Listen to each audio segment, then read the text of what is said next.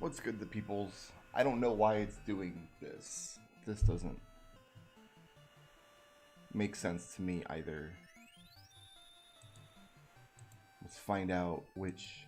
No? This... There we go. Okay, done. Okay, let me get my Twitch chat, or my YouTube chat online here. A vengeful ghost. Thank you for the $5 tip. I saw the alert pop up, so that's good at least.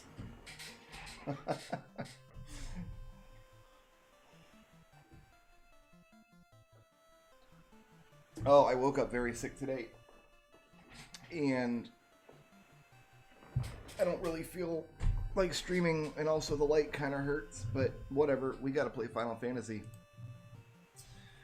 I think I did all my preparation for Earth Cave. I've got heals. I've got everything I need to fight the vampire. I think I bought tents. Yeah, we should be good. Okay, back to work. I'm not going to loot the Earth Cave yet, because I can come back in a little bit with spellcasting items. One consideration that I have, that I haven't actually done the research into, but I have like a vague knowledge of, is that your stat gains as a promoted class are not as good as your stat gains as an unpromoted class. So if you want the highest stats possible and you're not save scumming each level, you're better off promoting late versus promoting early. So what I'm probably going to do, the flip side of that is you only get spell charges for certain classes. Like Ziza will become a knight with white mage spell charges, but he'll start out with 0 and then he has to gain more by leveling up. I haven't done the actual research into it, but there is like an optimal point, like what level do I promote to make sure that I get the most out of my stat gains as an unpromoted class, but also still have all of my spell charges. Kevin Kess, thank you for subscribing to the channel. Hope you're enjoying it. I know that's going to take some getting used to, because the word subscribing means something different on YouTube than on Twitch, but I'll try to acclimate. I haven't actually calculated that optimal level, like what level should you promote to get the best of both worlds, but I figure if I promote at level 30, and then level up, have 20 levels up as promoted characters, that should do the trick.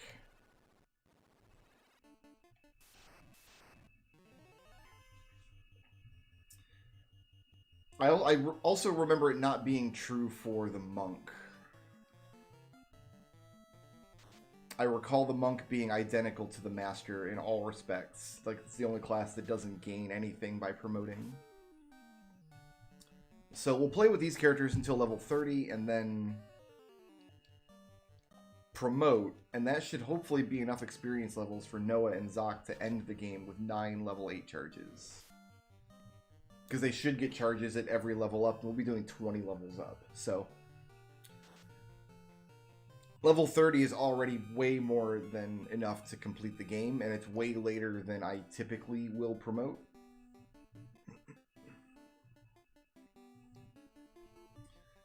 So we're going to loot the Earth Cave, but not until after we have access to some spellcasting items. We'll be able to get the Zeus gauntlets if we beat Lich and then come back later. So that's what we're going to do. This is where having the red mage in the party is going to hurt us, because they do take some damage.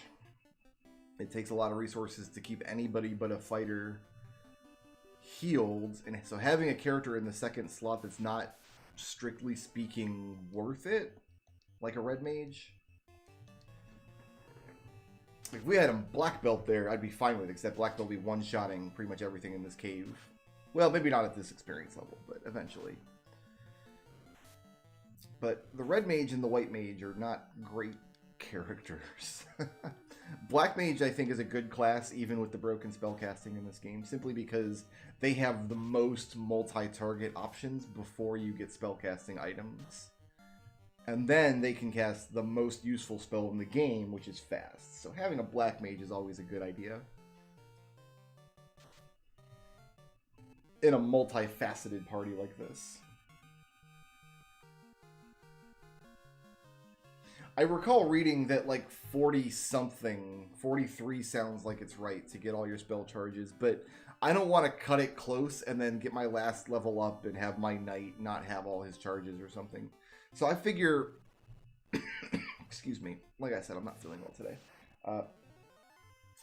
I figure that I can spare a fire or a lit 2 here. Yeah, why not? I figure that promoting at level 30 will give me enough of the best of both worlds. Like, I'll easily clear all my spell charges, and that's enough level ups to make my stats good. The downside to that is it means that I won't actually have access to stuff like warp or exit until level 30.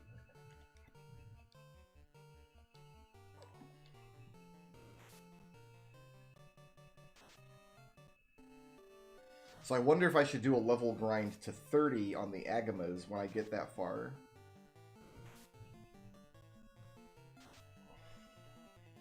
And then promote. And then play the remainder of the game as usual. And then do a second level grind at the end. That way I'm not like trying to loot dungeons without an exit spell. Or a warp spell, or something useful. Like, I wouldn't want to do the Waterfall and then have to walk all the way back through the Waterfall.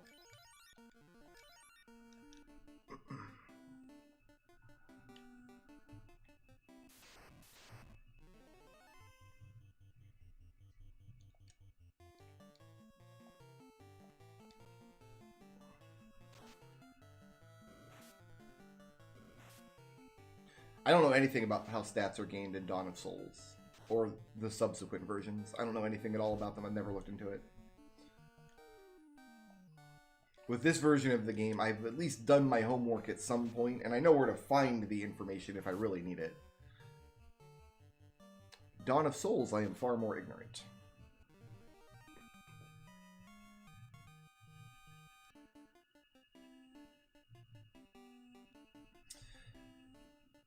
Don't want to see packs of wizards, and we don't want to see cockatrices down here, because we've not... I think we have a couple of softs, but not many. I haven't bought any yet. Sure, we'll fight you.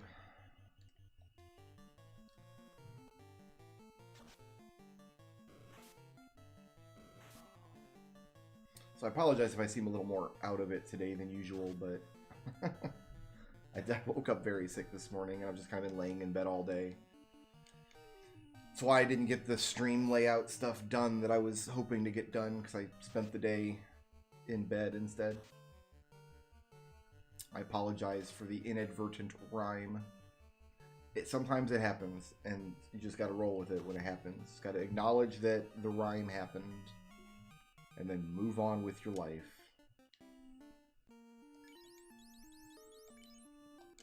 I'm going to say 1 harm 2 for the vampire, but other than that, I can use up her cure 2 spells.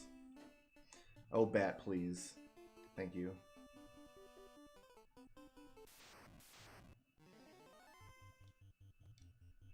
These friggin' guys. Let's burn up Lit 2 here. I only need 1 fire 2 for the vampire, so... it should be good to use up some Lit 2 on these clowns. And we got to save a charge of Lit 2 anyway, which is nice.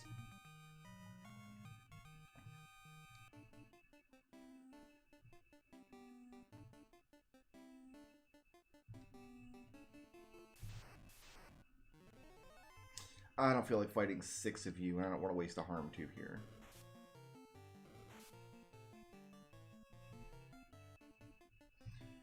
I have, like, PTSD from images because we did a Final Fantasy randomizer run once where they had nuke and were unrunnable. And we had no choice but to just kind of put up with it.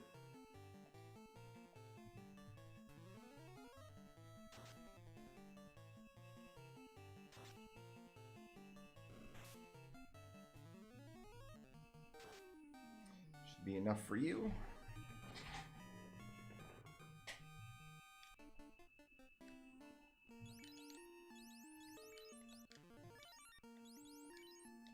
I'm going to save a harm too, actually.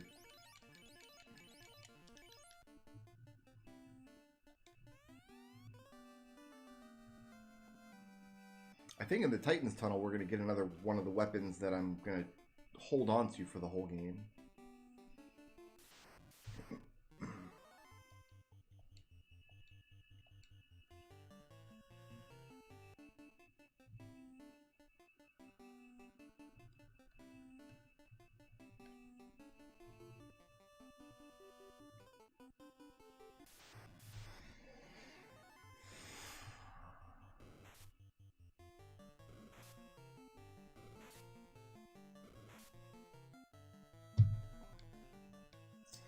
Poisoned again. I have 2 level 4 spell charges though, so I don't have to use pure potions yet.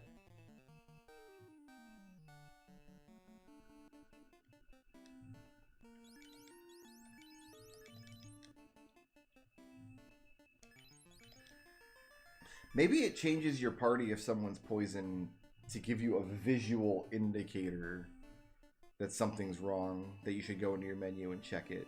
Just in case, like, the audio is turned off or something and you don't hear the buzzing. I don't like these guys.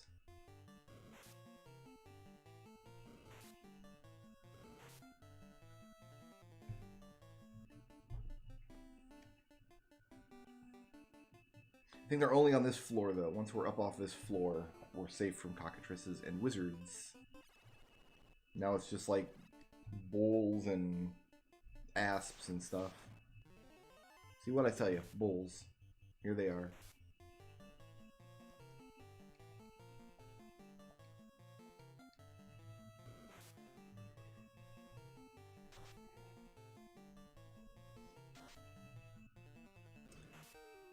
And even though I've been laying in bed all day, I still feel really tired.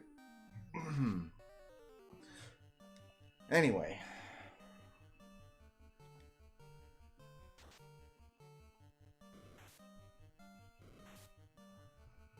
Yeah, I'm wondering if I should do the Agama grind to 30 after getting the airship. So I don't have to wait to promote.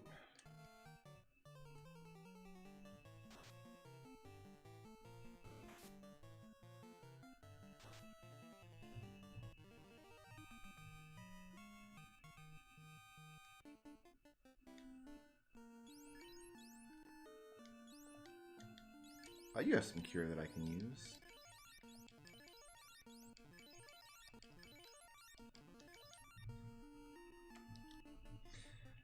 I could save scum level ups, but I'm not. I decided to not do that. And I think we're all better off.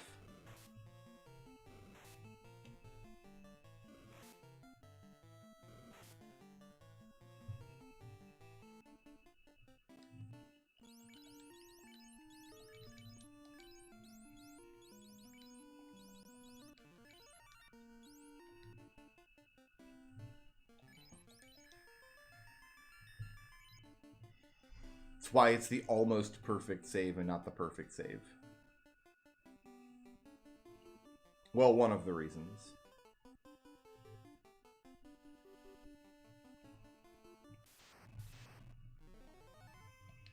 Asps, and I'm out of pure spells.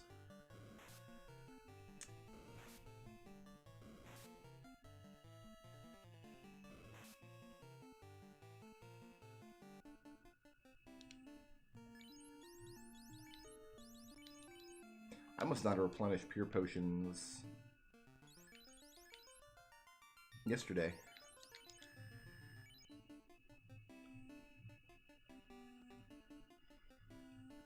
Yeah, I would really love to know what is the thinking, like what went into the design choice that if a character gets poisoned, it reorganizes your party. Like, what was the thought there? It's not like they're in any more danger if they're in the front of the party being poisoned than they were if they were not poisoned. Like, the whole point of poison is to ensure that you spend resources on curing the poison, not it's just something you live with, so we'll put the guy in the back so he's less likely to get hit.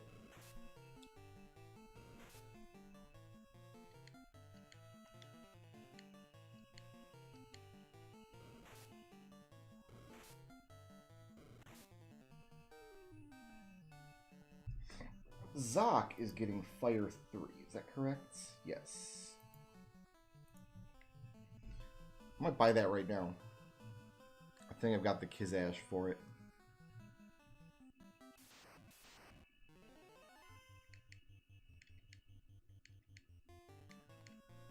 We'll go get the rod and stuff first, though. I don't need to go back to town just yet.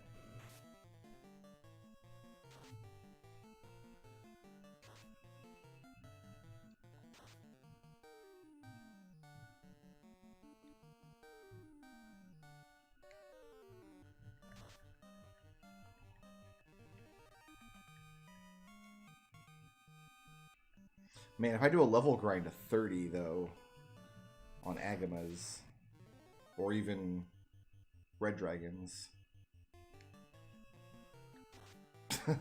that's gonna completely trivialize the rest of the game, which I guess is okay.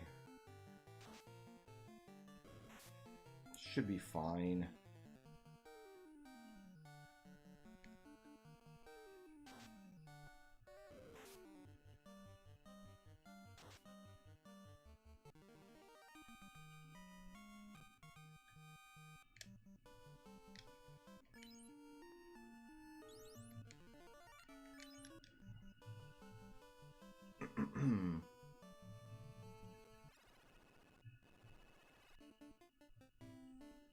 Very blue cave. And now you're dead forever. Goodbye. It was a poisoned ruby. Ugh, this is an encounter here to get ambushed. We're gonna have to probably eat 14 hits before we run from this fight.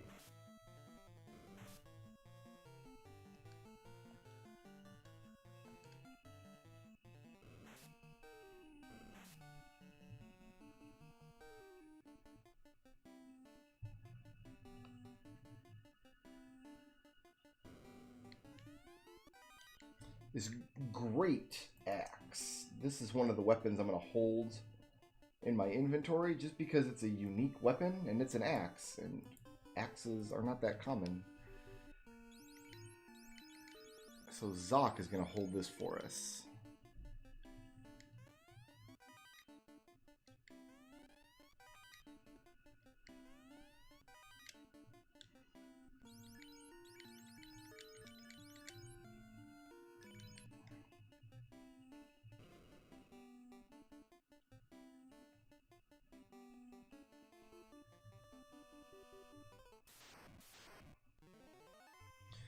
Chance to strike first. You know I'm into that.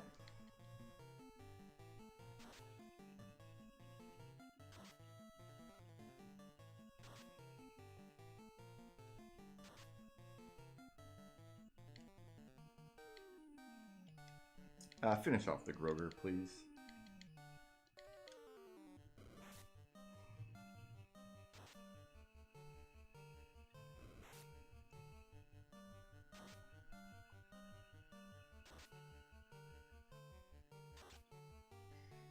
I really shouldn't be wasting time in fights like this, but I just can't help myself. I see a Groger, I'm like, man, that dude's got a punchable face. Someone should take that face to town.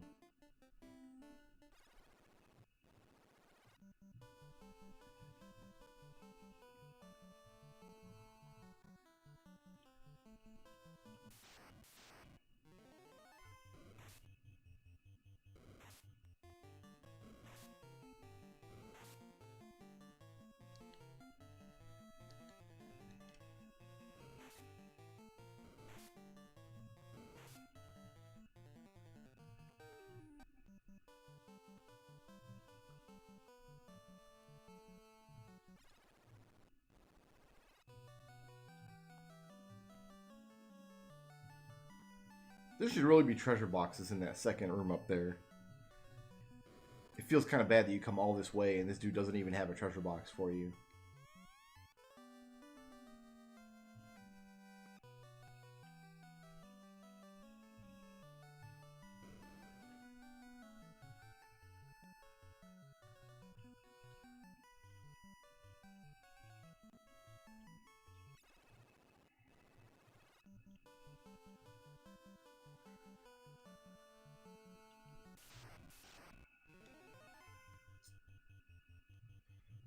The wonderful thing about Tiggers is Tiggers are wonderful things.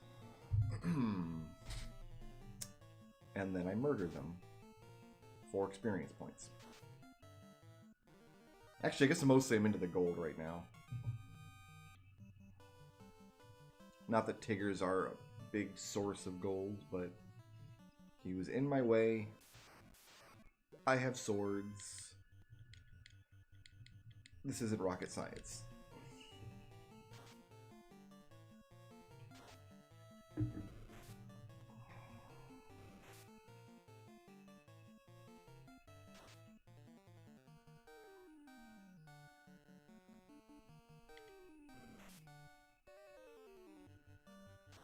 It's been many years since I've done an Iron Man run of this game, which is where I try to complete the game and I'm not allowed to run from combat.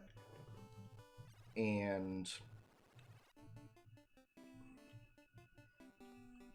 if we get a game over, we have to delete the save.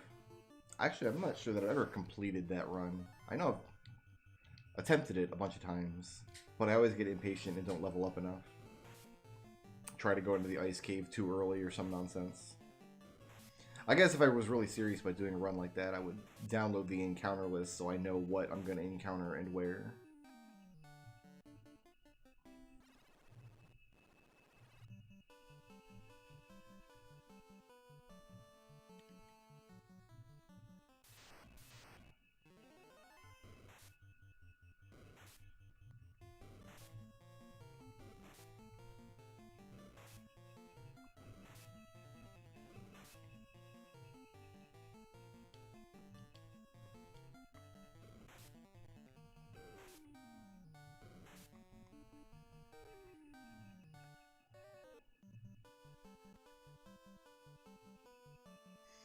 Let's hope Noah survives, because I don't feel like using any more healing potions right now.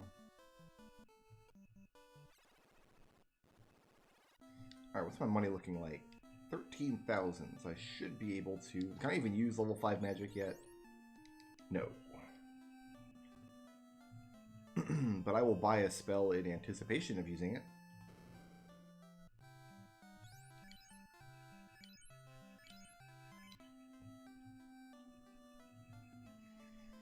And there's no item shop in this town, because why would there be? Is there anything I want to sell?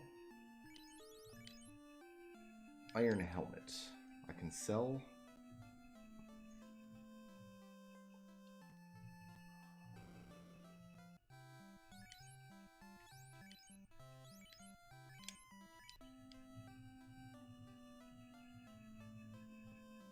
The thing that you're hearing that you think is feedback is my air conditioner that's turned on and buzzing badly. Because it's broken, and but it's too miserably hot in here that I can't leave it off.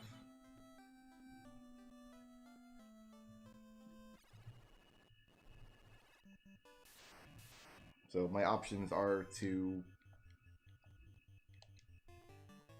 have a buzzing sound or not stream.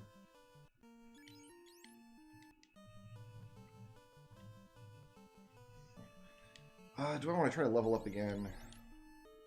You know what? I kind of do, because so close anyway. Let's just grab this next level here. Fights like this aren't going to get us there, but whatever.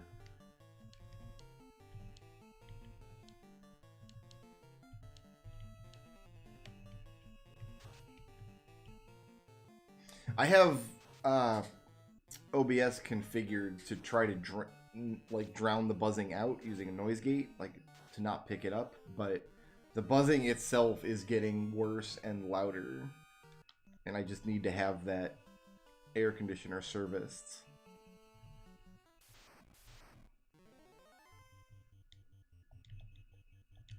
which we just haven't done yet.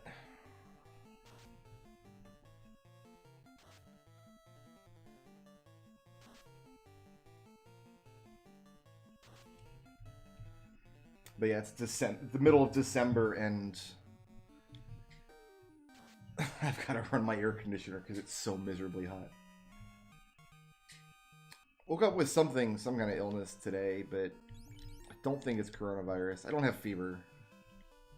It's just a stomach thing. I'd rather not go into details because the details are kind of gross and nobody wants to hear them anyway. Look at this fight. How about a little fire scarecrow?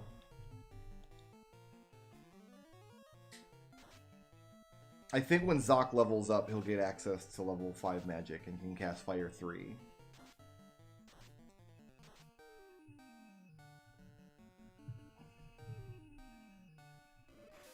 So I do apologize if I seem off my game tonight, that's why. I just woke up sick this morning. Laid in bed all day. Took a shower, sat down to play some Final Fantasy. That's been my day.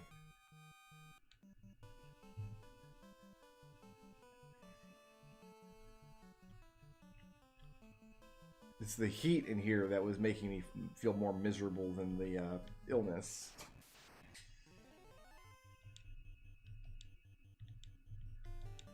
The joys of living in Florida.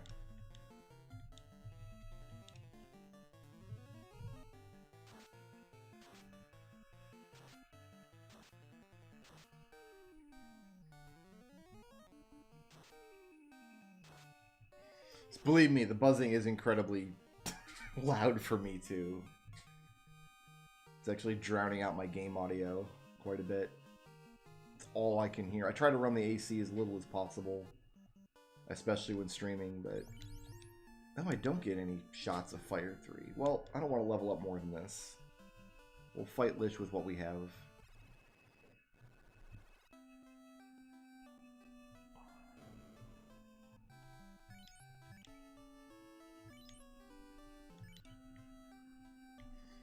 I got fast, I got fire 2.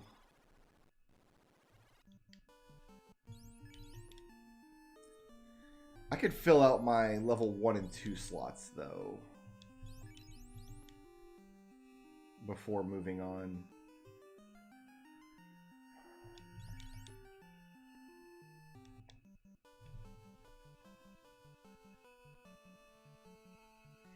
Because Lich casts Ice 2, I think.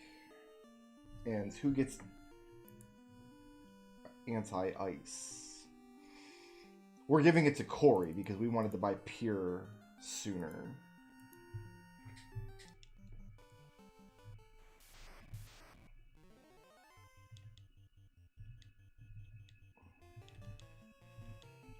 I need to buy some softs too, so we gotta make a trip to Elfland anyway before fighting Lich. So I will grab anti-ice while I'm there.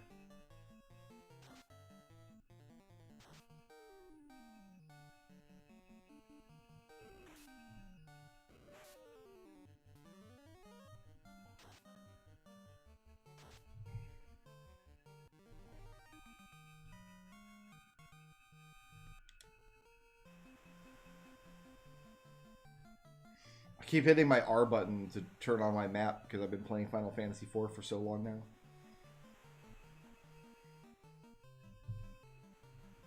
I went ahead and added 3 more games to the list. I added Chrono Trigger and Mystic Quest and the After Years. I don't think I'm going to add any more games than that though, unless I get halfway through the year and decide I want to replay World of Final Fantasy.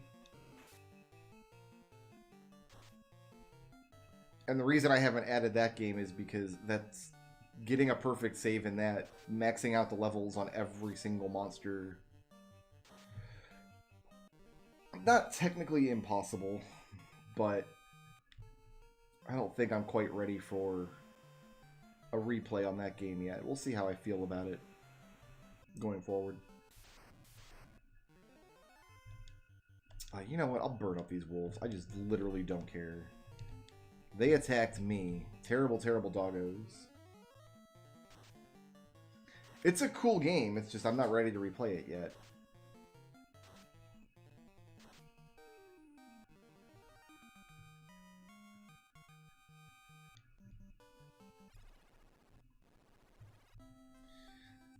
I can afford one level 4 spell, and I think I'm going to buy anti-ice. So let's buy 3 Piers and then buy softs until I can afford anti-ice. And we'll go into Lich with no money.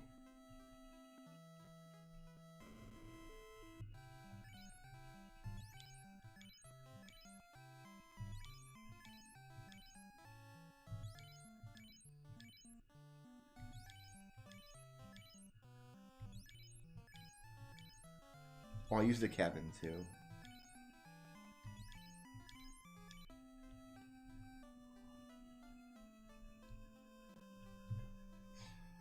This is going to change the order of Corey's spells, though, because I was going to get fast first, but we can get fast later and get anti-ice now, is the plan.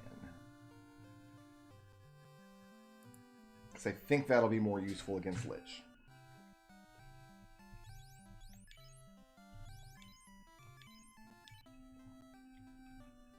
Then after Lich, we can go get our canoe. Then after we get our canoe, we can go get our Zeus gauntlets, and that will increase our power level quite a bit. After that, I think we'll be ready to go back and loot the Earth Cave, perhaps.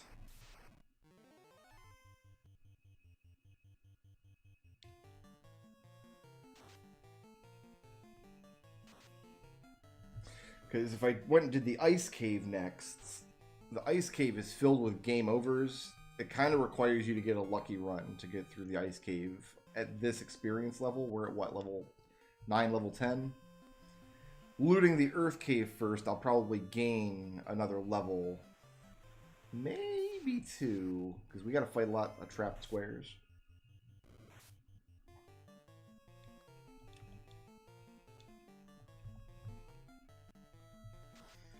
But the Zeus gauntlets will allow us to take the entire Earth Cave in one trip, rather than having to leave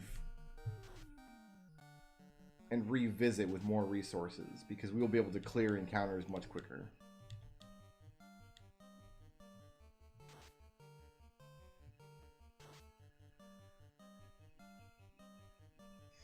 Zoc got him, Corey. Zoc is the Shark Slayer.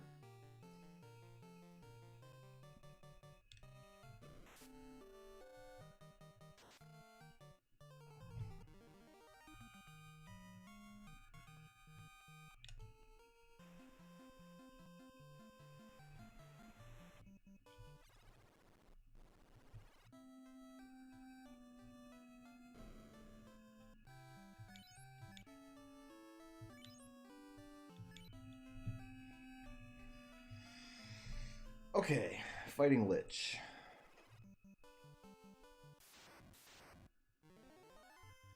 Let's nope our one out of here.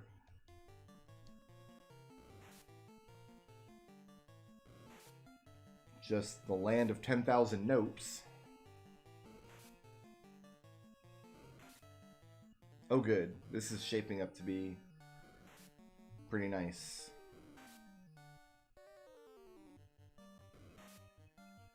It's looking good. Looking good, fam.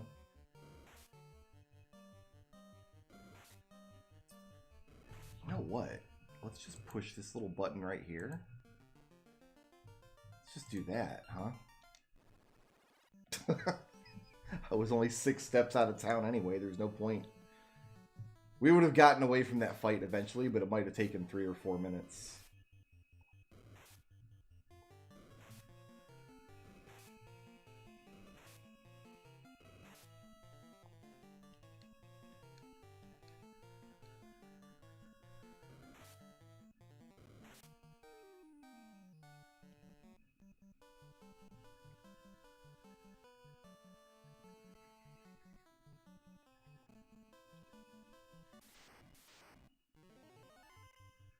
I'm going to use a cabin in a second here, so this fight's probably okay to do.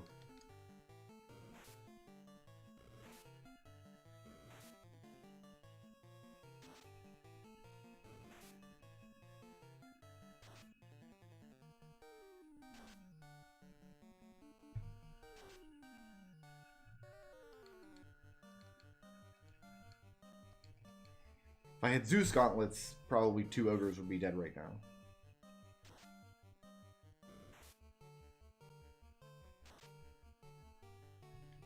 Who's going to carry those in the end?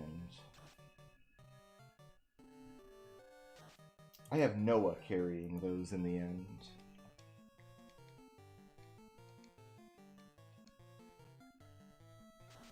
Which does make sense, I guess, because it's Noah's like main attacking item.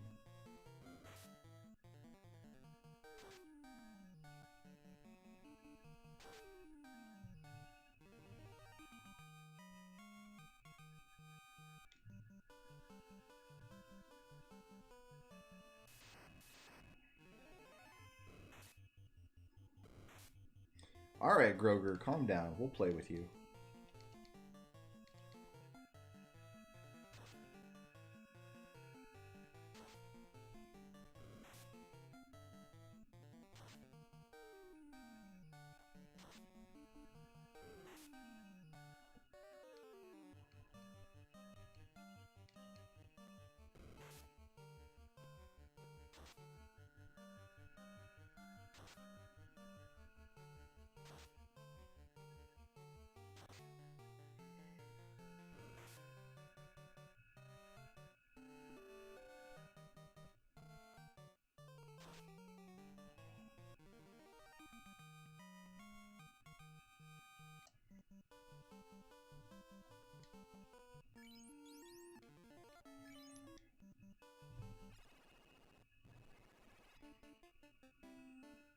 Once again into the Earth Cave.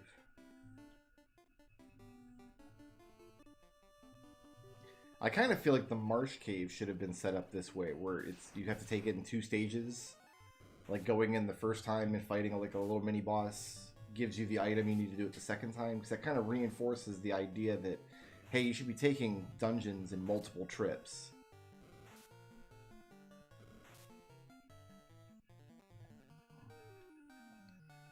Like, that's one of the design aspects of the game. It's not a failing on your part if you get into a dungeon and you're forced out and have to leave. So I think a lot of players that I've spoken to over the years that hate the Marsh Cave, one of the reasons they hate it is because it's like they always have to leave and walk back to town. When it's really, that's kind of, you're intended to. The dungeons in this game are built so you're not really supposed to take them all in one lump. I end up doing it that way quite a lot, just because I know which path to take and what to avoid doing in each dungeon, but...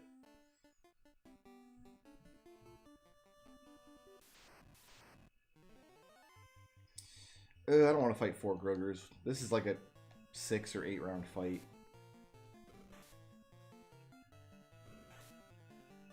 Unless I want to expend resources.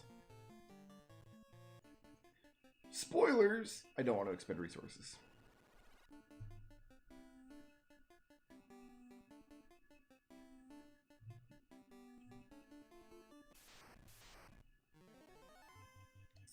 Oh, these friggin' guys again. Hey, Noah got us out of there. Nice job, Noah. Move. Oh, good, he moved the right way. I don't want to take unnecessary steps on this floor if I can help it.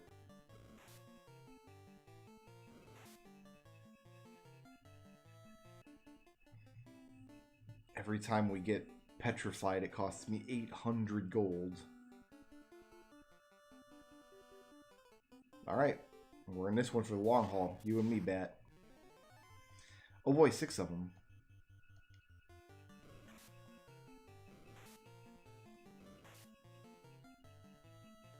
So far, the bird meats are not troubling me too much. They're being pretty, they're behaving themselves.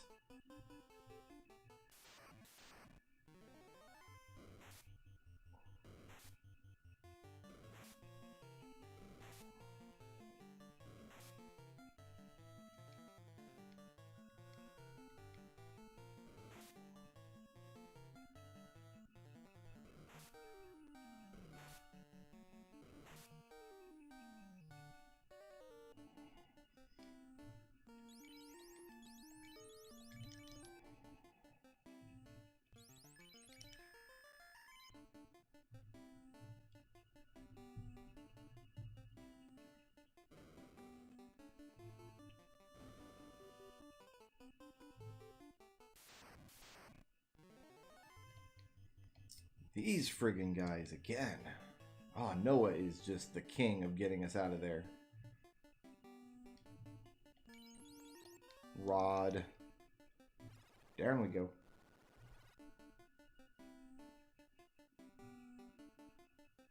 Into the darkest depths of the Earth Cave. Isn't every cave an Earth Cave when you think about it?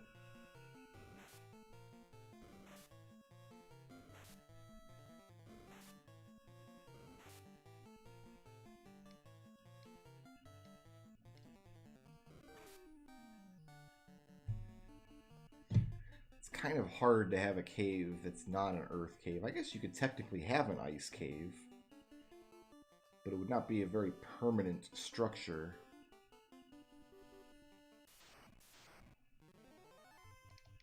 Yup.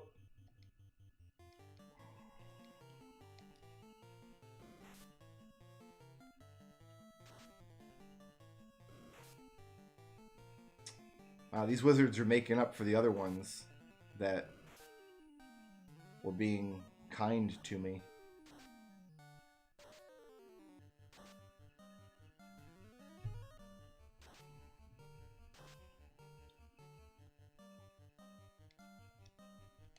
Here, let's actually commit to healing this round.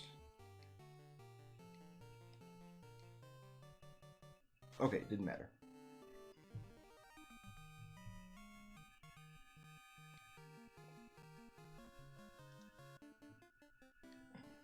Alright, let's use up all these level 1 charges.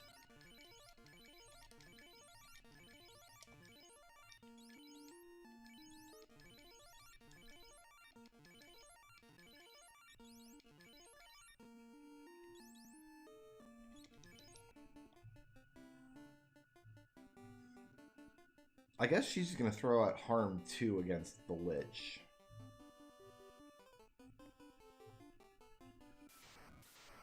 She doesn't have much else useful to do. Really? More of these guys? All my level 3 charges are going to be gone.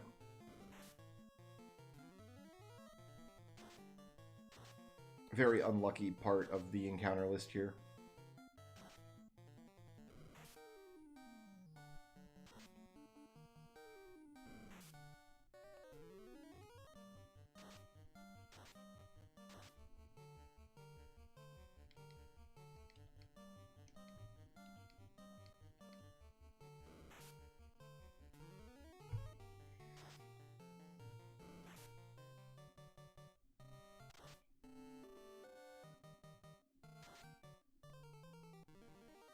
And now we're down 2 potions.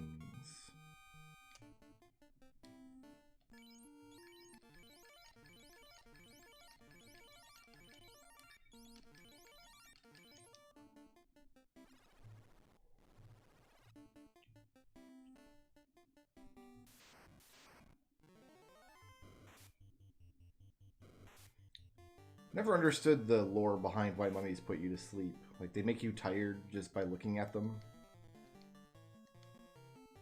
Also, I don't think I was aware you could wake up during a surprise round like that. It's kind of interesting.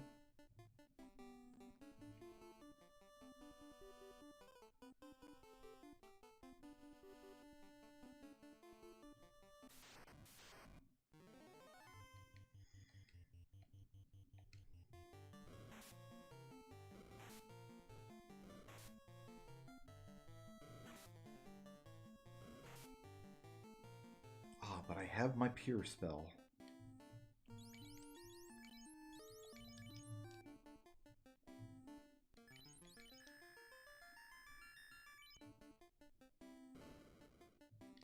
Alright, let's heal up.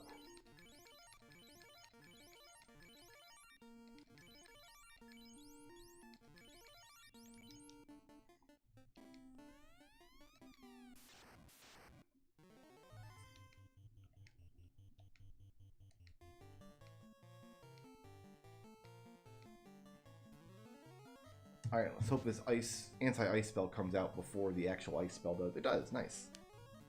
Defend cold. Defend cold. Defend cold. Aha! That could not have gone better, actually.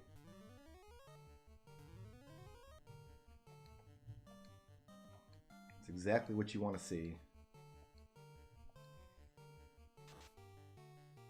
Good night, Noah.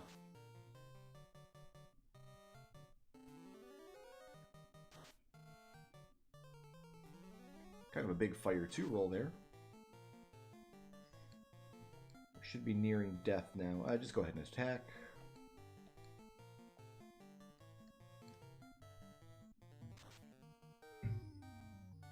Eight damage, you don't say. Well, fast probably is not going to help you win this fight, because you're probably dead this round, I shouldn't think.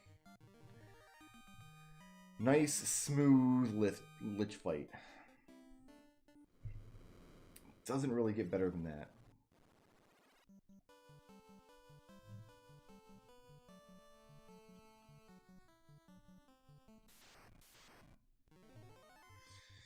Ugh, I don't have any multi-target spells left.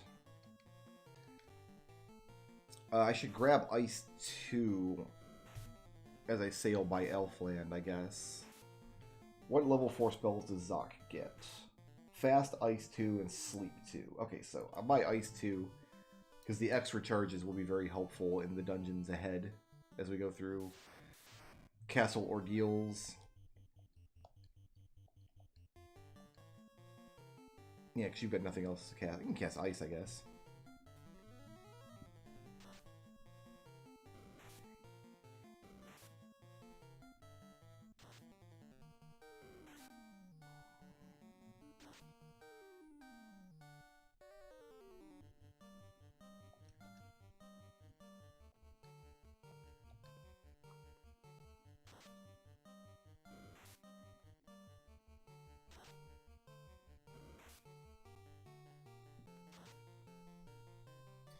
Ten more hit points on that ogre.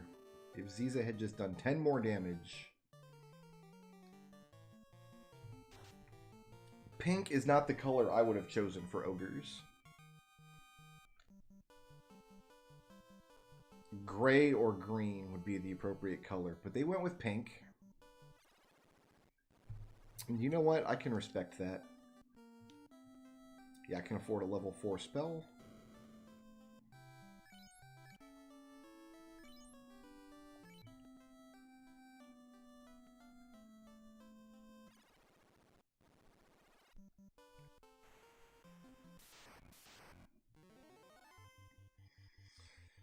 Alright. I'm going to show these guys what for.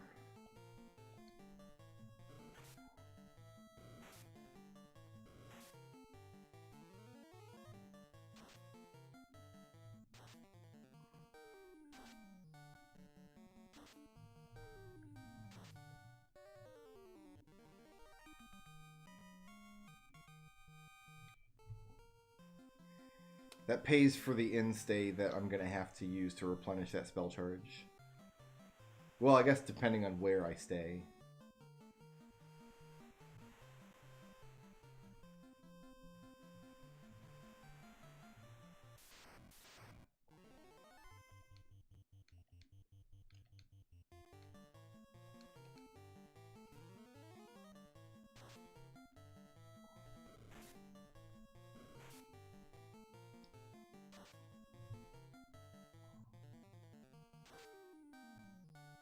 Nice hit, Noah. Good job. Was not expecting that to clean up in one round.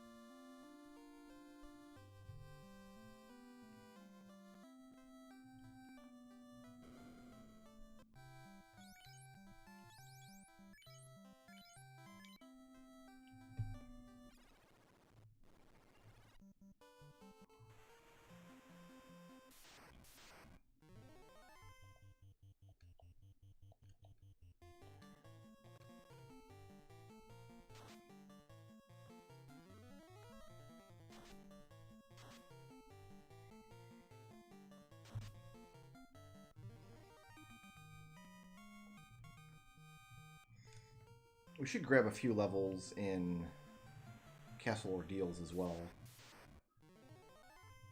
Fight a couple of out-of-depth monsters there. Corey, one-shotting the shark. Corey's like, I'm useful.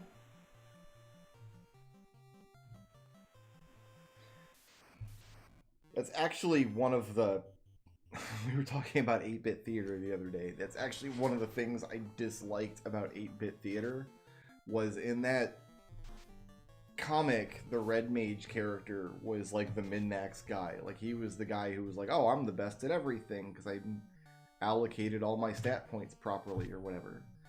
When in actuality, in Final Fantasy I, the Red Mage is not that good at anything.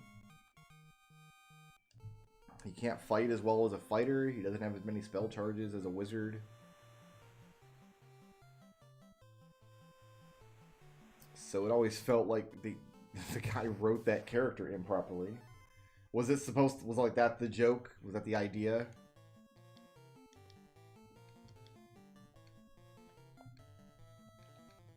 If it was, it didn't land properly on me.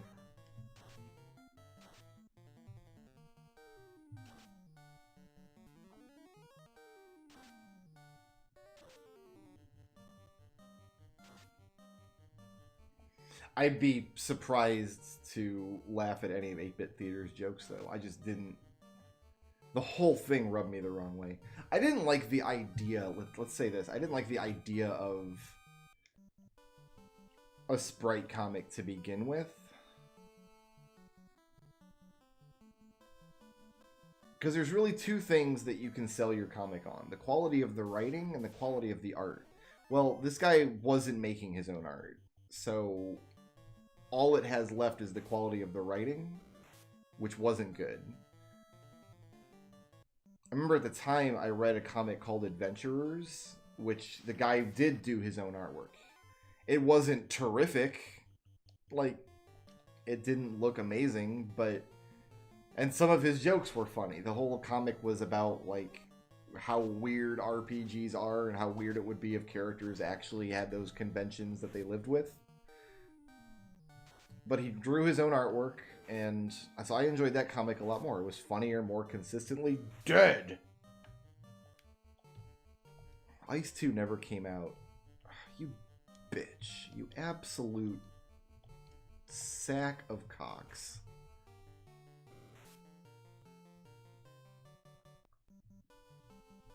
And so that's part of it, too. It's like, yeah, 8-bit theater's doing, like, the haha RPGs are weird joke, but... this other comic that I'm reading already does all those jokes better, and the guy is actually drawing it. Actually, God, I haven't thought about this in years, but that guy had a contest on his website. The contest was to, like, write a fake walkthrough for the fake game in which his comic took place. I didn't win, though.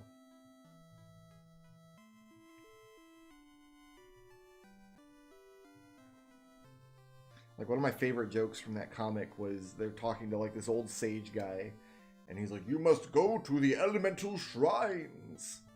And they're like, all right, earth, fire, water, wind, got it, back in a minute. It's like, no, no, no.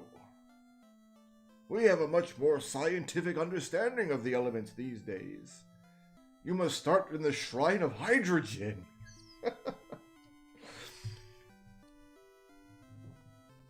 I go to the end? I did. And then like 40 comics later, in a completely like unrelated gag, it's like, meanwhile, in the shrine of molybdenum, or whatever. So yeah, it was pretty funny. Whereas 8-bit theater, I felt like, oh, sword chucks is a word that I made up, and I'm just going to use it every single comic. Fight guy likes his sword chucks. When again, I don't think a fighter can even equip nunchucks in this game.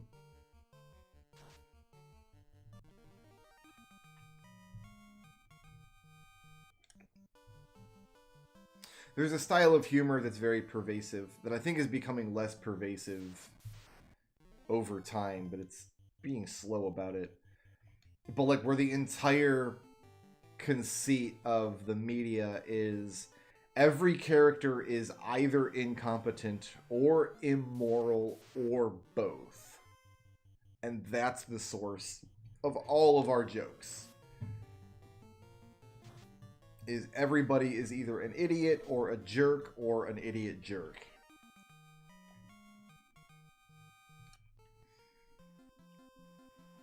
My tolerance for that kind of programming is just goes down and down and down, especially in 2020. Man, I haven't wanted to watch any kind of programming like that this year. That's why I appreciate shows like The Good Place, which I binged this year, and then after it finished, I binged it a second time. I watched not the entire series, but like the last season twice. Because it's a show that feels good. It makes you feel good watching it, and the people in it are not jerks and are not idiots. And I really appreciated it.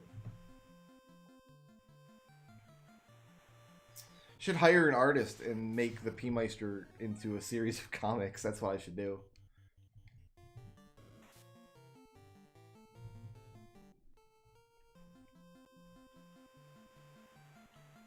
So I used to work at a drug testing facility. My job was to just sit in the office and take people's pee samples all day and then pack them up and ship them off to the lab. So I didn't actually do any technical work. My job was just to be the warm body in the building who collects urine. Oh, don't kill Zoc. I would have to go all the way back to town if you kill Zoc. Get me out of there. Thank you. And so it was mostly for pre-employment drug testing. It was mostly for people getting jobs, doing their pre-employment drug tests. And I blogged about it for a couple of years, actually.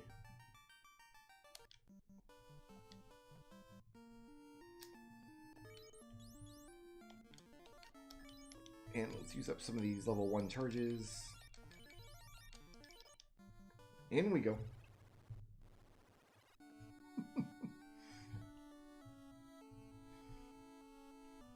So for the almost perfect save, once I talk to this NPC, he vanishes forever. In the almost perfect save of Final Fantasy I, where you expect that NPC to be there or not be there? Is the game more perfect if I have talked to that NPC because then I've technically completed something that otherwise would remain incomplete? Or is it more perfect that there are more NPCs in the world left to talk to? I actually thought about this with treasure, in that technically I could leave one slot on my armor screen open and then just not open any treasure boxes that have unique treasure that I'm not going to use. If the game is in that state, then I technically have access to every piece of equipment in the game. I decided to not do that, though. I decided it would be more perfect if I opened up every treasure box.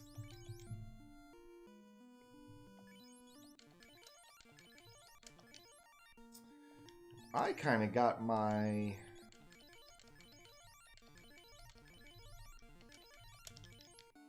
goofy nodules pushed in there a little bit. Just a little bit. Mudgle. This guy's not worth fighting, I don't think, but I'm going to fight him. I just feel like it.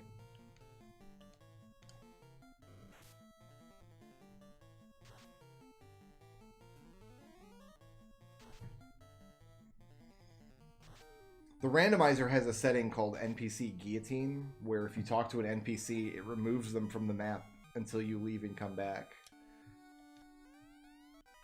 Oh, that's good stuff. Alright, so you are going to carry these. That's kind of the whole reason we're here, is this item. Ooh, look at this mess. We're not using Zeus gauntlets in this fight, that's for sure.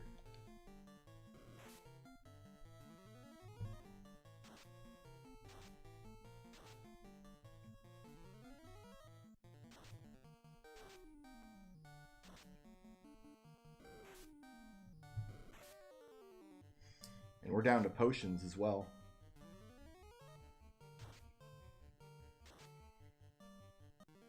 See, if you're playing the randomizer, you can literally go through the game just murdering all the NPCs, and it's amazing.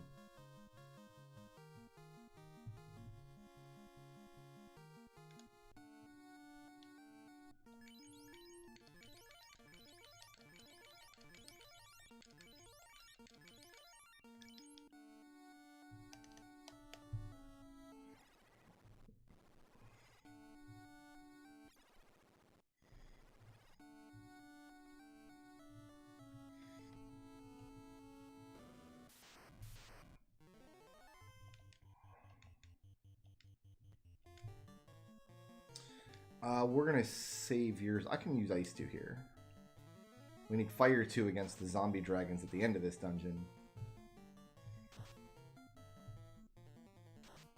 But nightmares have high evasion, so they're hard to hit with swords and whatnot. Snorting!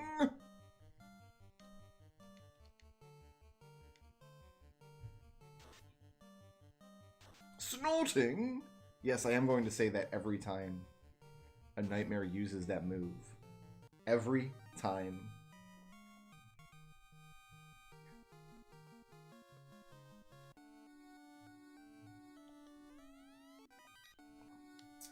Okay, I think I was giving this to Zoc.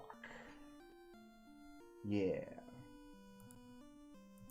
Give the attack item to the healer and the heal item to the attacker. That way, if I ever want to double up on either of those things, I have the option.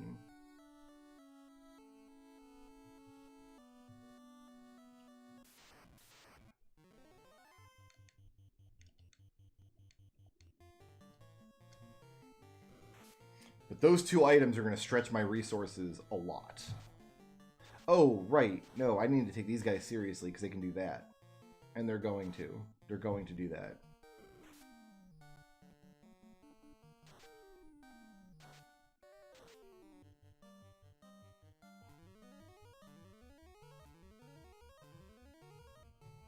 This is actually a bad situation that I'm in, but I'm in it now, so... Uh-oh. Bad situation.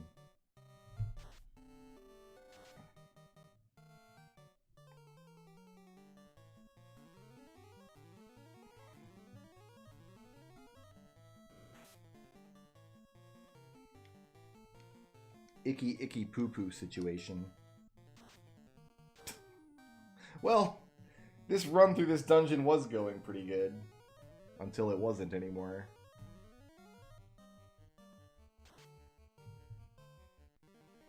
The first fight I had in here was Argoyles, and they completely fur-tooed me.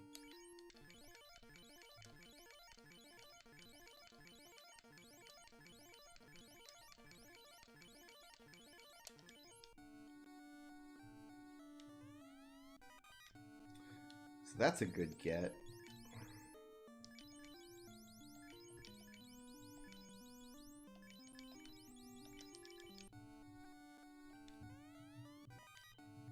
And that's a good get.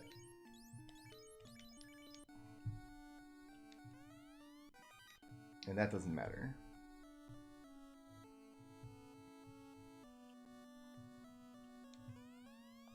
That's a duplicate chest.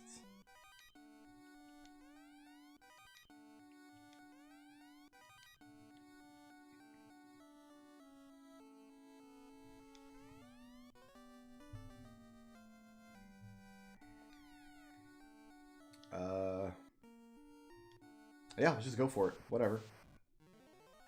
Only one. That's probably for the best.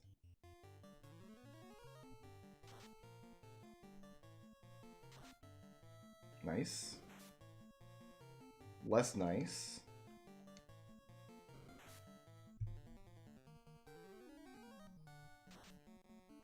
All right. We made it.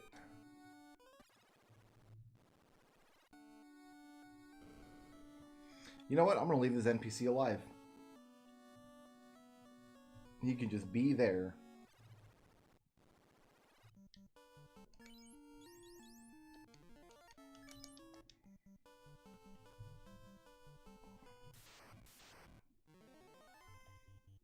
Now I just gotta make it back to town.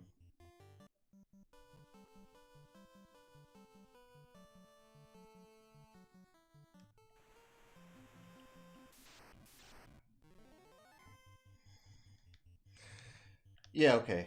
Oh, we don't have any Flit 2, never mind. You don't have Ice 2, though.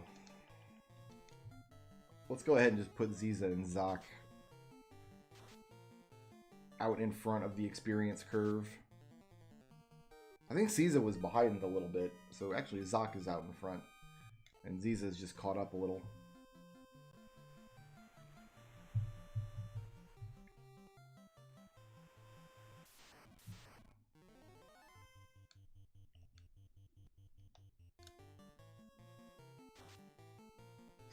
I don't think Noah can learn life yet.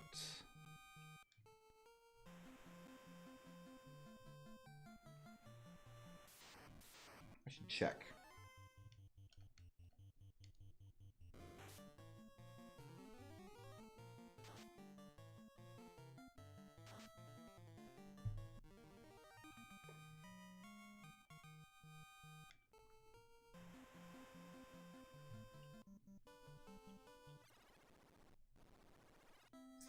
Do have to buy some more potions, though.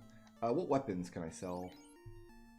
I think we're holding on to the ice sword, and actually this I think we can give to Corey.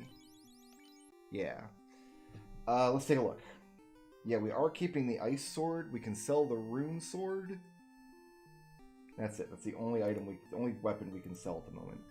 So even though the rune sword is a unique weapon, and once I sell it, I can never get another one, there are cooler, unique weapons that I would rather have when I get to the end of the game.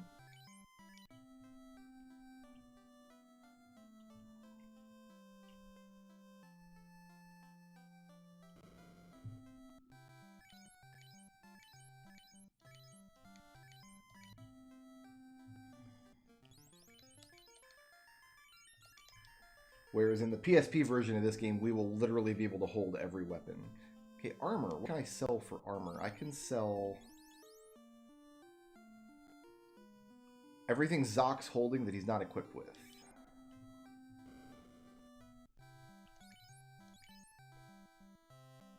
So this and this.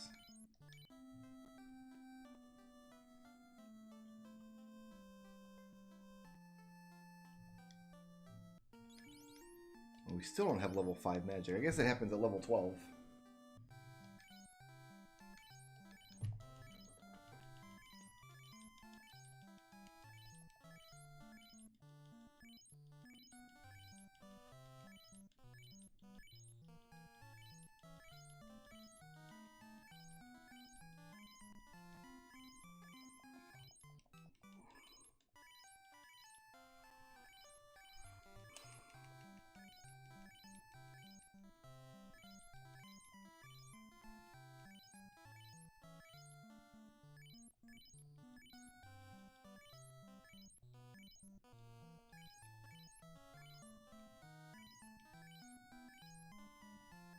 I could fast forward this,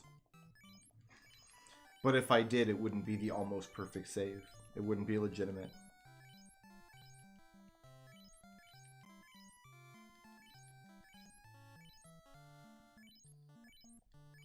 Why would I want to delegitimize my almost perfect save? I need to buy a couple of cabins too.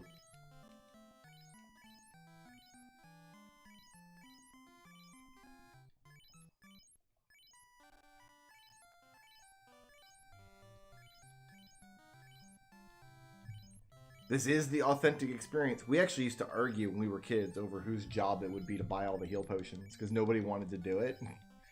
But we had like me and my brother, and we had a friend whose parents lived with us for a while. So he was always around. And the three of us, yeah, we get in like, oh, it's your turn to buy all the heal potions.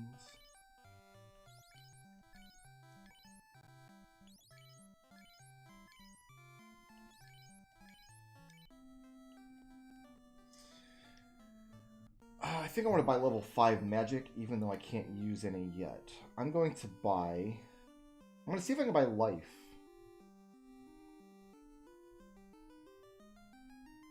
Noah can't learn life. I have Corey learning life, but not Noah. Ooh. Corey's more susceptible to being killed because he's in the front of the party. I'm going to have to investigate this. Oh, I might not be able to investigate it until they're promoted, though. No, I did that on purpose. I did that on purpose because Corey will have life and Noah will have life too, and then they can revive each other in the end of the game. Okay, that's why I did that. Never mind. That makes sense. So we're not going to have life until we promote, which is fine.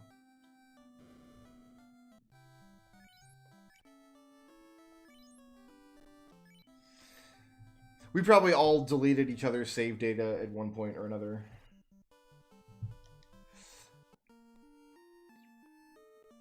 I can go loot the Earth Cave now, and it should be nice and breezy.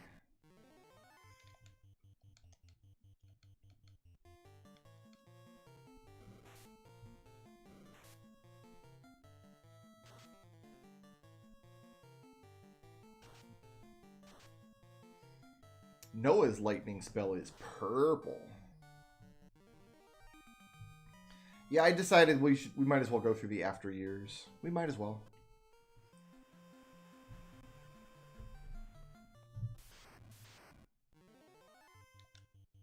I can't swear as to when that will happen, but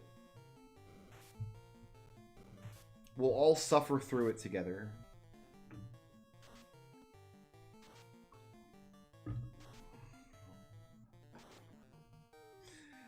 I own Type 0, but I didn't like it, what little I played of it. I think I put like 20 or 30 hours into it, and I just could not... I just didn't enjoy it, and I haven't completed it. I do own a copy of Crisis Core, but I've never played it, and by all accounts, it's very bad. So I can't really put those two games on the list because I'm not familiar enough with them to really understand what a completionist save in the game might look like.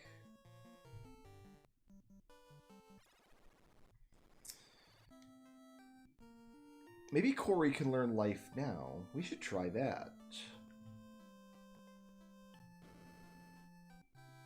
Corey, live. Okay, he's not going to be able to learn that until he promotes. That's fine. Spell charges are full in any other event. Alright. I kind of understood what Type 0 wanted from me. It felt like... I don't know, because the game starts you out with like 30 characters. It starts you out with like all these characters, and so the shops have unique weapon types for every single character. And none of them are really connected to the plot. For whatever reason, the plot doesn't seem to involve your characters at all. Like, they're there and they do stuff, but they're all interchangeable. They're like all these just school kids. Kind of like Seed from Final Fantasy VIII. They're going on military missions even though they're only like 14 years old. And so there was nothing engaging from the standpoint of storyline, and then the gameplay wasn't very fun. The gameplay, it felt like a mobile game that had the intent of, like, play this for 4 or 5 minutes while you're on a train, and then you can quit it at any time. Like, that's the flow that it had. Which maybe makes sense if you're playing it as a mobile game, but I was trying to play it on Steam, so... And I don't think I've ever heard anybody say anything good about Crisis Core in many, many years, so I'm not in a hurry to play Crisis Core either. If there's a huge outpouring of support for either of those games as we go forward with this project, I might change my mind, but as it stands now, I do have to draw a line in the sand somewhere. Like, I can't literally play every Final Fantasy game ever released. So no matter what games I decide to put on the list or leave off, there's always going to be like, well, what about this game? What about that game? What about these games? Like, there's always going to be something. Well, Kingdom Hearts is kind of a Final Fantasy game. Why don't you play that? We already had one person one night who was like, well, why don't you play Dragon Quest games too? Like, it never ever ends. So I do have to draw a line in the sand somewhere, and if I decide to leave games that I haven't played before on the other side of that line, that's just how it gon' be. But I have played the After Years before, so... And I do know what that game means when it says completionist's percentage. Yeah, well, I've never played Final Fantasy Legend. I've never played Final Fantasy Adventure either. And if I play Final Fantasy Adventure, well then shouldn't I play Secret of Mana? And then Trials of Mana? And everything else of Mana? How come I'm only playing one version of Final Fantasy II, but two versions of Final Fantasy I? That doesn't make sense. I should play multiple versions of Final Fantasy II. There are differences between the Steam version of Final Fantasy IV and the DS version. Clearly I should play both of those. Like, I imagine I'm going to be spending most of the next 12 months arguing my way out of rabbit holes.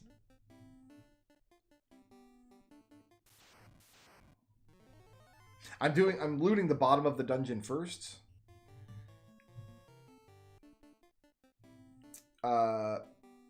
Because I don't know why, actually. I don't know why I decided to do this. I guess the first floor is always accessible from the world map, whereas the rest of the dungeon I'm going to have to push through to the end. I don't know. I don't know what I'm doing. We're here for the loot, though. No, I haven't played Revenant Wings. I hear it's also bad. And then there are Final Fantasy games that I have played, but I just don't want to play again, like Final Fantasy Tactics Advance. I played that, and I thought it was trash. I hated it.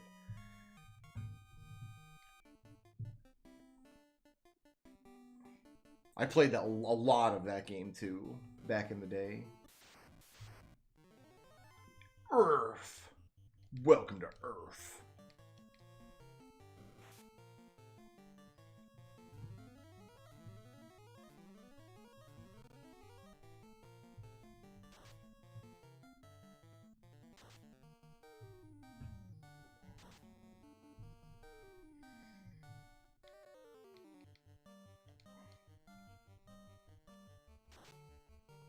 So I didn't like Tactics Advance, so I didn't even bother buying Advance 2. And then there's that DS game, 4 Warriors of Light. And then that developer, I think, went on to make the Bravely Default games, which are kind of spin-offs of Final Fantasy, I think?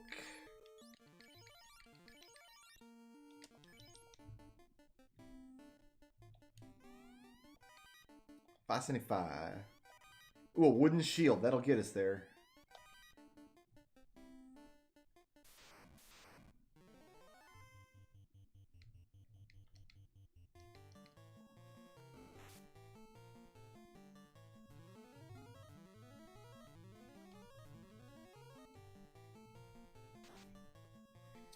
And Crystal Chronicles games, I've never played any of those. I just think they look dumb.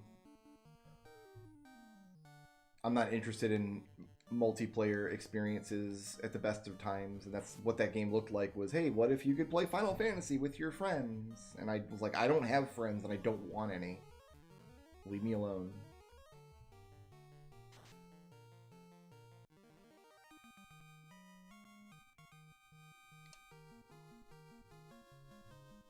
I'll bet that's level 5 magic right there.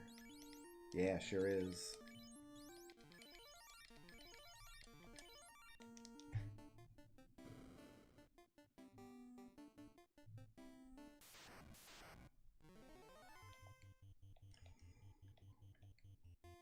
These guys should be safe to fight, though. They don't have anything super scary.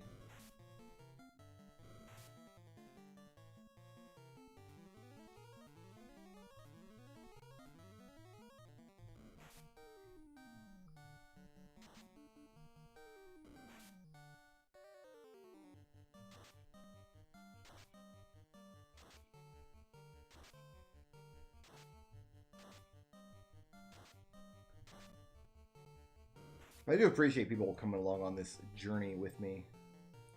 It makes me feel good that people actually care about what games I'm going to play and have reasons that they want me to play more games rather than fewer games. Like, it would be worse if people were like, don't play this game. Why did you put this game on the list? I don't want to watch you play that.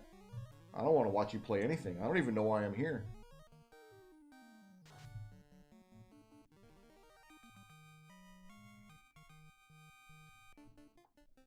So thank you guys for hanging out.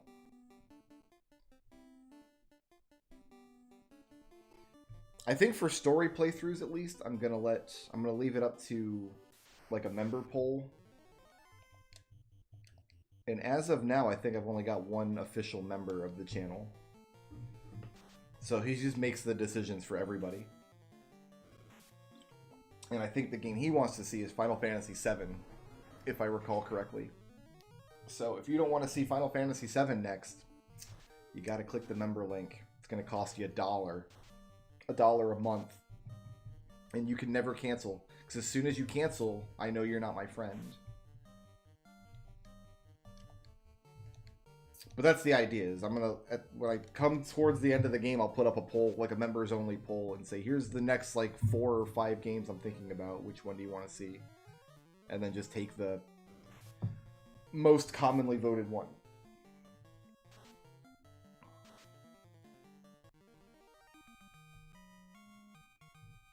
And then much later in the project, when we're down to like daily grind kind of stuff, and we've completed most or all of the story playthroughs, I'm thinking what I might do is like whoever has the biggest super chat or something in a day gets to pick the grind for the next day. I want to take a look at this Coral Sword. Corey is at 2642. It's the same as the Dragon Sword. Torgo Higgins, thank you for becoming a member and making Prompto sing. He does so love to sing. And now you can now you can vote. Of course, if you just want to see Final Fantasy VII, then I guess you get off free. I actually played Final Fantasy VII earlier this year, getting assets for a villainous deck that I made. Oh god, I have a villainous video I still have to finish over there. Jeez.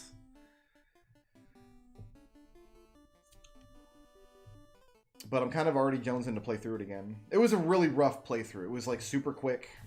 I just wanted to get the assets and get in and get out. So I didn't take my time with it or anything. And it wasn't completionist by any means. I didn't do any chocobo racing. I used like the same 3 characters exclusively.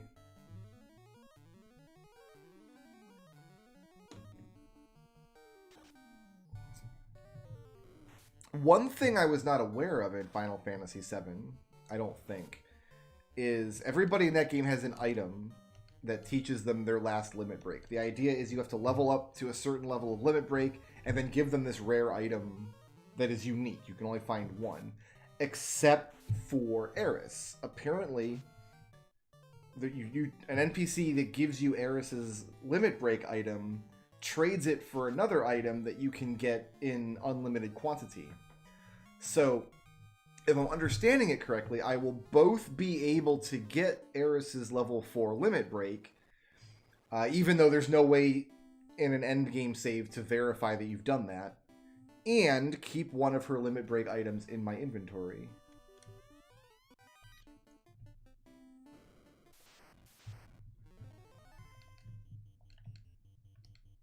So I think I might just do that, because it'll be kind of fun just to get her limit break, because how often do you see Eris's level 4 limit break, right? Really, how often do you see anybody's but Cloud's? Like, nobody else really matters in terms of limit breaks, because Cloud is just so embarrassingly strong.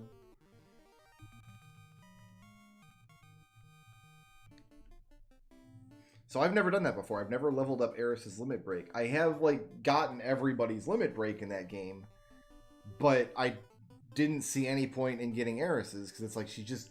Spoilers, Eris dies. Like, she doesn't survive. And you can't get her back. So anything you do in terms of advancing Eris as a character, mechanically, you just lose all of that progress. You lose track of it.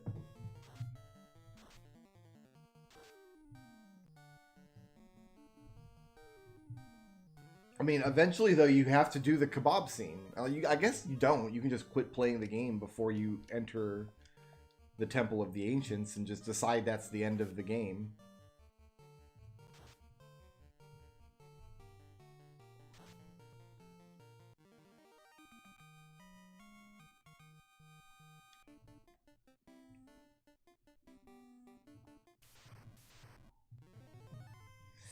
Ew.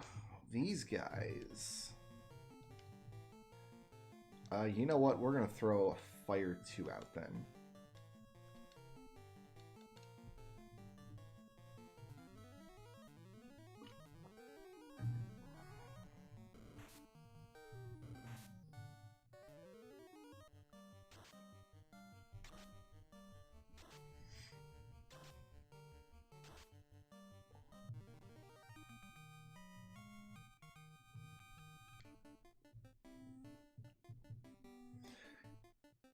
Cloud's is good because it's just 15 critical hits. And then Tifa's...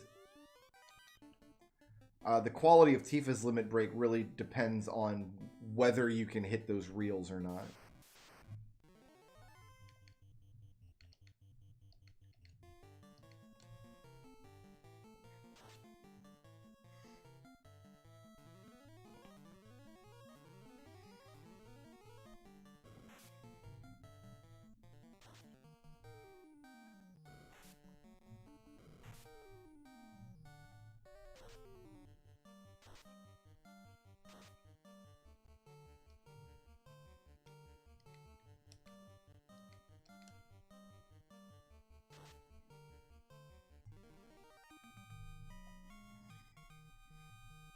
To be honest, I don't think I could tell you what most of the level 4 limit breaks even are.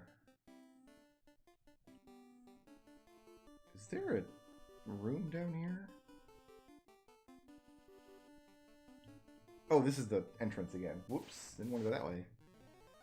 Oh, I took too many extra steps and now I gotta fight extra wizards. My nose is super itchy.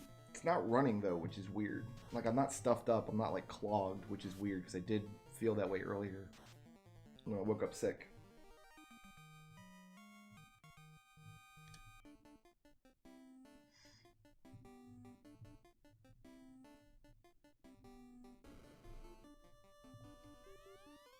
$3,400. Might as well kill these guys, because it's a one-round fight anyway, and we have some softs we can use if we need to.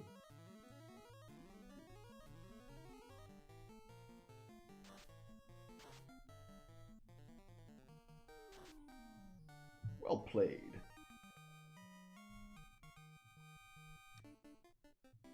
I can name them, like I know what they're called. Barrett's is Catastrophe. Tifa's is Final Heaven. Aerith's is Great Gospel. Red's is Limited Moon. No, Cosmo Memory. Limited Moon is the weapon. Cosmo Memory. Chaos. All Creation. And High Wind. How did I do? Did I get them all? I just don't know what they actually do in the game.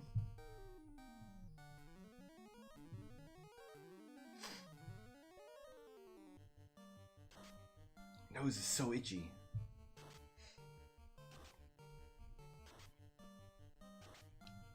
We're sitting at 20 viewers sitting here watching me scratch my nose. Thanks for coming out, guys. This room's empty. Yes, yes. That's the bat room. This room has earths in it. Perhaps.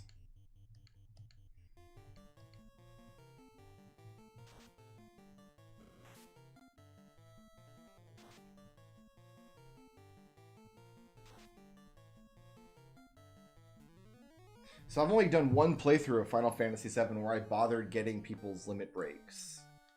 And it was many years ago, and Because you have to grind for them. Like, it's not going to happen naturally over the course of the game for more than 1 or 2 characters. Like, whichever characters you use the most will probably get their limit breaks, and that's about the best you can hope for.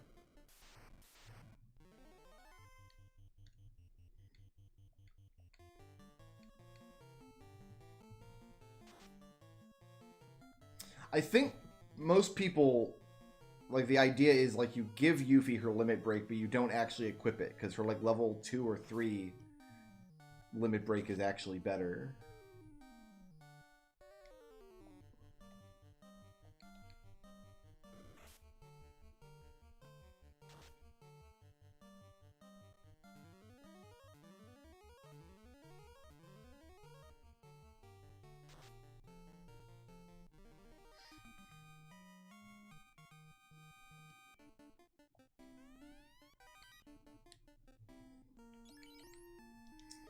All yours are gone. We'll use some of yours.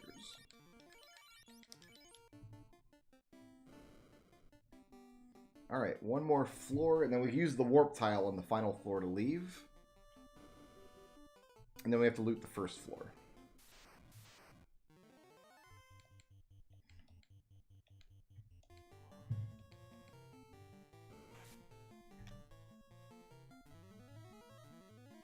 Does Red 13 have an invincible one too? Because I know I think that's what Aerith does.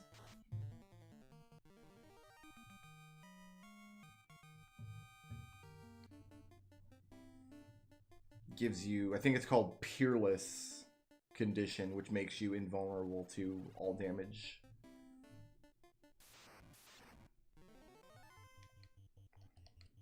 I'm gonna take my chance with the cockatrices. I don't care. Oh, bad play.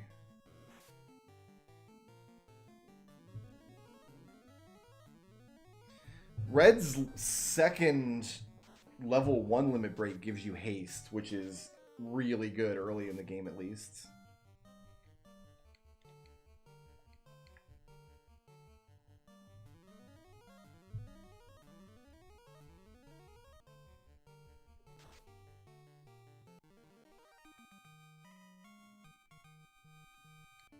I mean, it gives us just enough gold to replace this soft when we're done.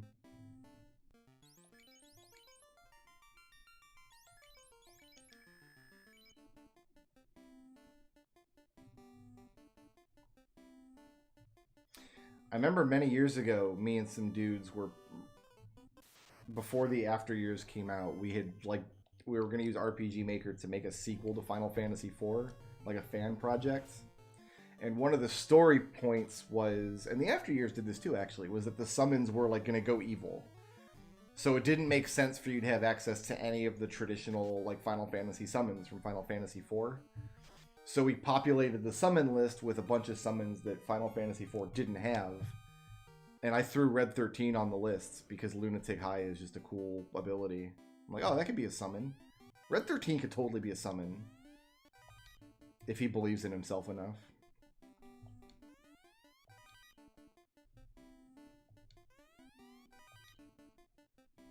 No, I think it's safe to go straight up here. Move. Ha! I avoided all the spikety squares in that room. I'm so good at this game.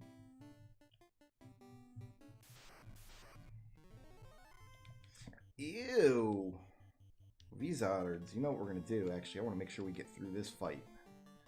In 1 round. The actual plot is nothing like After Years. Like, not even remotely. But that was one of the story points.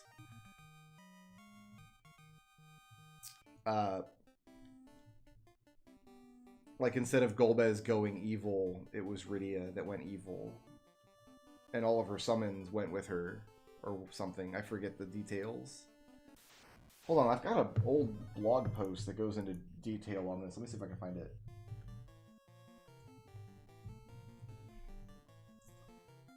That might even have some of the artwork and stuff that we had done for it. Oh yeah, this was a 4-part blog post. I'll just post part 1 here, and you guys can peruse it if you care later. if you want to check that out. But yeah, me and some dudes were going to do a sequel to it. We were going to use RPG Maker to do it. And it was about Cecil's daughter having to save the world.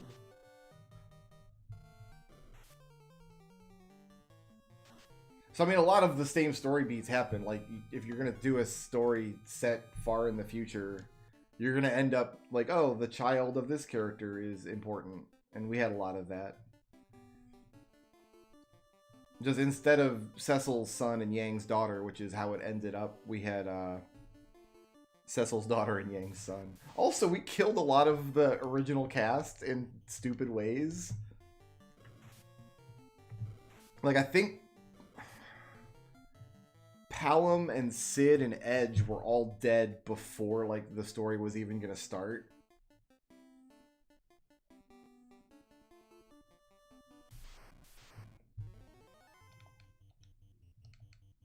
God, I don't remember. I'm gonna enjoy going back and reading that post later tonight, I think, and refresh your memory on it. Live in some blissful nostalgia for a little while.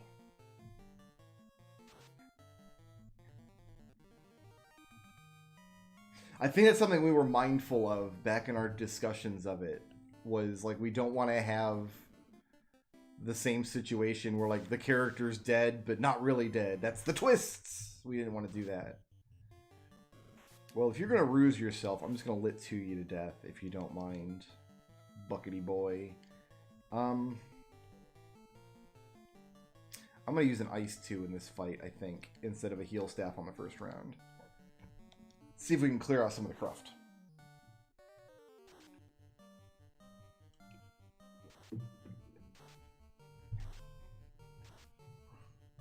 But our story, like, the After Years takes place, like, Theodore is 16, so it's like 16 years after. We went like 2 entire generations. We were like 60 years in the future or something.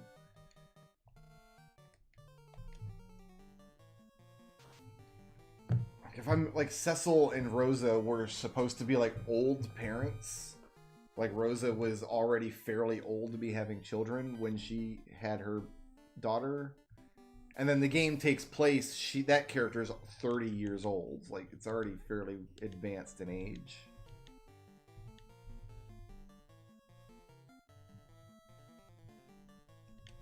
Yeah, these Wiz Ogres can be hard to hit with swords. Let's wipe them out with magic.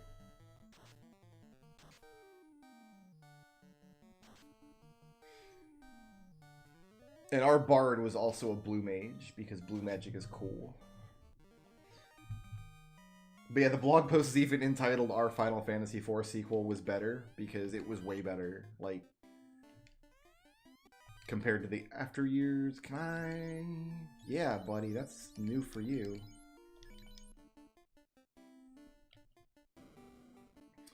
Now we just loot the first floor, we're done.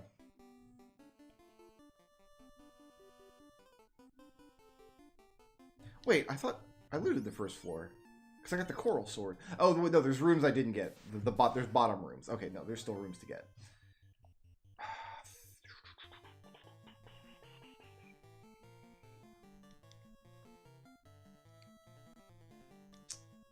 You know what we'll do here? Oh, he wasn't level 12 when he came in. Alright, well, you can use some Furtu.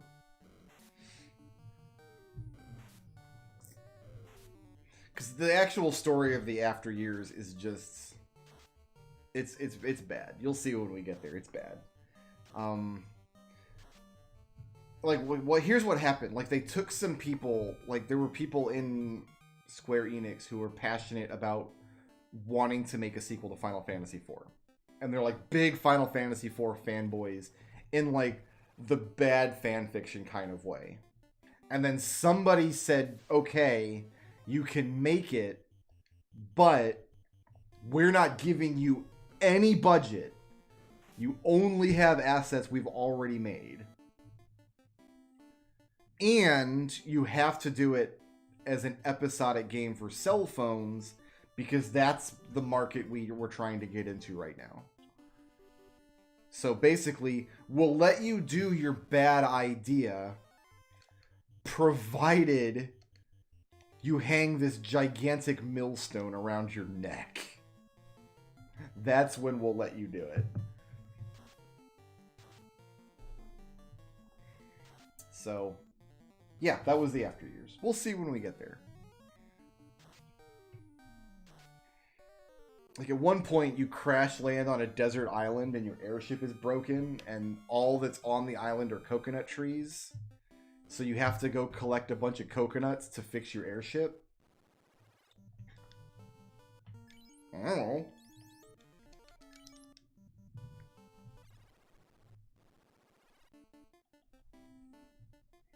Yeah, I must have got the coral sword out. No, maybe the coral... I didn't get the coral sword out of there. Oh, I gotta go check.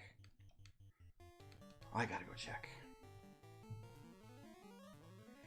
Is that it? You have to make fuel for your airship out of coconuts?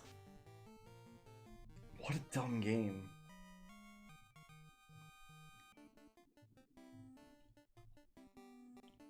I mean, yeah, coconut oil is a thing. Coconuts do have oil. Not sure you can turn it into airship fuel, but...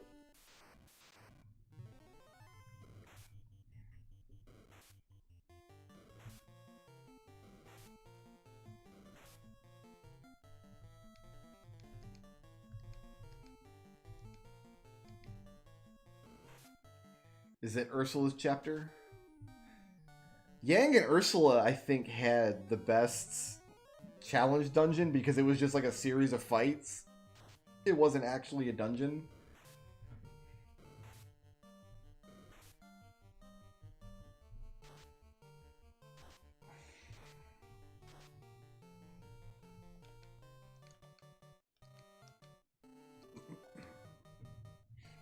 Remember, I did like Ursula. She was pretty useful in combat.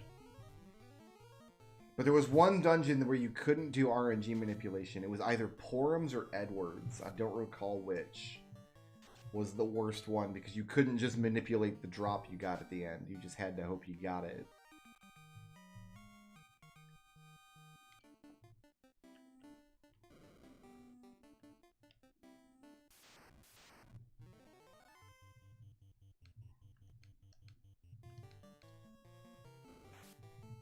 So I thought this chest was the coral sword, but no, the coral sword must have been on floor 2. And I didn't get any chests on this floor.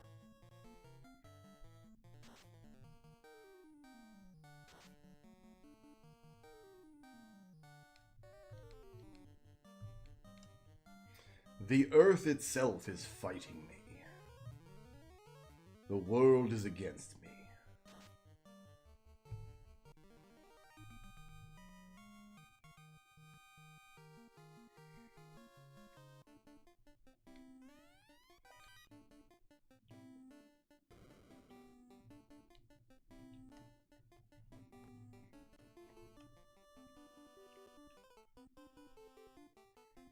Oh, maybe I should redo some of my magic and see if I can get the life spell. Because I think Noah can learn life.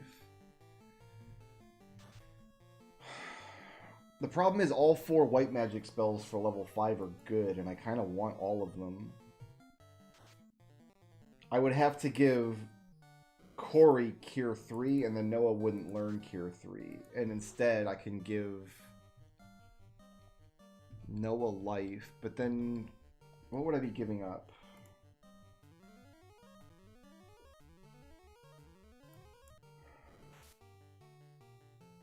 I could give up Fire 3 on Corey and give Corey Cure 3 and life. Because right now I have Corey learning Fire 3 and there's really no need for him to learn Fire 3. It's going to depend on whether or not I can learn life with Noah now, or I have to wait until promotion to do that.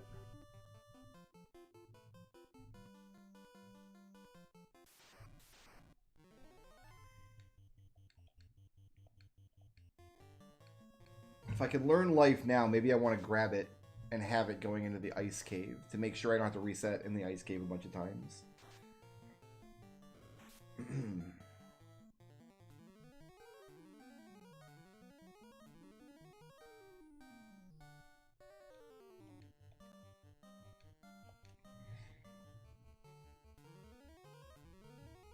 So Noah misses out on Cure 3. That might be okay because Noah's going to have Cure 4. Whereas Corey won't. So if Noah has to miss one spell, maybe Cure 3 is the spell to give up. Because Corey can't learn Heal 2 or Harm 3. Not allowed.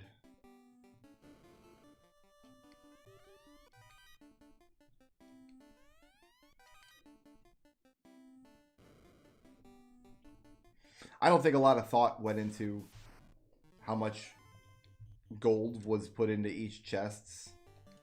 Like somebody was, here's all the chests in the game, populate them with gold.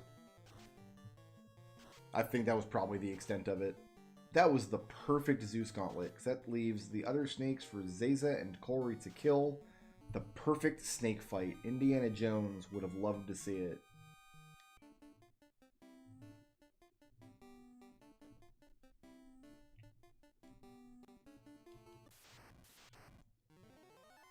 See if we can do it again.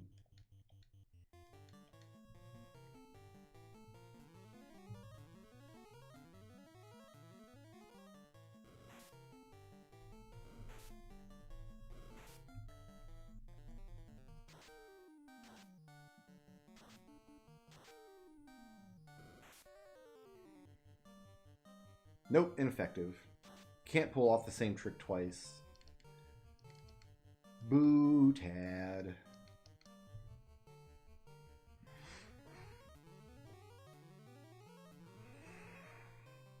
But I guess Ice Cave is next.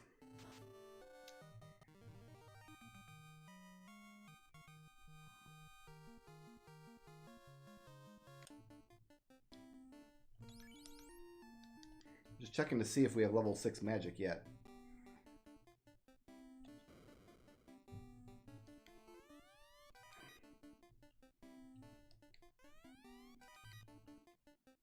Alright, Earth Cave is completely looted.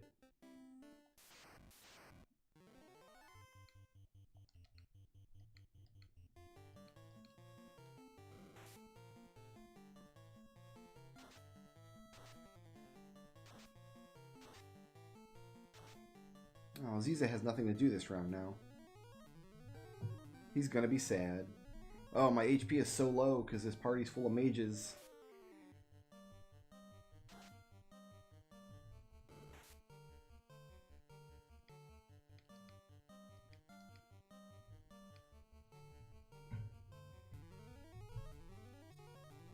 I think we get a second ice sword in the ice cave, which is nice. I want to keep one of those, but not both. There's no reason to keep both of them.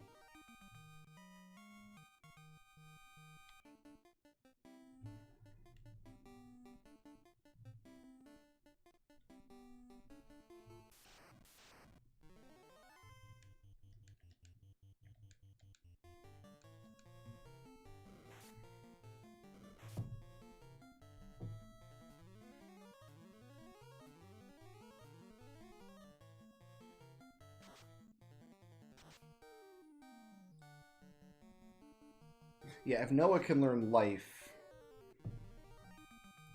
I'll move Cure 3 to Corey.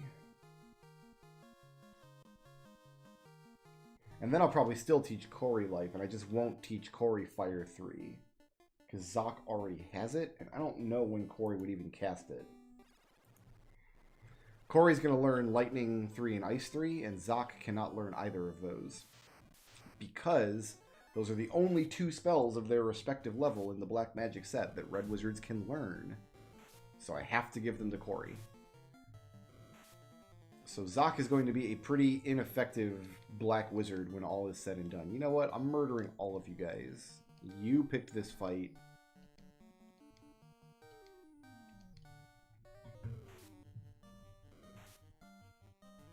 We're on our way back to town. It's just walking around money. That's all it is.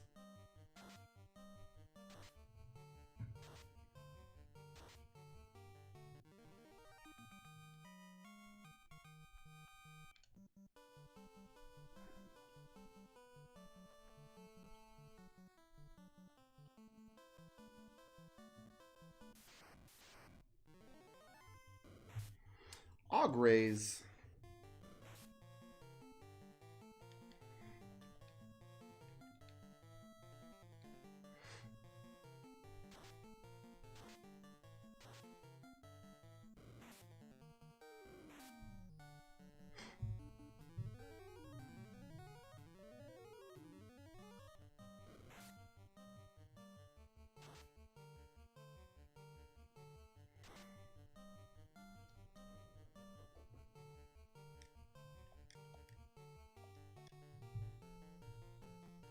I don't see any point in going to the volcano at all until I'm ready to start doing the level grind.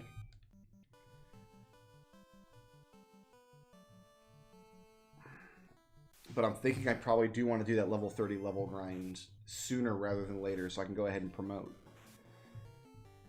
Level to 30 and then promote. And then I can get like exit and all the other important spells.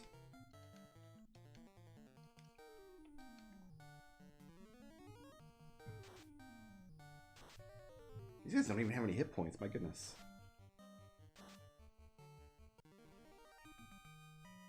I could conceivably Corey wanting to cast Fire 3 on ghosts in the Sea Shrine. But I think I'd rather have access to life in the Ice Cave. Can Noah learn life? Yes. Okay. So we're going to make some changes here. Noah does not get Cure 3. Noah gets life. And then Corey at level 5 gets Cure 3 instead of Fire 3. So just double check that Corey can learn that. Yeah, okay, cool. Noah, life, yes. I'm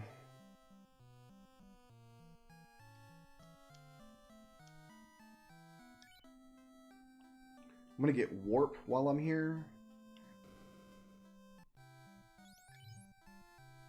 I guess we have no shortage of money. We should just go ahead and buy everything we can while we're here. Zoc.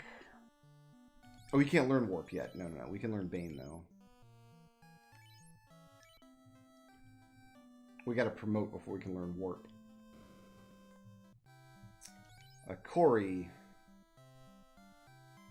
Cure 3. Life and slow 2.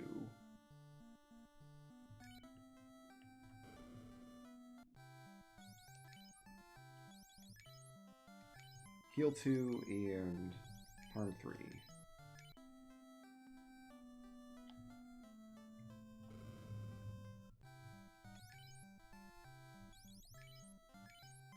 Alright, so magic lists are starting to come along.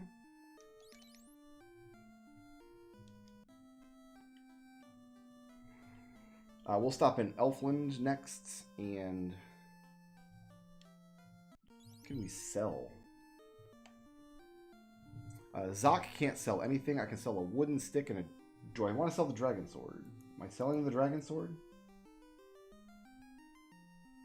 Yes. Selling the dragon sword.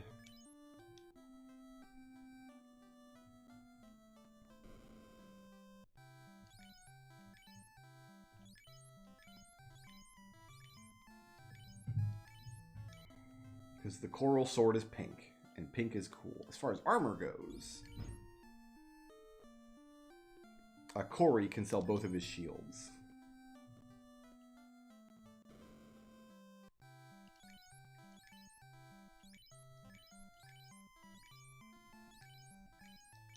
Corey's still rocking that chain armor, kids.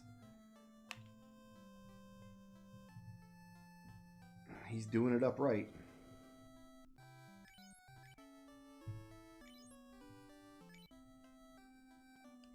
So your character's stats at level up are higher unpromoted than promoted. So if you want the highest, well, if you want the highest possible stats, you've got to save scum every level up. But you want to level up with unpromoted people to get the strongest level ups you can. However, promoted characters with spell slots only gain those spell slots at level up. If I go all the way to 50 and then promote, my knight will never have any spell slots. So to split the difference, I'm going to level up to 30 and then promote, and then do my last 20 levels promoted. I think the actual optimal point is 40 something, but I want to give myself a lot of wiggle room.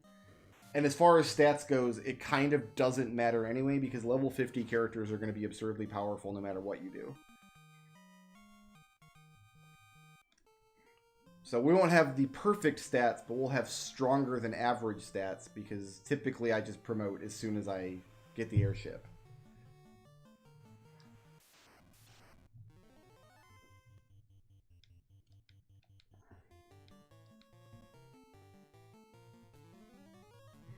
So we'll get level 3 and 4 magic here, and then we'll stack up our level 2 magic in Provoca, because we'll be in the neighborhood up there on our way to the Ice Cave. What items am I going to need for the Ice Cave? I've got enough cabins. I'll buy a few softs and a few pures.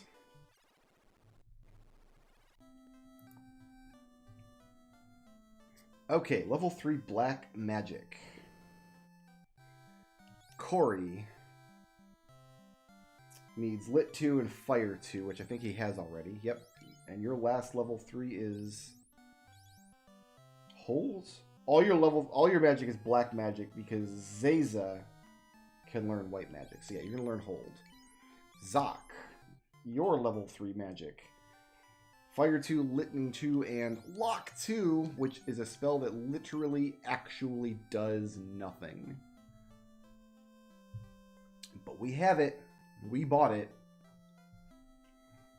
And now that's who he is. Okay, level 3 white magic.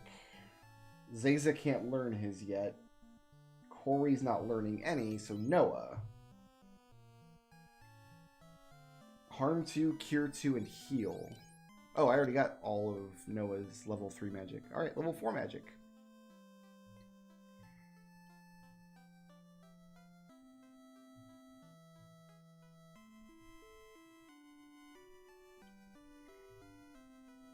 Alright, Corey, level 4 white magic. He already has anti-ice, yep. And then your other spells are black. So Noah, level 4 white magic, is going to be pure, which you have. Amit and Fear, both of which are useless. I don't even know what monsters in the game can silence you, honestly. So that anti-mute spell, I don't even know when you would get that. Corey, black magic. Fast and Confuse. Zoc, black magic. Fast, Ice 2, which you have, and Sleep 2. Alright, so level 4 magic is in the can. Looking pretty good.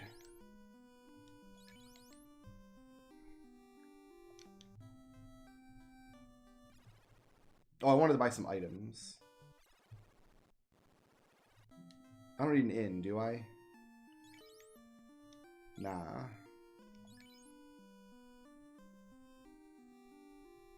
I want to buy some more softs.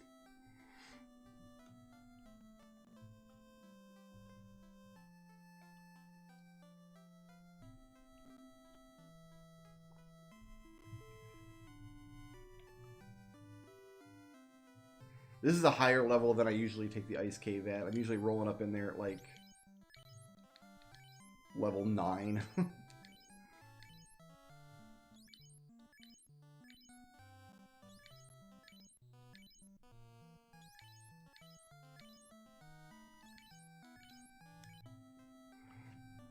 I also want to end the game with 99 of every item. So if you see me buying extra items, that's why. It's just so later when I sit down and have to buy all of the everything, I'll have 30 or so fewer items to buy. Lots of people play the original version of Final Fantasy I. Are you kidding? There's a big randomizer scene for this game.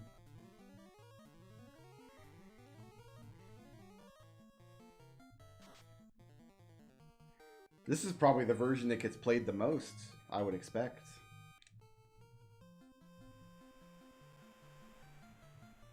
Didn't they put this on the the Switch store? Or am I misremembering? No, it was in the NES Mini that they put this on. Never mind, that was a different thing.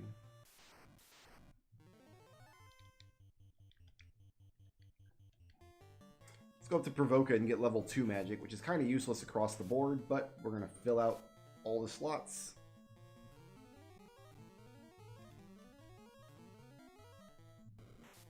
I feel like people who are only going to play Final Fantasy once probably play one of the more modern games, which is a good idea. They're much better for just somebody to enjoy the game once.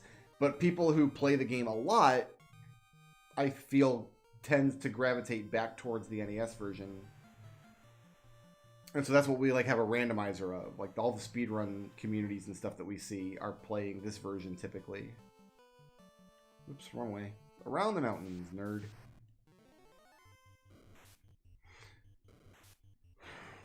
On one hand, like I don't want to waste my time fighting the Grimps. Like it's not worth my time to fight. On the other hand, they picked the fight. So I feel justified. And they've all got knives. Like knives and little hats.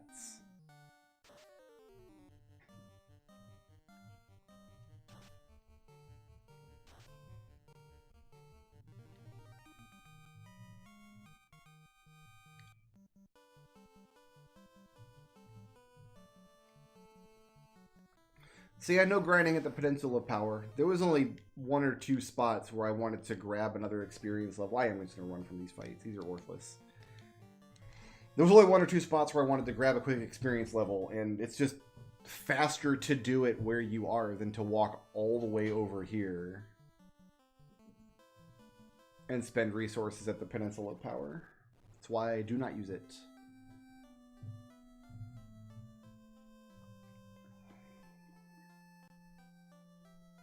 Okay, level 2, White Magic.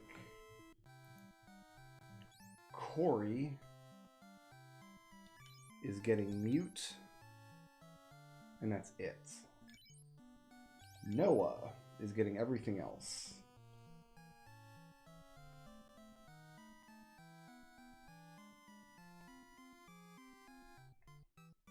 Oh, I have both of them getting Mute. I'm glad I double checked. Yeah, Noah has to learn Lamp.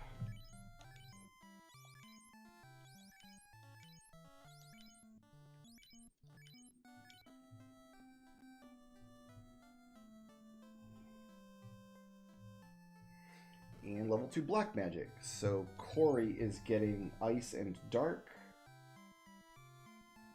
And that's... already has it. And you already have Ice, so you are going to get Slow and Temper. So that is all the Black Magic for level 2, 3, and 4 completes. I need to make my way back to Canaria after we get the airship and fill out level 1.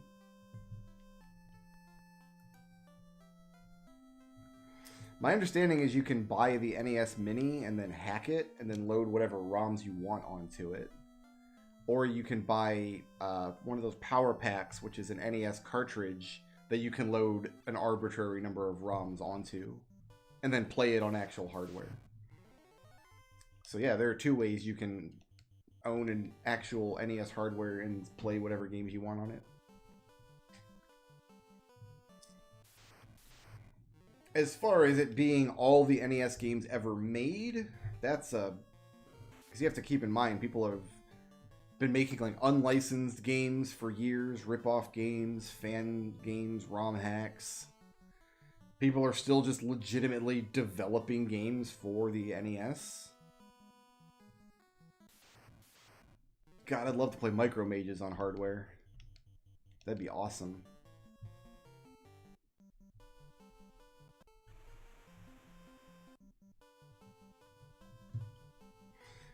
To the best dungeon in the game. I'm gonna kill some gators. Whatever, nerds. They're probably gonna kill me first. We'll see. Because they hit pretty hard.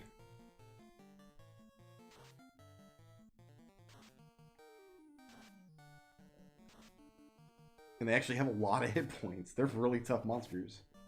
Woo! 99 damage.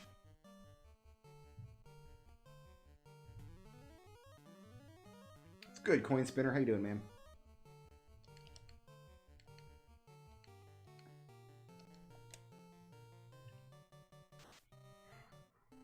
So for those of you joining the stream, this is the beginning of a project where I'm going to get an almost perfect save in as many Final Fantasy games as I can stand. We're at the very beginning of the project now, which means we're just doing kind of story playthroughs of the games. Oops, wrong way.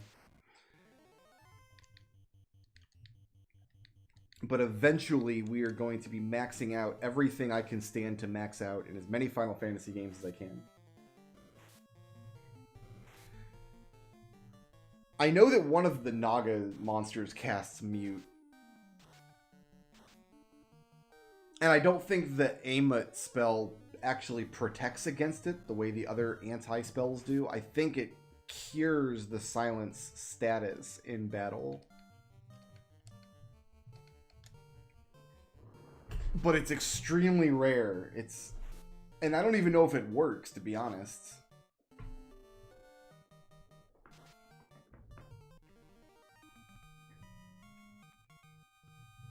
Yeah, I remember using like the ice sword and the fire sword. Jeronis, thank you for subscribing to the channel. Glad you're enjoying it, man. We tried using the ice sword and the fire sword. They don't do anything, unfortunately.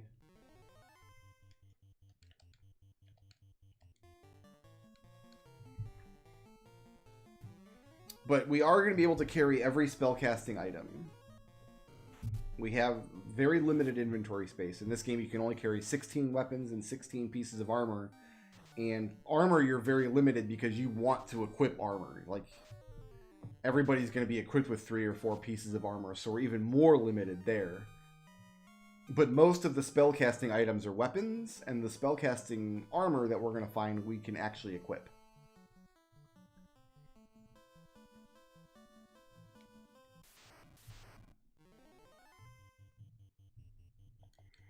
Oh, does it target the whole party? That makes it a little less completely stupid, I guess. I don't know. I've played this game 200 times, and I can probably count on one hand the amount of times I've been silenced. I don't even know what monsters can do it. One of the Nagas can do it, I'm pretty sure. But other than that, I don't know. I don't think any of the bosses can. I don't think any of the bosses cast the silence spell at any point.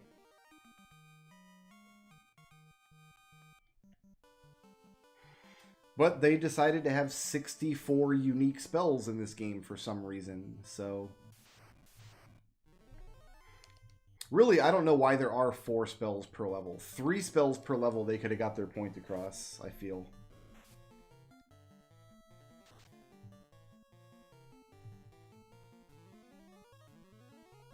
I've only ever played one of these NES minis. There was one at a bar we were hanging out at one night.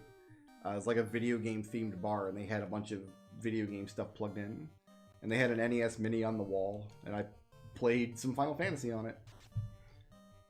And then I think we ruined some guy's date, because me and my boy went over to play some Mario Kart 64 on their N64 table they had set up.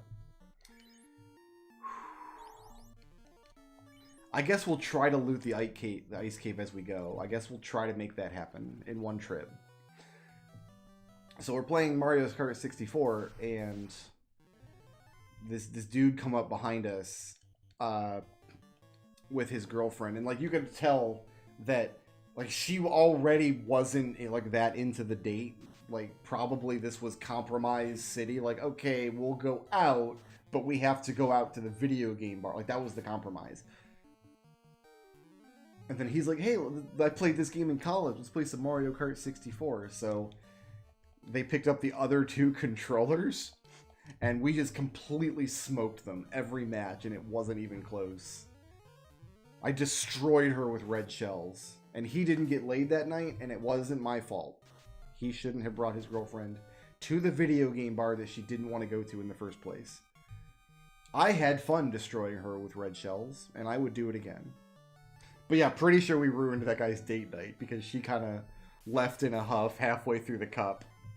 And it was real awkward, but it was also real funny. And that's my, that might be my only good bar story. I think it's the only time I've ever enjoyed myself at a bar. Guys, I'm going to take a 2-minute break so I can run to the fridge and refresh my drink. I am running on empty here. I want to thank everybody for hanging out with me tonight, and I will be right back.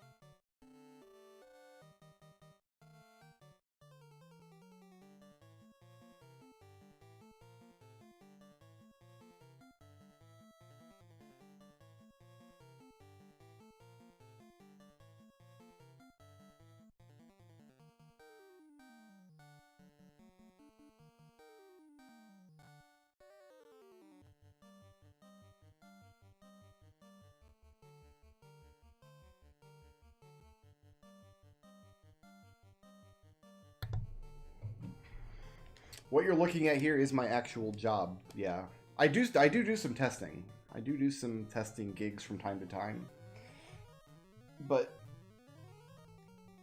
mostly I stream and make YouTube videos.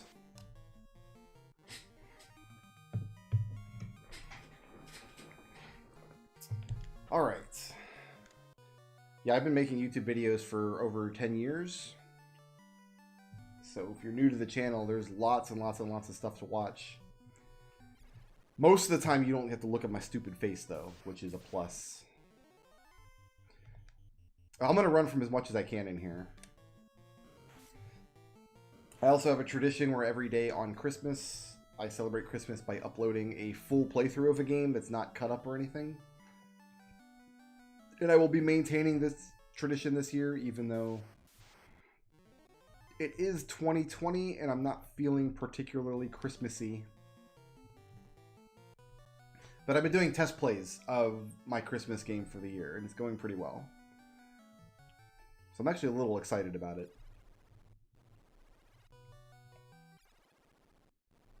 Alright, I usually do not loot this dungeon at all. I just go straight to the end of it. But we're trying to do the perfect save.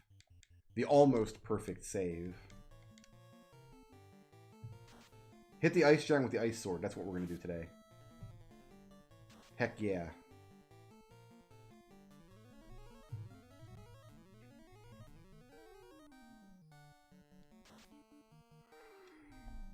On my channel, if you like Final Fantasy stuff, I do have old Let's Plays of Final Fantasy VI and Final Fantasy I, and a couple of runs of the Final Fantasy I randomizer, and Final Fantasy IV randomizer. So, there's lots of stuff to watch if you enjoy the drone of my voice.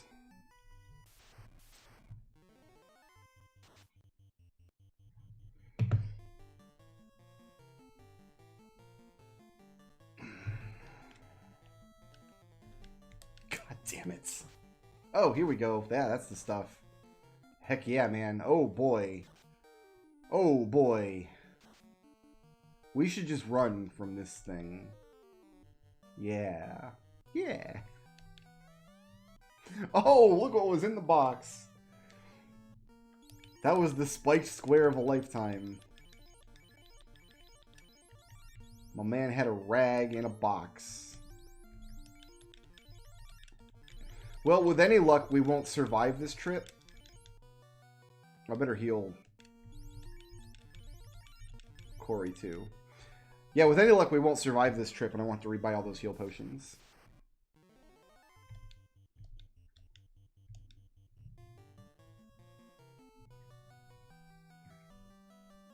So maybe I don't want to loot the whole cave, actually. Because getting through all of the bottom of the cave with these two characters is going to be tricky. I'll take that, though. Is it better than Ice Sword? I don't think it is. 4571. Oh, no. Ice Sword is better. It might be better than Coral Sword, though. 2746. Yeah. And are we keeping the Coral Sword? I don't believe so, but let me check. No, we're not keeping the Coral Sword, so that's going to get sold. Let's heal up before this. In fact, I'm going to do this.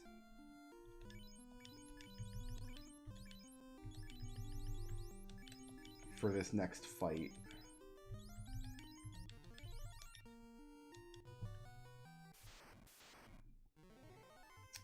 So I can attack with both characters on the spikety square. Nice. That's what we want to see.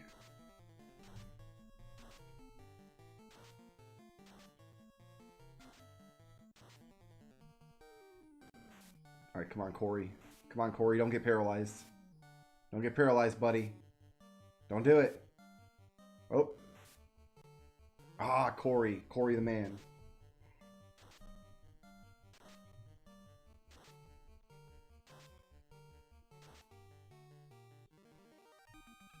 I actually don't have money to buy pro rings because I spent it all on level 4 and 5, or 3 and 4 magic.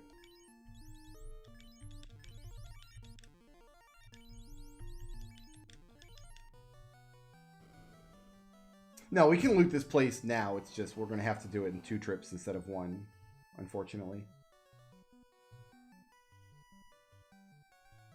Because that big room there, and then there's a big room up top that has spike squares with...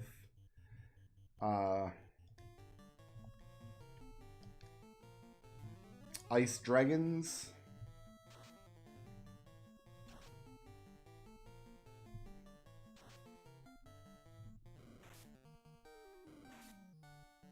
So I've got the flame sword, but elemental attacks on weapons don't actually work in this game, so the flame sword is not going to do any more damage to the ice monsters than any other weapon would.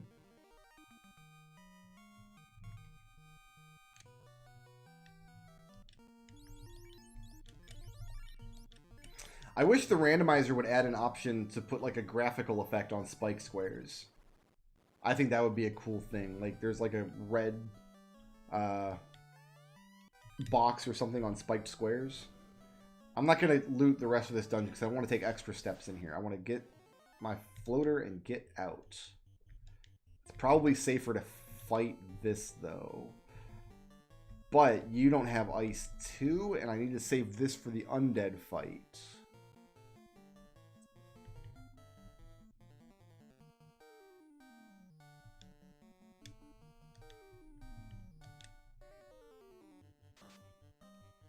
I don't think we're going to need charges for this fight. I've got softs if I have to use them.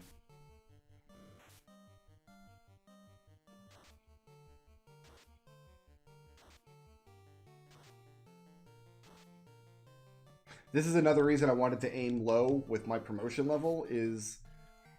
like, if the optimal thing to do is to promote at level, I think, 41 or 42 or whatever it is, I would have to realign everybody's levels because they're all misaligned right now because characters that are dead don't get experience.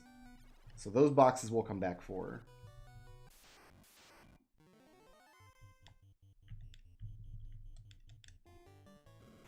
Okay, didn't use XXXX. Fast came out first. This might be a one-shot kill. Goodbye.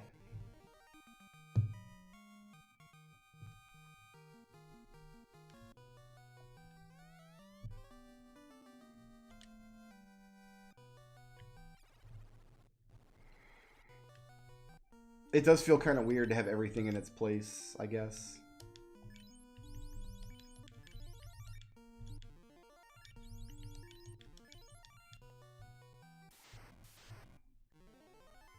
Alright, we just need to get through this fight again. Oh, nice. We're opening with fire, too. That's really tasty. It's really a scrummy opening. The eye cast's mute? You'd have to leave it alive for a long time. Because it has to go through XXXX and rub, doesn't it?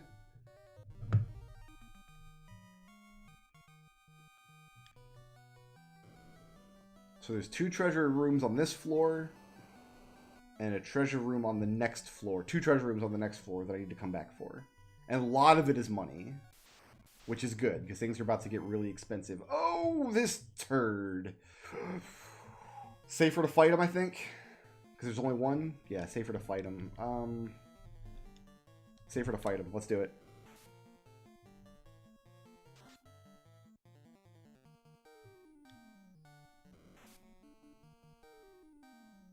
Or so I thought. Alright, alright, alright. No, we're still in this. We're still in this.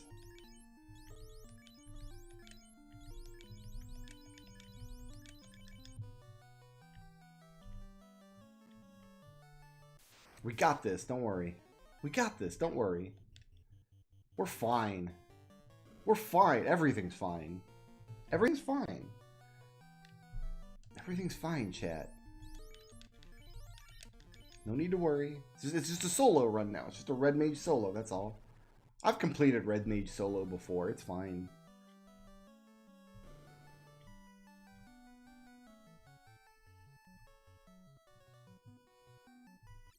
What'd I tell you?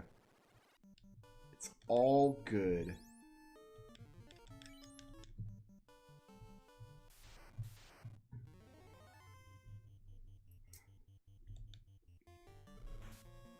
Now I gotta get back to my boat.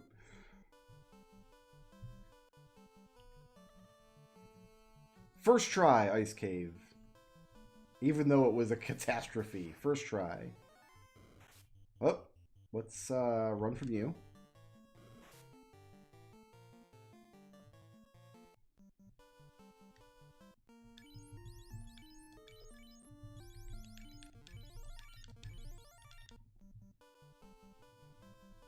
I'll probably use another cabin partway through the river here.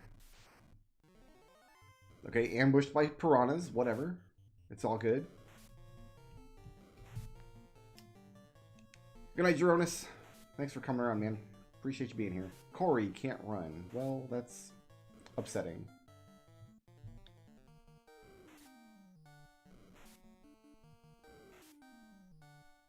Corey can't run. Dude, you did not escape the horrors of the ice cave just to get eaten by fish in a river. I guess you did. Fair enough.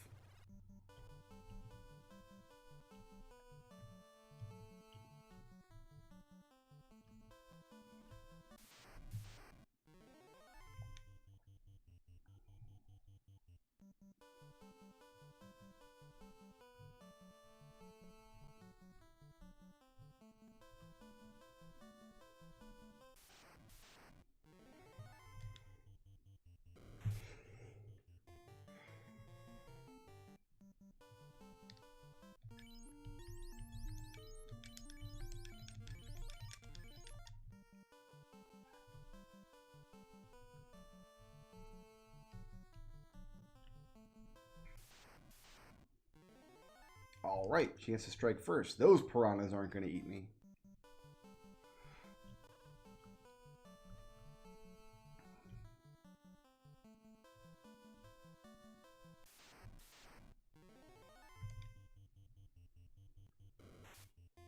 Oh, don't kill me 2 tiles away from my boat. Thank you.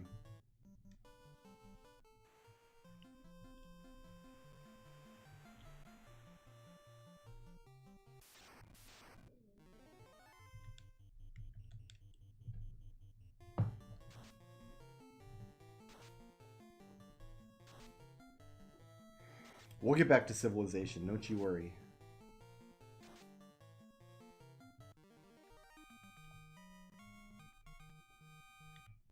We will arrive.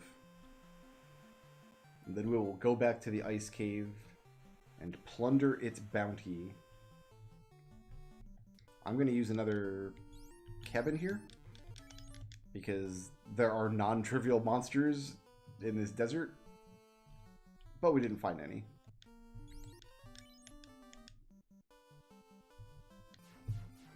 All right, let's go get some level 1 magic and revive and sell some loot and then go back to the ice cave.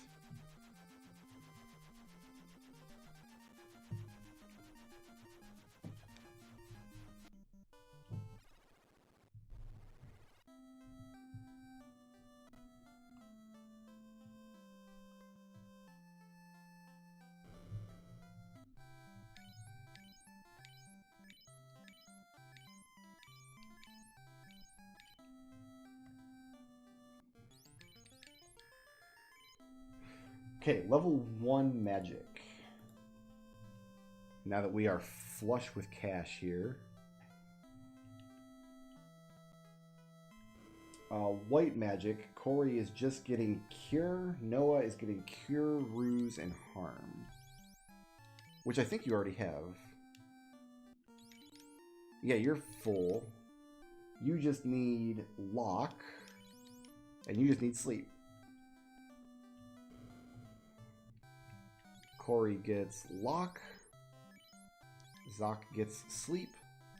And we have all the level 1 magic. Let's give Noah the Zeus back. So all we're selling is this cloth from here. Cloth and a coral sword we can sell.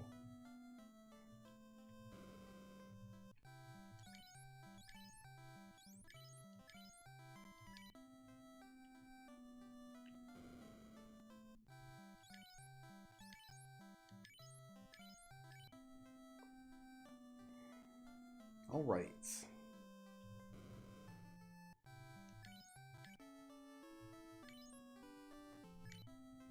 Now let's go get our revenge on the ice cave. We don't have any cabins or anything anymore, because now we have the airship. We're not going to be doing a lot of overland hiking. I got lost for a second there. There we go.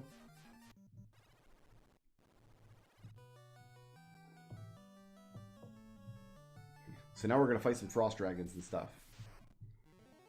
And some wizards, apparently. Ooh, I better... I'm going to have Corey throw a Lit 2 here. So I can wave my heel stick. Of course, we're going to just go ahead and one-shot the one that Ziza is targeting. Why not? And not kill any of the other ones. That's the worst outcome that could have... Well, the worst outcome is none of them died, I guess.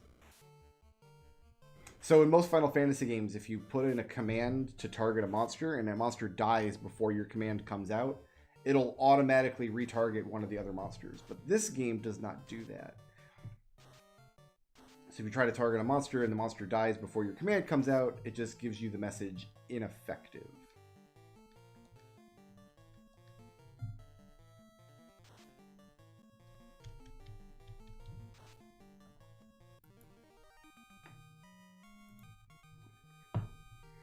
Close my notes for now, because I don't think we're buying level 6 magic anytime soon.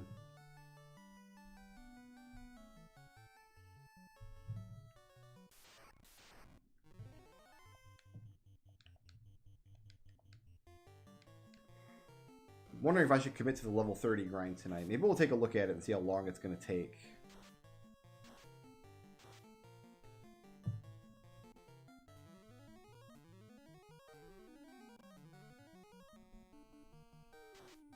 The only thing I really would like to have that I can't get before level 30, since that's when I'm promoting, is the exit spell and the warp spell to get out of dungeons. But I can do some leveling up in those dungeons as I go, like the Waterfall and stuff.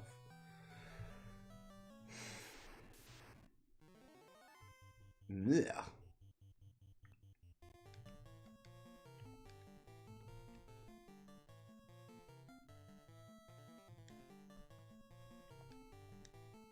We'll harm 2 instead of lit 2, I think. Yeah, we'll throw a harm 2 and a fire 2 here.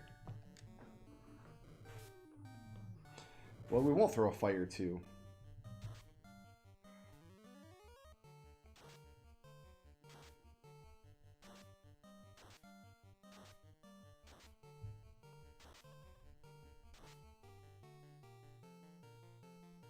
Oh, Aziza's Wraith was dead.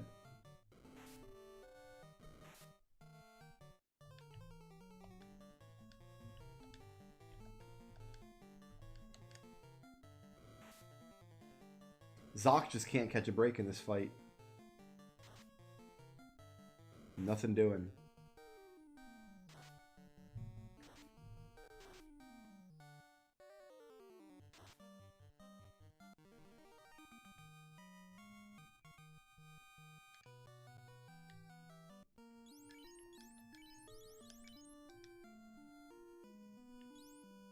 Looks weird that Corey has more spell charges at level 1 than Noah does, but he did get all that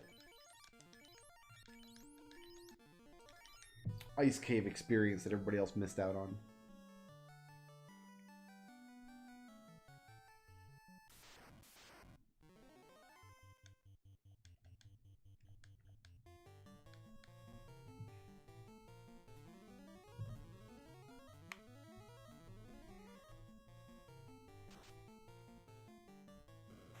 Either Agamas or there's a red dragon square. Not a red dragon, a fire square. In the volcano that's pretty easily accessible.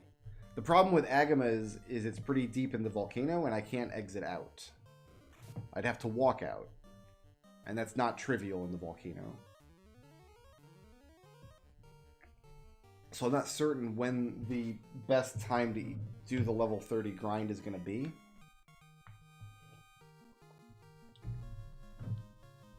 I really don't know.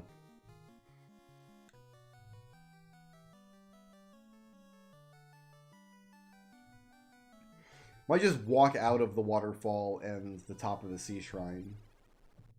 That might just be the play.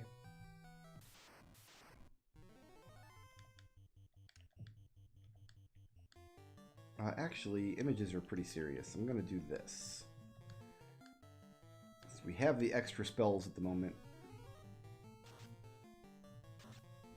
Oh, maybe they're less serious than I was considering. Never mind.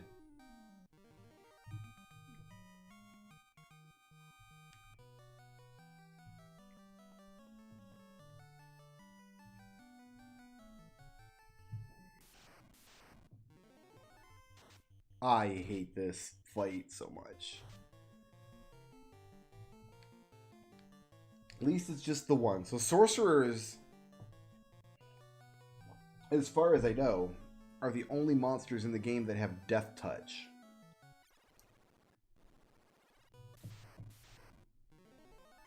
Oh, this is kind of a low undead fight here. Okay.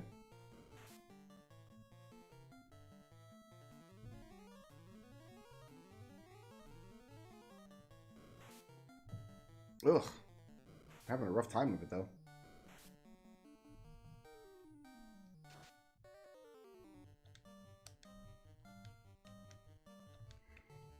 Here, let's cast a harm, too, and be sure we... If she gets a turn, take some nerds out.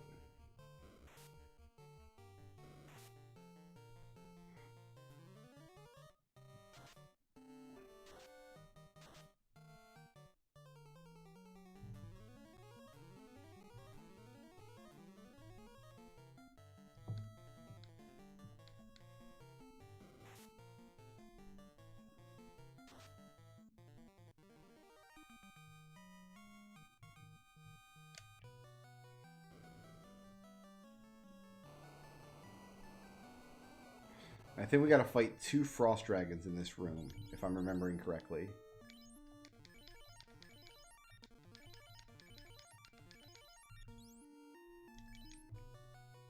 Or rather, we have to fight the same frost dragon twice.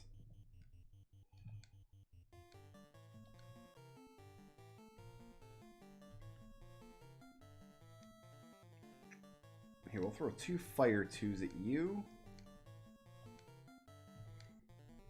And then we'll say fire 3 for the return trip. Never mind, we one-shot him with an ice sword. That's fine.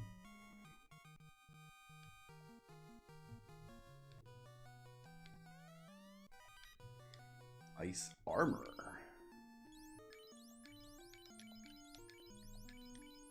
Oh, I didn't know you could wear better armor than chain. My bad, dude. Noah was wandering around wearing not much of anything good. I forgot red mages could equip certain types of armor. Alright, so we're going to treat this fight kind of seriously.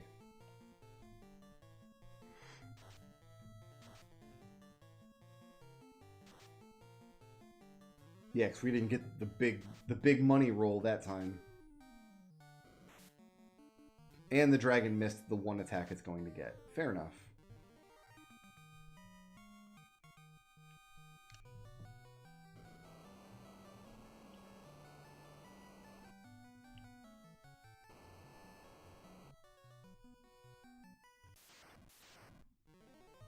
Nope, nope, nope, nope, nope, nope, nope, nope, nope, nope, nope, nope, nope, nope, nope, nope. Do I want to go this way? No, this is dead end. What's my health doing after all that? Drop 1 cure on Zoc. This way to the treasure room.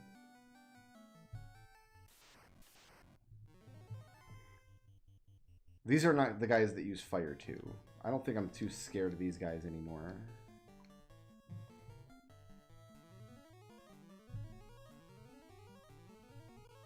God, Corey should have been wearing that silver armor doing his solo run out of the cave on the last visit. My bad.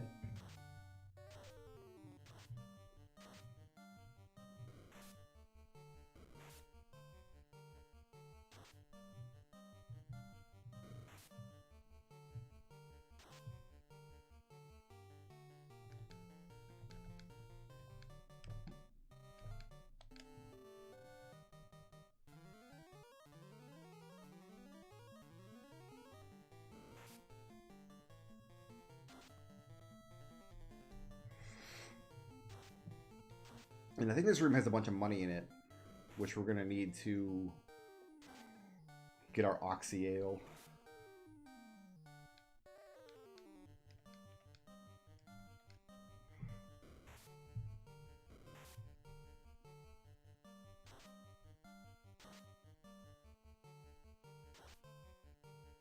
Corey just could not bring it home for us.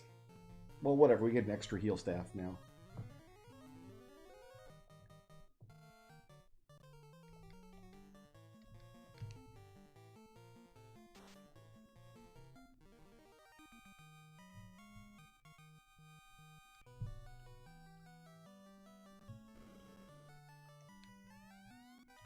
Big monies. Big monies. Big monies. Big monies. Big monies and a spike square. I'll use my last fire 2 here, that's fine. Because we want to avoid this frost spell as much as possible. So these guys can be muted, they can be silenced, and they appear in the Peninsula of Power. So we've killed probably thousands and thousands of these frost wolves over the years by going in and casting the mute spell. But it also involved a lot of resetting because they would get frost off before mute went off. Tiny monies. So you only fight the spike square here for the tiny, tiny monies.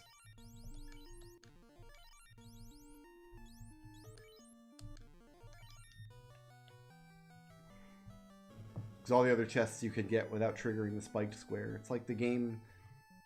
So that's 2 spiked squares in this dungeon that are dangerous, but don't give you anything.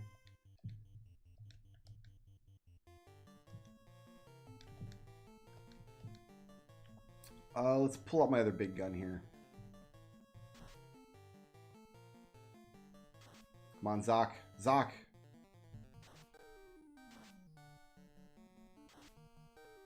Alright, we took care of the wolves at least. The giants can't use frost breath on us, so we're fine with them.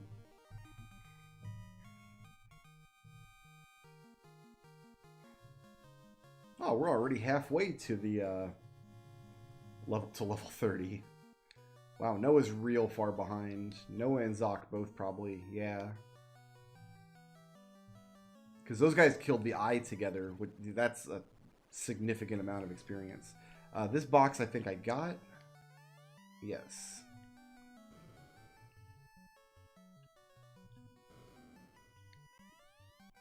Big money.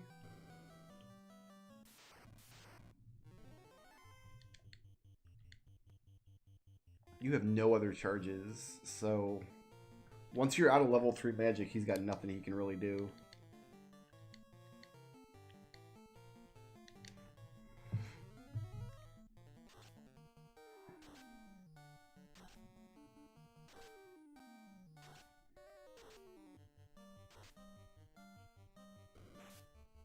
So I've got Corey wearing the opal bracelet at the end of the game. There's no armor that he can wear that's better than that, I don't think. And in any event, the opal bracelet is a unique piece of equipment that I'd want to hold on to. But I think the opal bracelet's the best thing Corey can wear. But I could be mistaken about that. We might have to make a different armor decision for the end game.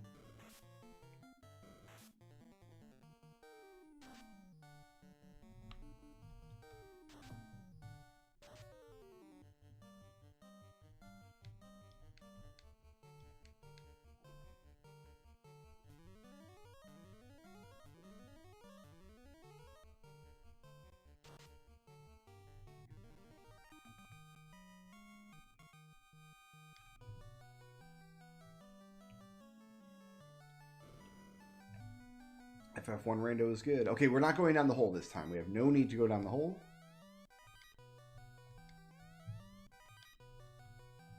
Have an ice shield.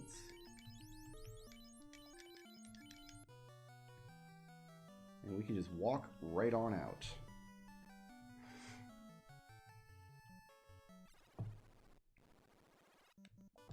Alright, let's go loot the Cardia Islands. next. That's a whole bunch of free money just laying there.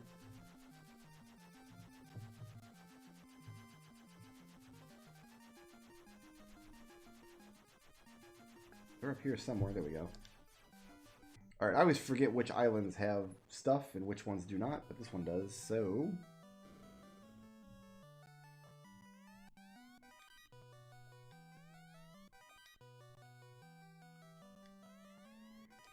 The Cardia Islands are basically like your congratulations, you have an airship now. Boxes.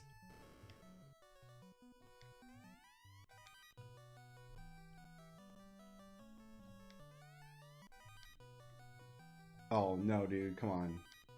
Wait, can I go around this side? Nope. Oh my god. Screw this man. So I need to buy a bottle, and I need to start buying pro rings now.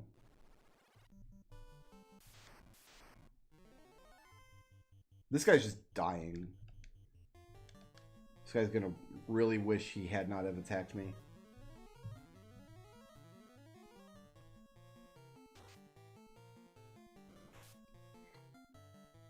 Trogdor was a man. Or maybe a dragon man. Or maybe just a dragon. But he was still Trogdor. This is, I think, just NPCs to talk to here. Yeah, that's an empty, dead area. One of these is NPCs. The other one is Bahamut. That's Bahamut. We're not interested yet. And that was just NPCs. Okay.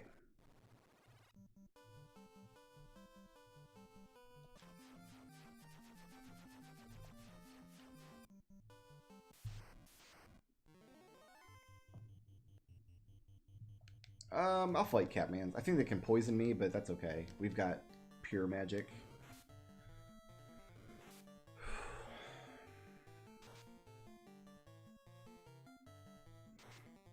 I have an eyelash in my eye. I know it's not good to rub your eye or touch your face when you're sick, but blinking constantly is not helping the situation.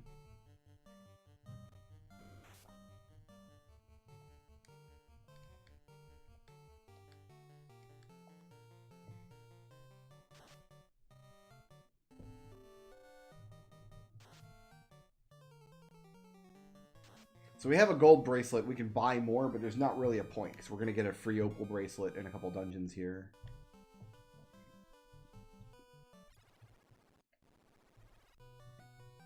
I think we'll find another gold bracelet in a chest anyway.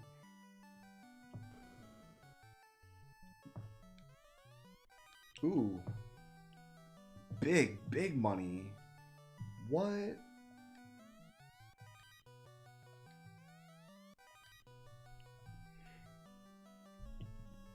This eyelash is just like, no, don't discard me. We were friends once. Just hanging out.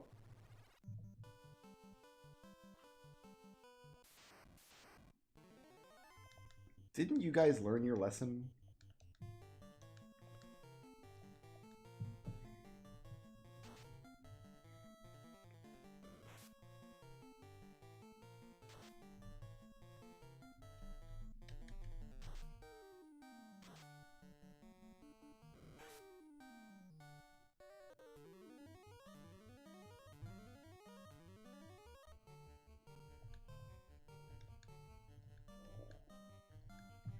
We're going to be equipping both shirts, even though I think gold bracelets are technically better, but both shirts are unique spellcasting items.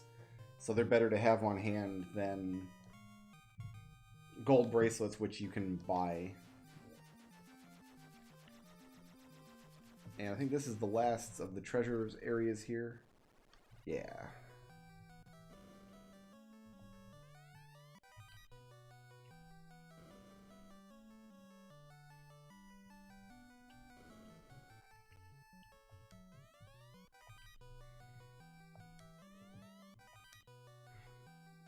Alright, so Cardia has been looted.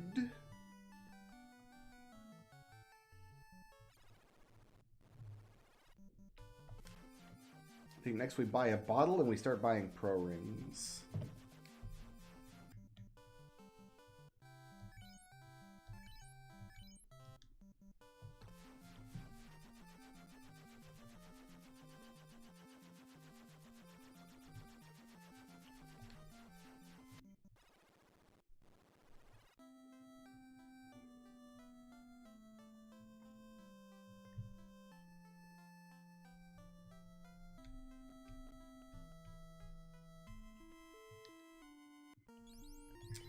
What can we sell? You can't equip shields, right? No, I didn't think so. So Corey can sell everything but his own armor.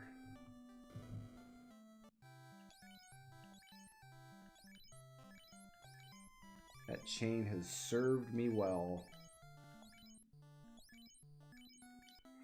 And weapon-wise, I've got nothing I can sell. Okay. Pro rings. I can get all my pro rings, can't I?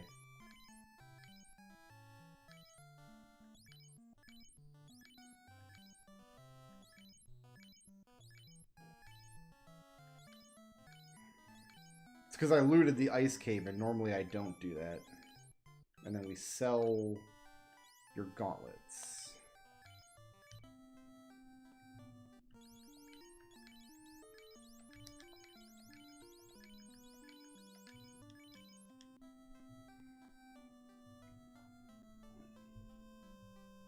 I think Corey is going to have a pro cape. Yes. But only Corey. I have Corey with a pro cape because he's in the second rank, which means he's going to be taking physical hits, so it's good to raise his defense. Also, pro capes are kind of a unique piece of armor. There are 2 of them, but you can't buy them. So yeah, we will have 1 pro cape.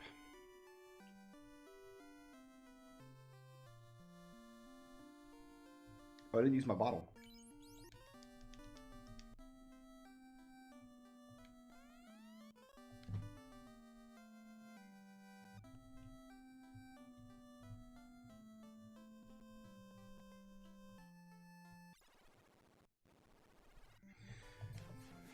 I guess Waterfall is next on the agenda.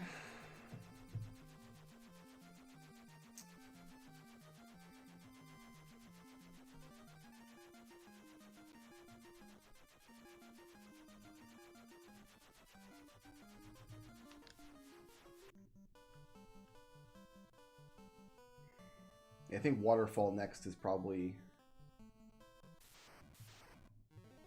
the good play. Oh, these guys suck. I'm just going to run from this.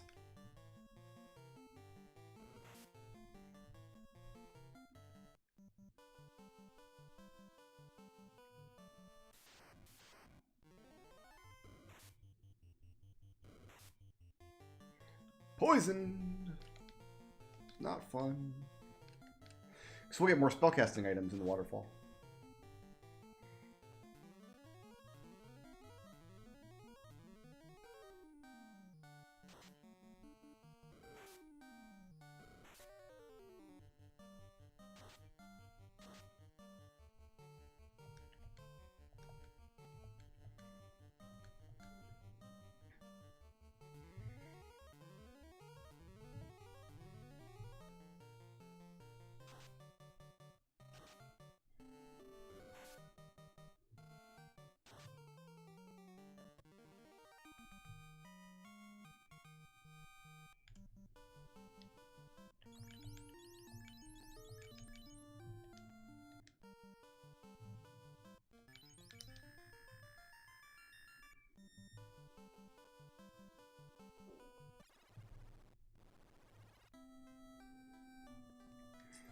It's my...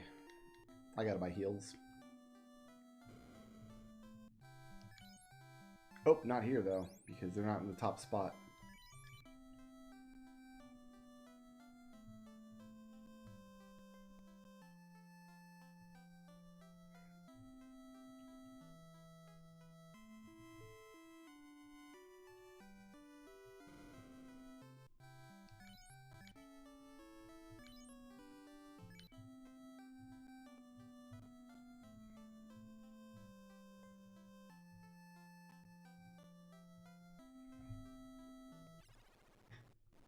Alright, so we'll get a ribbon and a better sword and a Fire 2 casting item going up into the Waterfall, and then that will be enough to get us all the stuff in the Sea Shrine. And we'll get some more experience levels along the way.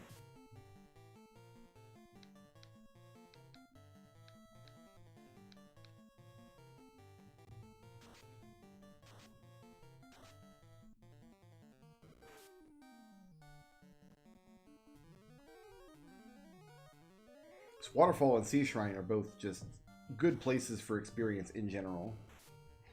In fact, when I'm playing randomizer, I like getting a Sea Shrine floor in like an early location, because if you get a good spell at low level or a good spell casting item pretty early, it's a great way to stack up a whole bunch of levels very quickly.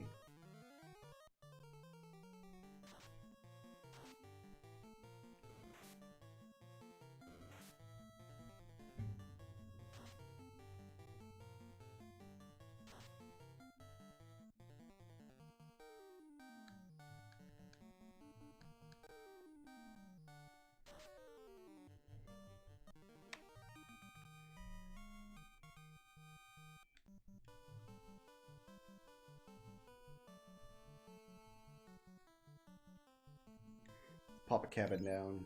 About a tent. It's fine. So we're going to have to walk out of this dungeon like a nerd, because we do not have exit or warp.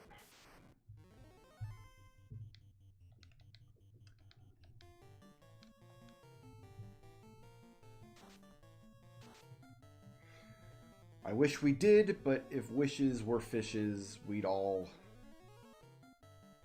have fish. I don't like fish, so that saying doesn't really work for me.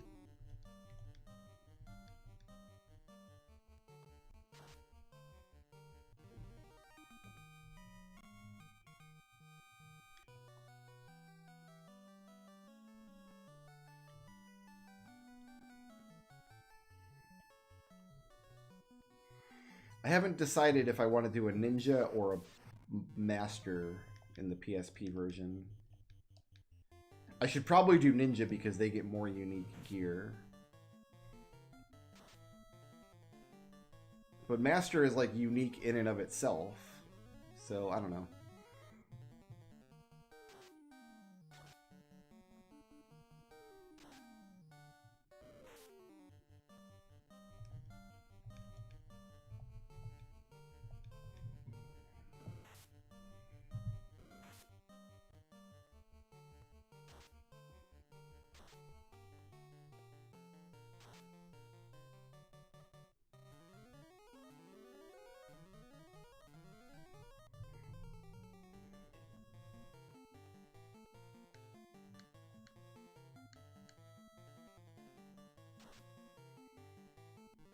Maybe we don't find another gold bracelet in a box.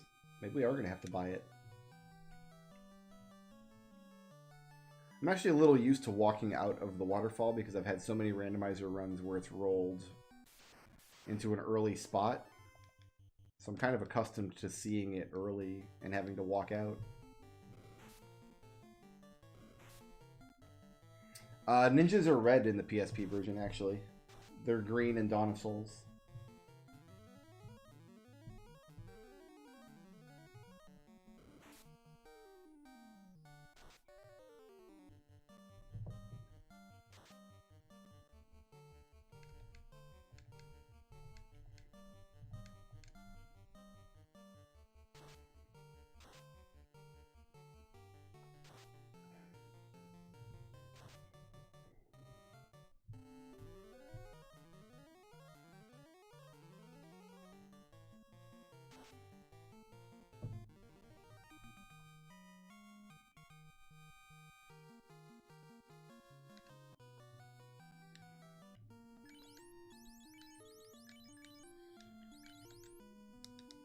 Still no level 6 magic. So I couldn't cast Warp or Exit anyway. Even if I did promote. Because I don't have any level 6 spell charges yet.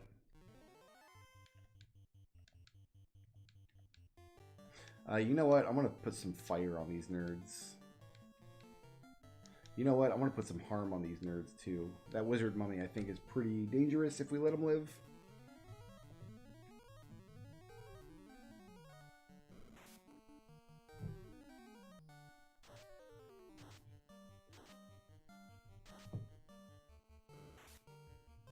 So let's take him out while we have the extra charges.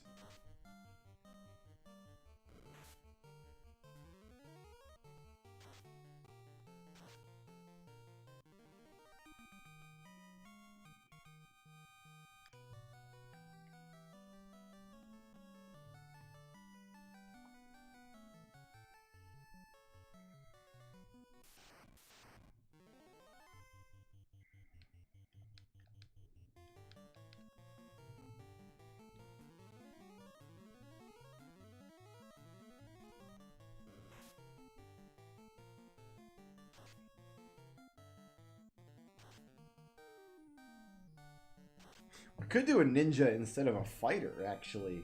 We could do thief, monk, white mage, black mage.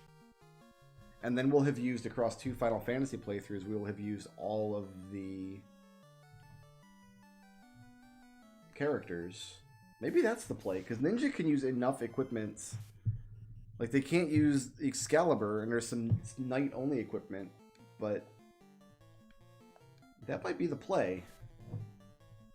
Go thief, monk, white mage, black mage. Not take a fighter at all.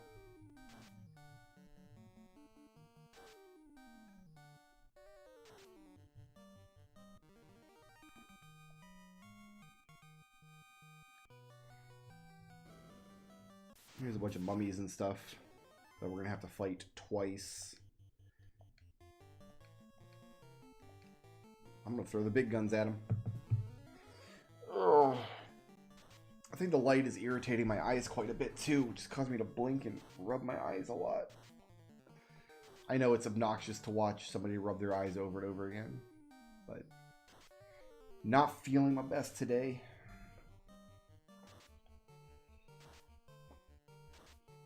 Are any of us ever really feeling our best? How would you know? How would you know? Like, this is the best I'll ever feel. What's your basis for comparison? Wizard Staff. Horibon. Which we will give to... You know what? Let's just give that to Zoc. And then you can have a hat for a minute.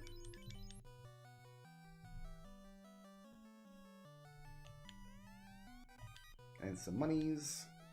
And some monies. And a cube. And some monies. And a new sword. Oh, which you can't equip yet. Never, that's fine. So the wizard staff casts Confuse when you use it. And I'm going to... Noah's going to carry that.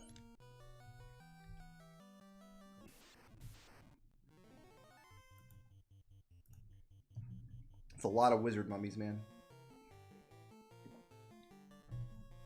A lot indeed. In fact, I'm going to throw out all the big guns on this fight.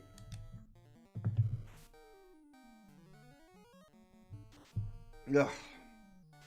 There's just like gunk in my face, you know? Like, I'm not congested, but I'm tearing up a lot. And one of my ears feels clogged. I just need to get completely irrigated. That's what I need. I need to...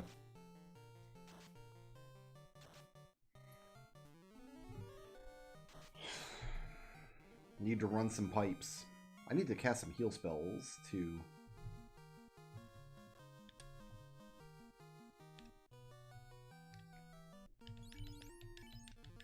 Oops, wrong person.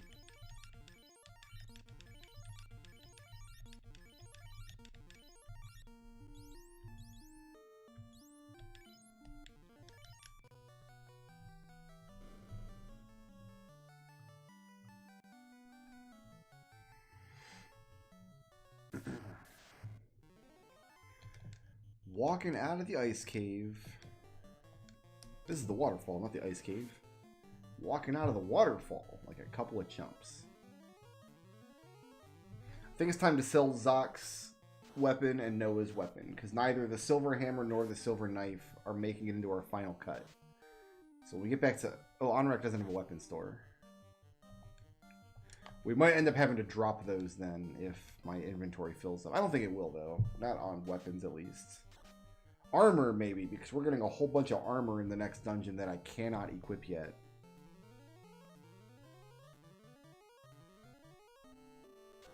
Snorting! I warned you that I was going to do that every time. Every time. So they have high evasion and then they blind you, which is fun.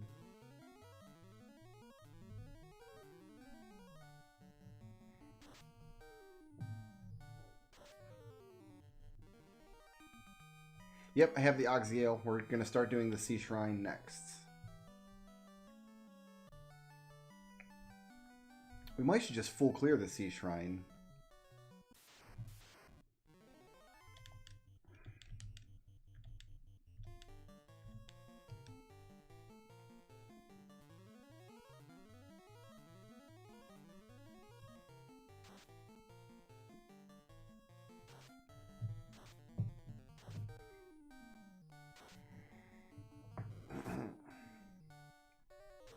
Well, we might do the top floor of the Sea Shrine and then go and do Mirage Tower, actually. It's probably safer. And more lucrative in terms of treasure.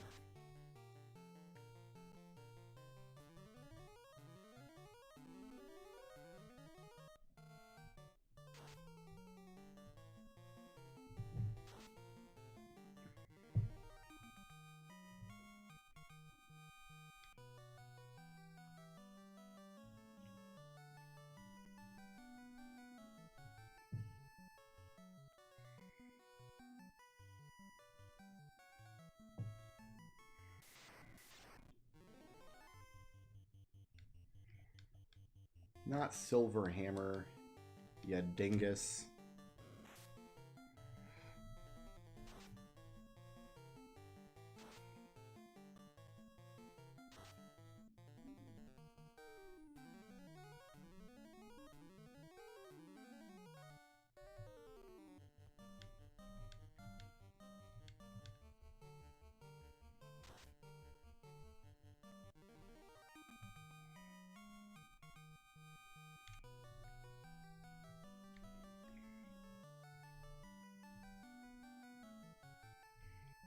It does feel kind of weird to be in this dungeon with unpromoted characters, though.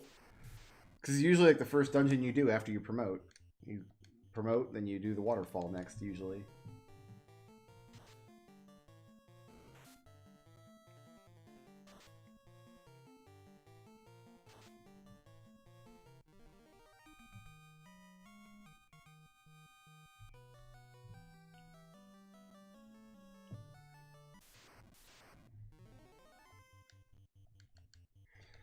There are gas dragons in here once you get pretty deep in the encounter order, so hopefully we get out of here before we see gas dragons. Otherwise, we'll be doing this level again. It'd be a neat trick to try to kill gas dragons at this point.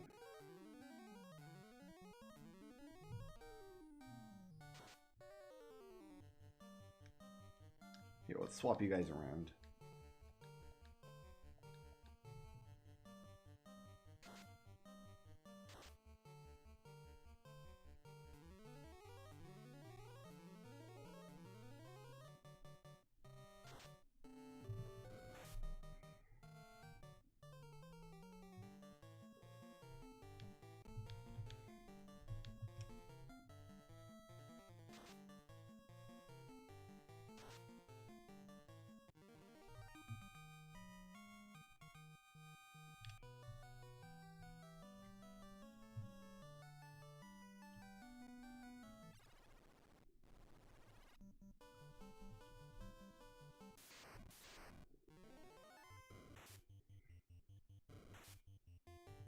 I got a lot of resources I can throw at these gators, actually.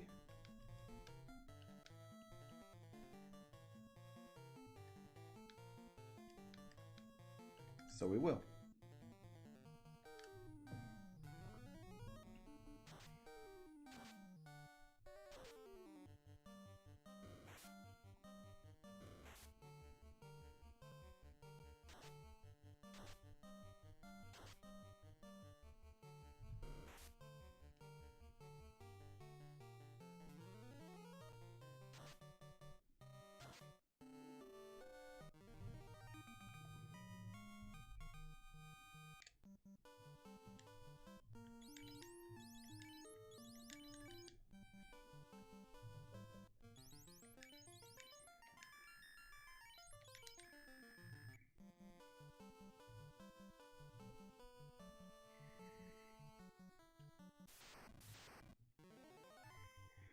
Nah, Ocho.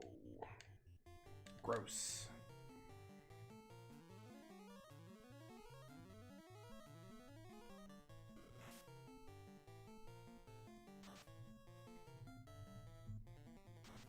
No, we will not be casting Pure 54 times. Not even close. You're paying for the convenience, really.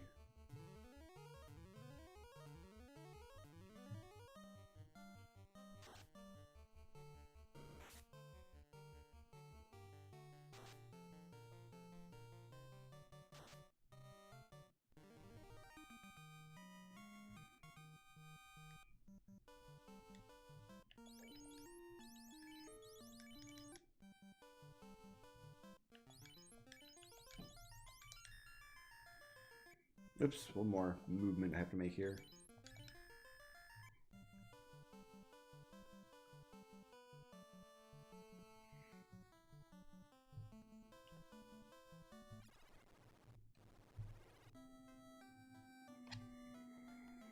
Pure actually has a use, at least. Lots of spells don't. Like, you cast Pure over the course of a game. You never make your money back, but you do cast it.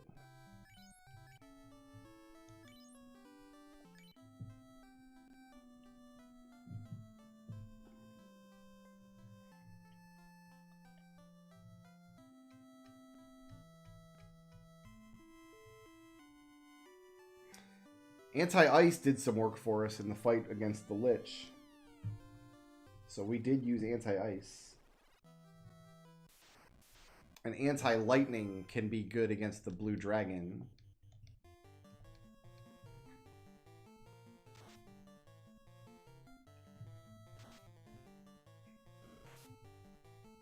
The problem is the way that the combat works in this game, those monsters might have a chance to get their spell off before you get your protection off, which makes the protection worthless.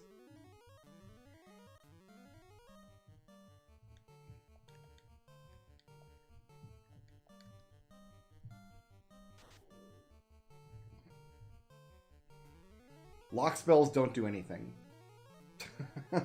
They do absolutely nothing. They're supposed to decrease the enemy's evasion, which translates to like accuracy plus, but in the code they actually just don't work.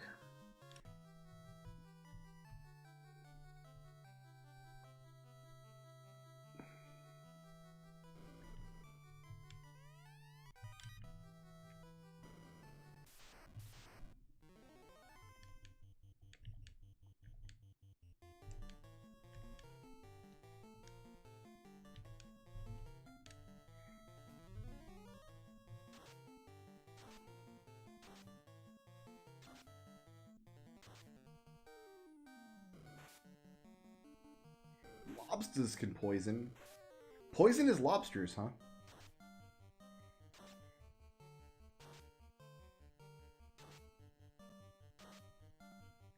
That was a good Zeus gauntlet right there.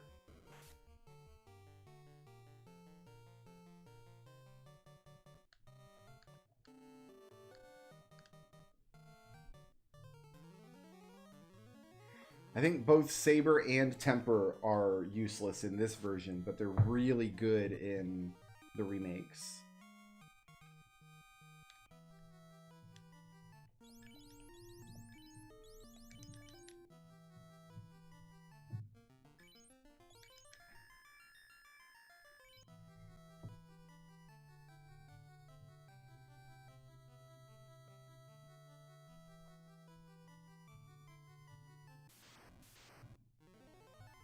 Grrr, shark. Grrr. Grrr, shark.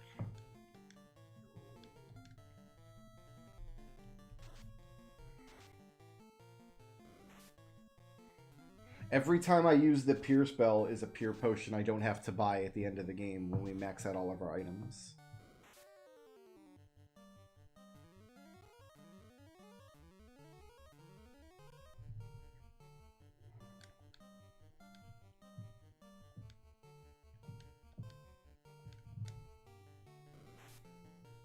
Surprised that Gershark's only doing 21 days.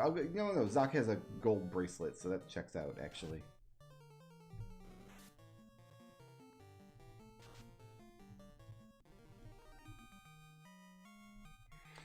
Lock 2 raises evasion. I thought it was useless. Does it actually just do the opposite of what it's supposed to do? That's pretty funny.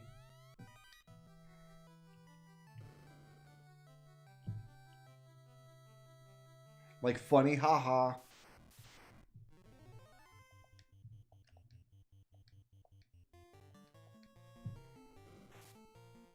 Ow.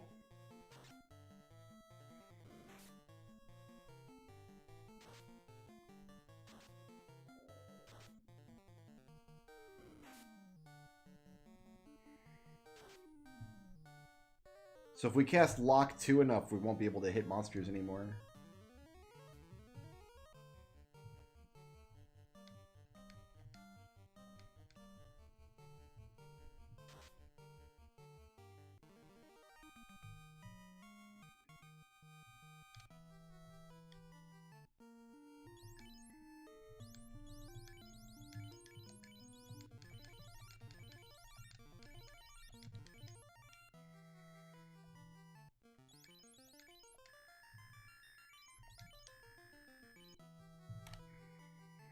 So we can't exit from this dungeon, so we're going to have to loot it all and then walk back. Which, you know, whatever. It's fine. I kind of forget what rooms have treasures, though, so we might be spending more time on these floors than we want to.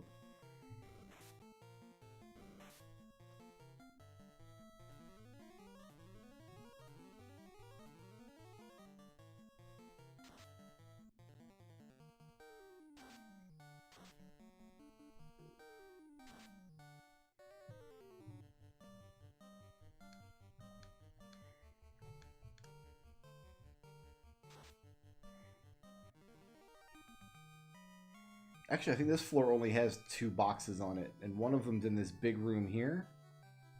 And something I never knew about this room before playing Randomizer. Door's locked with the Mystic Key! What? Why? Though... why would they lock that one door? And then there's one door in the very final dungeon that's also locked.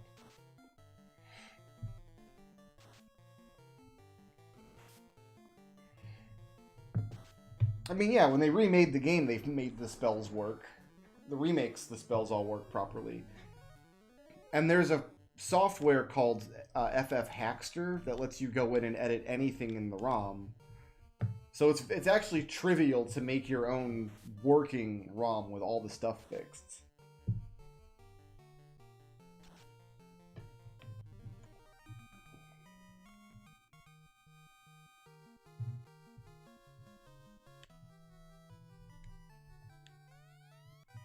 $20 gold? You don't say.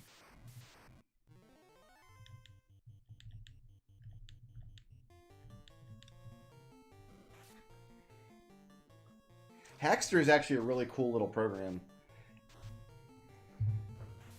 Because you're literally looking at the game's code when you go in, and it's laid out really in a user-friendly way. So it's actually a very good resource for just looking stuff up in the game. Like if you want to know, like, oh, what's this monster's spell list? It's better to look in Hackster than it is to try to find it on the wiki or something.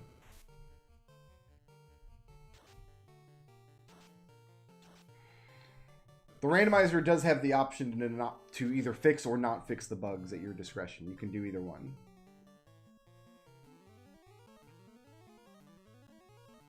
It's just a matter of, do you live a dirty life or not?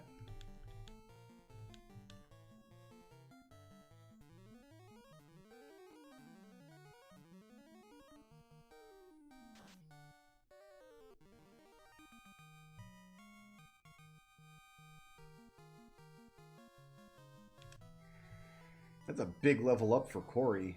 That was like 30 or 40 hit points or something. I think all the other rooms on this floor are empty, but I'm going to poke my head in just to make sure. Oh, I'm glad I did, because clearly not empty. So we cannot equip that, and I don't think we can hold that either, even though it's unique. Yeah, we don't... Like, that's a unique piece of equipment, but we don't have room to hold it. There's better armor for our knight. Water. These guys are actually serious. So we're going to... Big guns blazing, at least on the first round. Good night, McLean. Thanks for hanging out, man.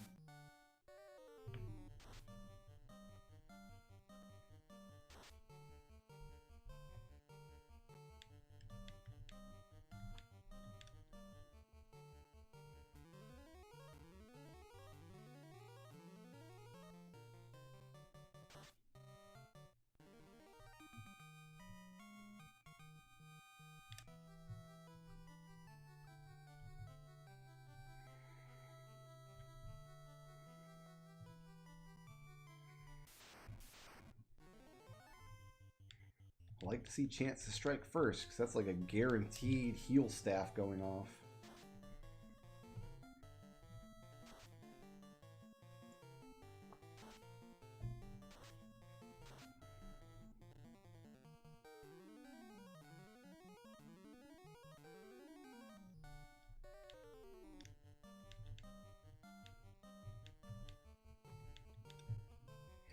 But after this dungeon, we'll be able to get this Corey's best weapon.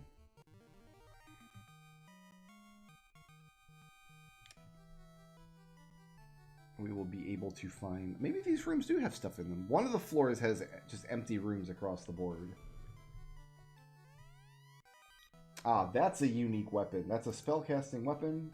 Actually, I think there is one more of those elsewhere in the game.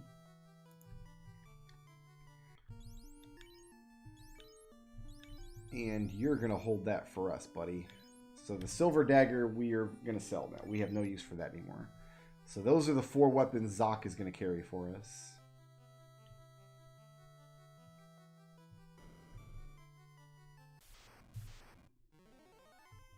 Water.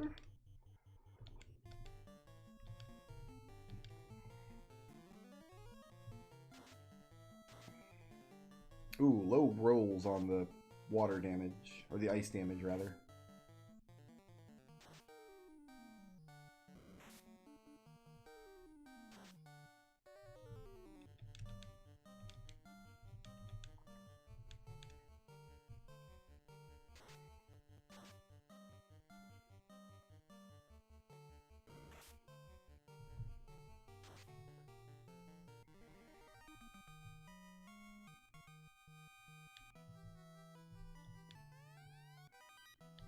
So that casts Fire 2. And so Noah is going to carry that. And I can sell her hammer now.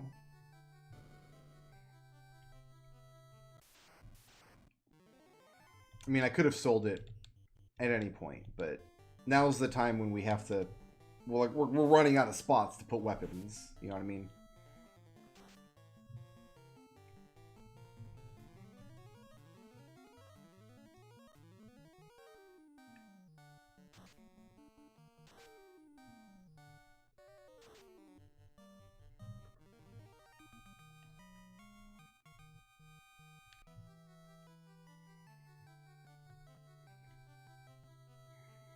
See, this is a fairly good treasure floor, actually.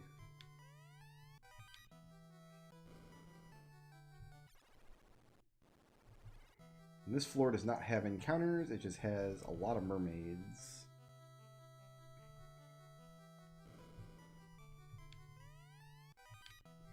Okay, so that is for Corey.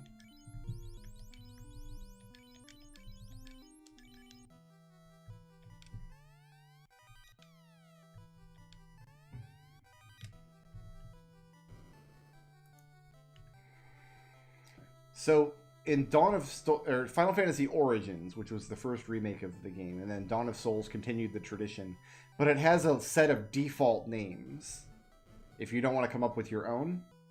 And the default names are all like obscure characters from previous Final Fantasy games.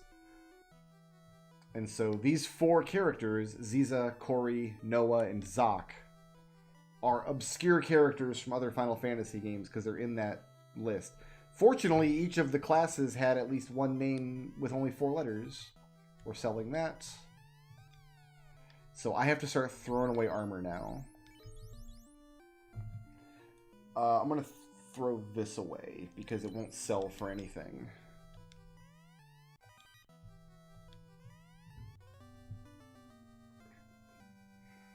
Well, we can't have characters named after vegetables in the almost perfect save. That would just be crass.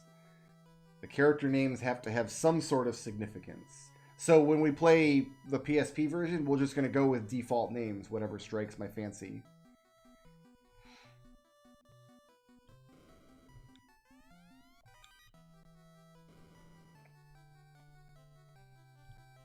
Oh, you're just a fish woman, yeah. Move. Move. Kind of hoping there's no more armor in here, because we are full up on armor. We got to go sell off some junk. 10G. 10,000 G.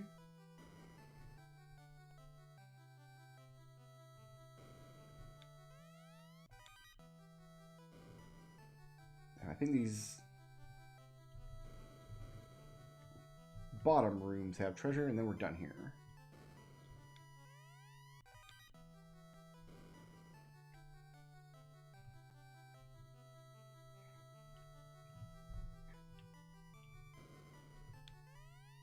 Oh, okay. What can we safely get rid of? Ice shield, because we're going to get him a better shield right now pretty quickly anyway. No, drop the silver armor, because that's not going to sell for as much as the ice shield. That's what we drop. Okay, so all of the opal equipment we can sell. None of, I mean, it's all unique. We can't ever get another version of it. But we're also not going to equip any of it.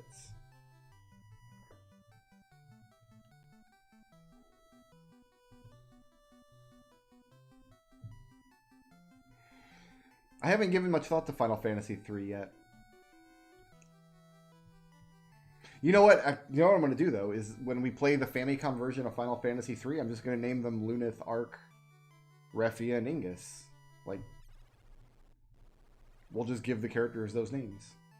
Although when I replayed Final Fantasy III, I forgot we did this, but we named the characters in the Steam version of Final Fantasy III after the cast of Final Fantasy II, except we named Refia Guy and Ark Maria. So we gave him the girl's name and we gave her the name Guy, which, amusing. I'm glad that happened.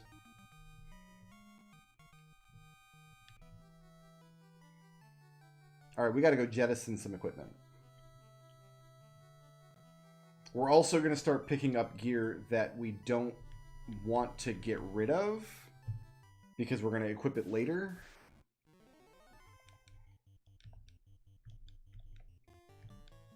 If that happens, I'm going to go do the level 30 grind. To make sure we're not throwing away anything useful yet. Oh, I see what you did there. That's clever, Jikaryu. Gonna liquidate the Sea Shrine loot. It's big money loot, too. It's like all this opal equipment. It's worth a lot. And we're walking out of here with a bunch of experience levels, too. And there's still half of this dungeon left to loot. Like, there's still a ribbon in here. I think the ribbon is the only thing of actual value still remaining here. We're gonna go big money, no whammies against you nerds, because I don't want to deal with it.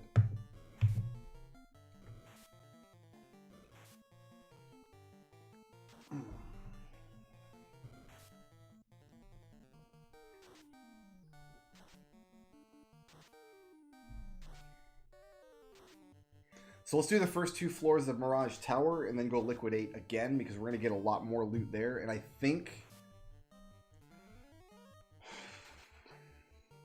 No, you know what? There's stuff in Mirage Tower we can't equip yet. The Dragon Armor, the Aegis Shield. We're not going to be able to equip until we promote. I think we have to do the grind now. Because I don't want to loot the Volcano either until we have, like, exit and stuff.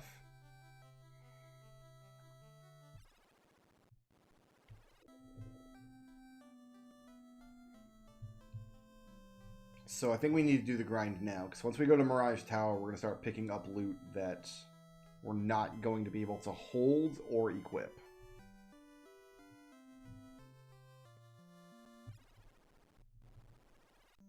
We're promoting at level 30, so we made a good dent in that, just playing through the game.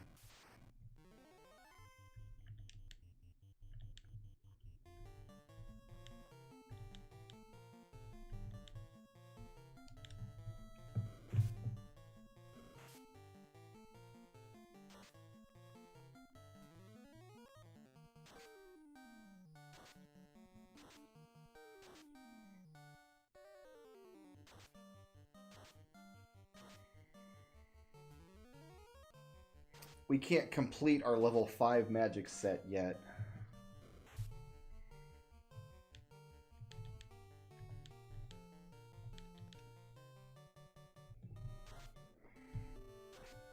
And I don't think anybody can...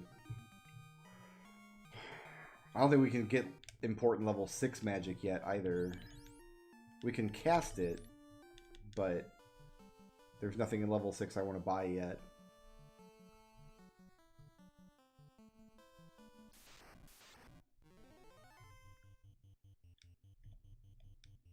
Oops, no, you're weak to lightning.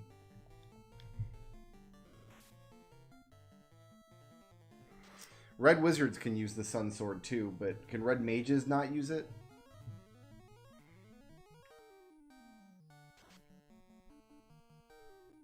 I might be okay to do the 2... I don't know what I want to do. It's time to promote, I'm not at the appropriate level yet. I can get more stats if I promote a little bit later.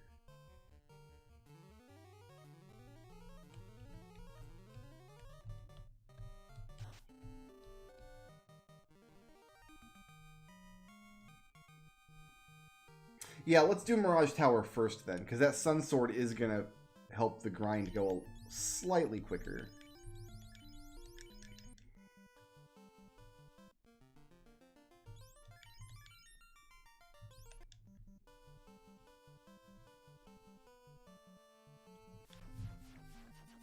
But first, we must go to Melmond, where we can sell all this equipment off and learn a language.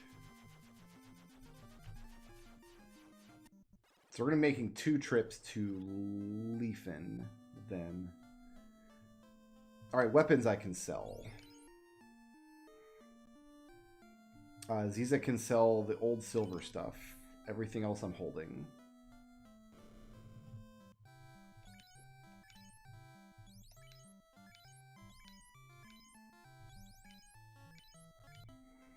Armor I can sell. Corey, Noah, and Zoc all have opal equipment that can go.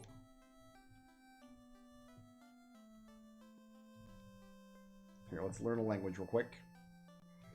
Literacy!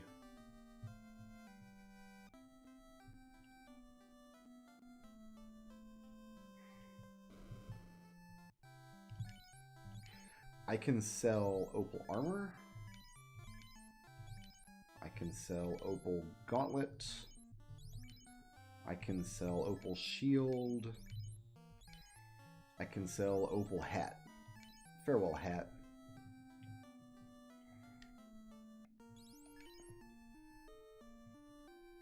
I think we can safely loot Mirage Tower without maxing out our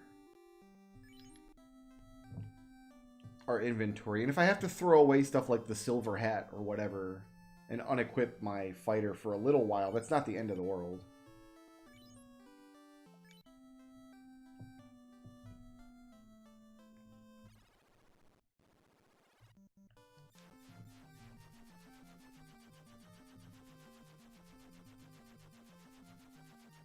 So there's 2 floors of Mirage. We'll do Mirage Tower and then the first floor of the floating castle and then leave. Because the rest, there's a ton more treasures after that, but what am I doing here?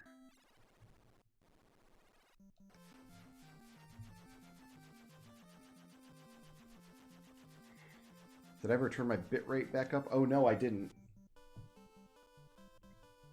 I still think it's at like a respectable number. Like I didn't turn it all the way down to potato levels. But no, I didn't ever turn it back up after. You can actually do this now. Haha. I will do that though. Thank you for reminding me.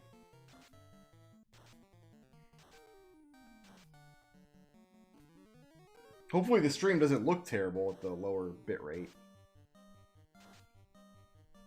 But if it does, I guess that explains why. I think I left it at 15 or 1700. Which is lowish, but respectable. Like, it doesn't look terrible.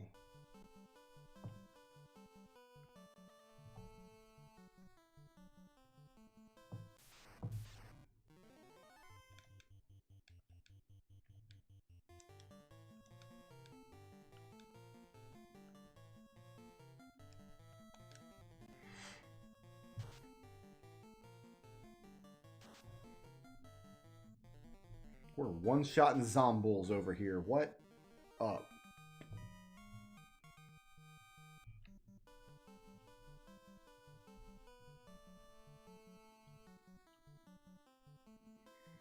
Oh, it was probably more noticeable in Final Fantasy IV, yeah.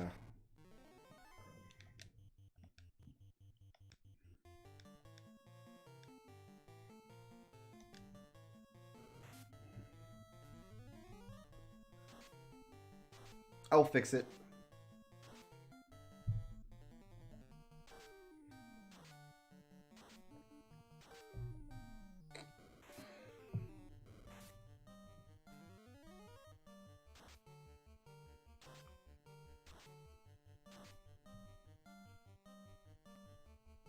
Of course, the one giant that doesn't need to die is the one giant that gets killed. Of course. A horse is a horse, of course.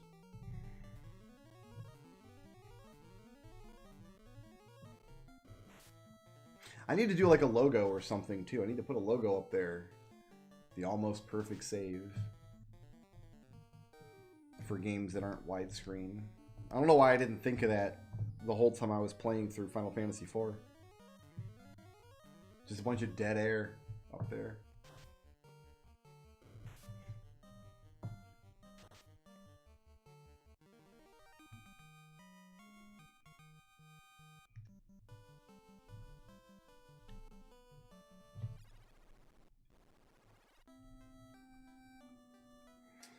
Can't learn level 8 magic yet, otherwise I just buy my level 8 spells while I'm here.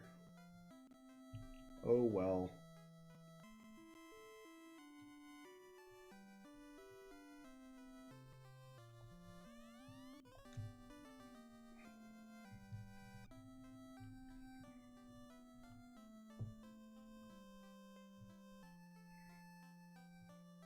Resign to the grind, TM. Registered trademark. All rights reserved. LLT. LMNOP. Oh, look at this fight, man. What up? You know what? We're going to go completely ham sandwich on these guys. No, we're not, because that won't hurt trolls. Completely ham sandwich on these guys.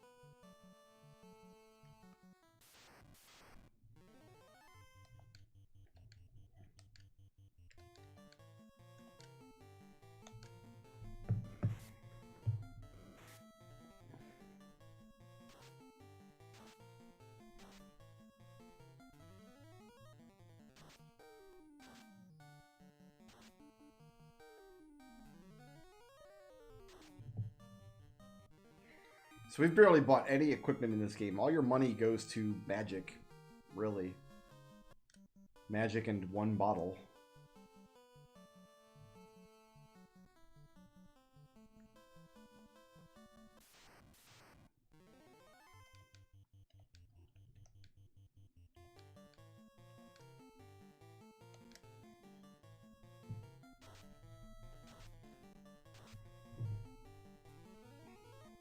Maybe we'll loot those 3 floors and then go see what my equipment inventory space thing looks like. Because we actually have what we need to fight Tiamat right now. We're going to use Bane against Tiamat. So we could clear Tiamat if nothing else at the moment.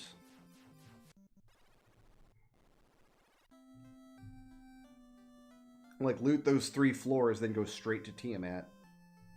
Well, no, because if I run into a war mech, it's a game over.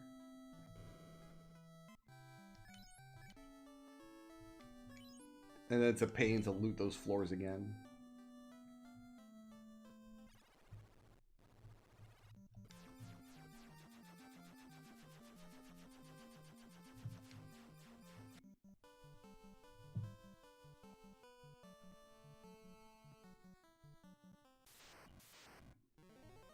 Nope. Not doing this.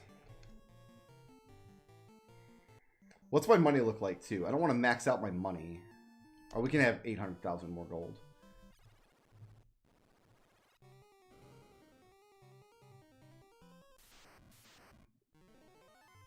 No, monsters strike first. Fiddle-dee-dee.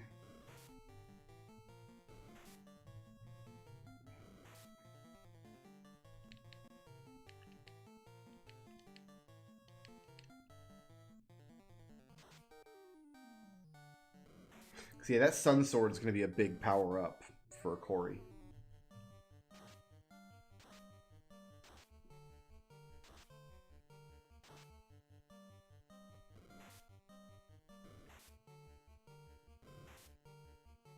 $106 damage. What? What the what?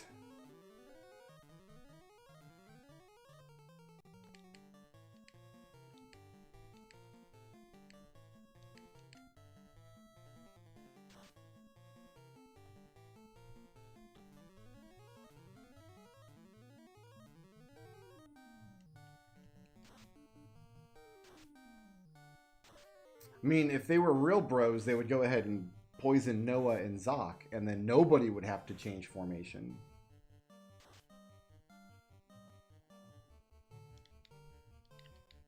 That'd be nice.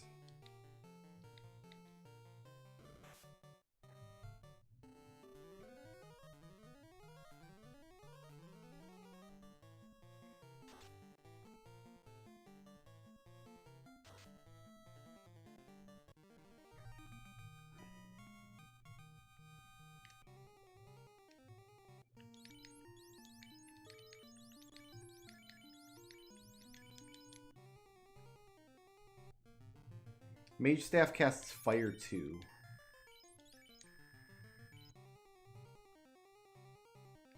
And then the Black Shirt casts Ice 2.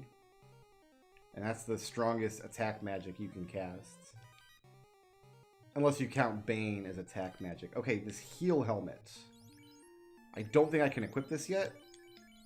No, he can't. But we are going to carry it.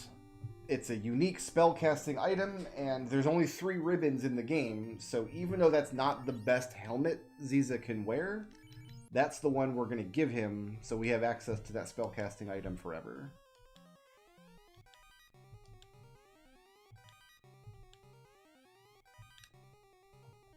The Vorpal, we also can't equip yet, but we're just going to hold on to it. It's a cool item, and there's only one of it. I think I'm going to run from these. I don't think fighting these things is worth it.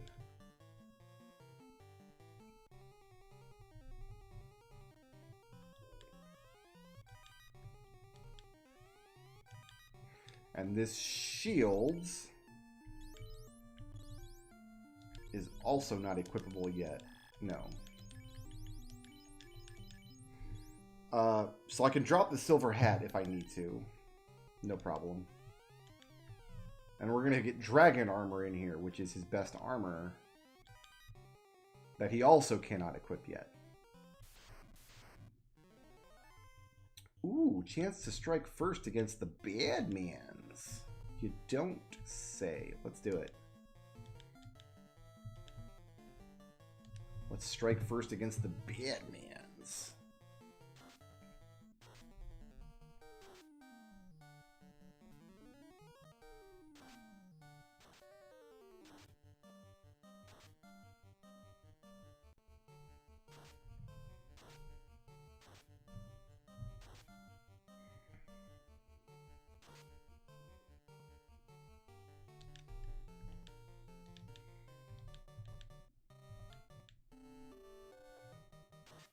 Bad mans are fine. It's the evil mans you gotta watch out for because they can cast nuke. Which would not be a nice thing to see.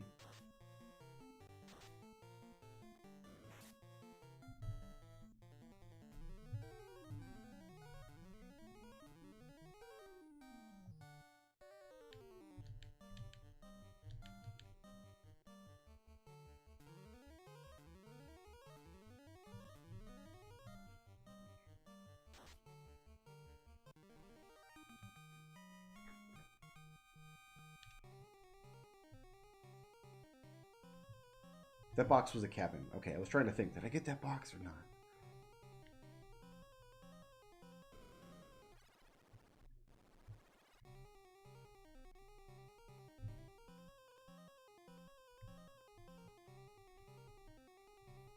The opal helmet is the best one he can wear, but the heal helmet has... I don't want to get scorched to death by these nerds, but I don't actually know how much that hurts either. I guess we'll find out.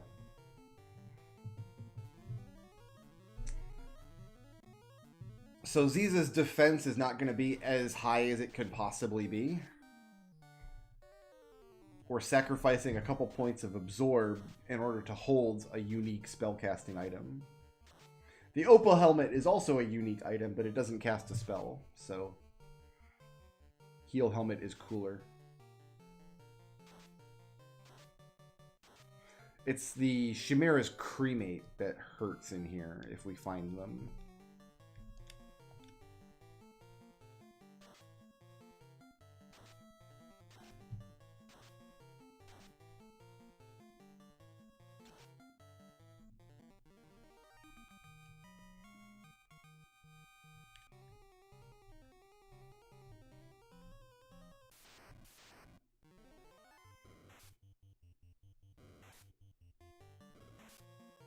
They're just beating up on Noah today. What's up?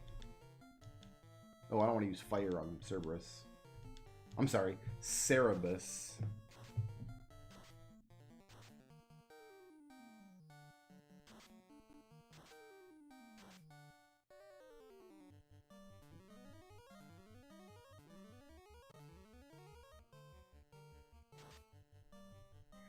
Heal 2, if you use it outside of combat, does the same thing as Heal 3. I think that's how the bug works. Or doesn't work, as the case may be, since it is a bug. Oh, is it in battle, not outside of combat?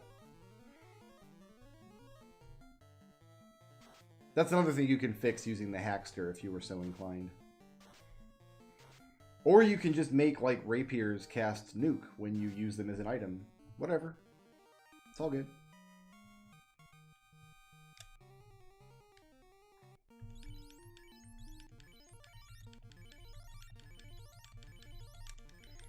Back in the day, we used Hackster to replace the name Wizard with Zoidberg.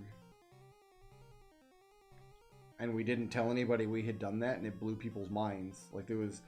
Is that why Zoidberg is named that? Yes, that's why Zoidberg is named that. I'm going to have you cast something, actually. Fire 2.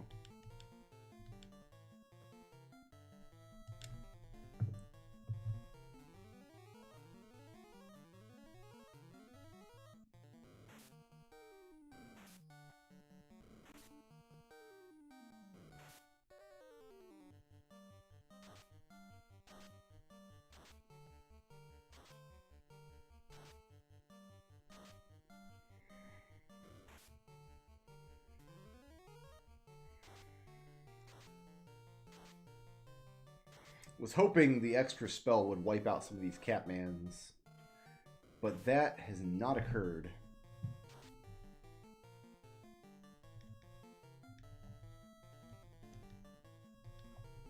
What you're expecting hasn't happened.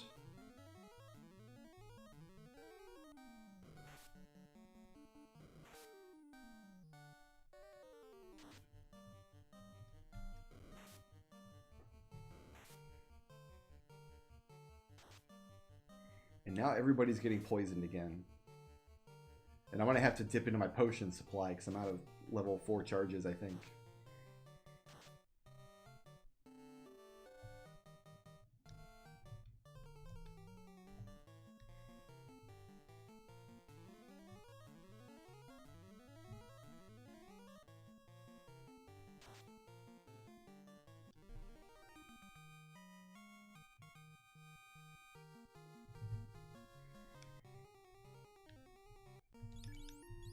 One more.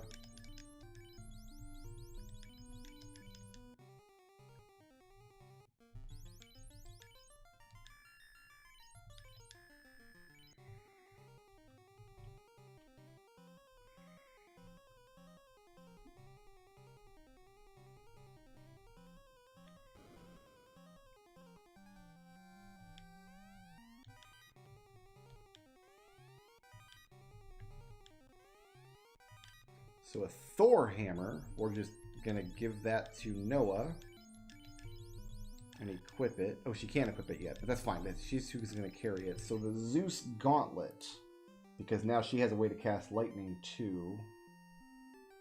Oh, she's going to carry both. Fair enough. She just has 2 ways to cast lightning too. It's fine.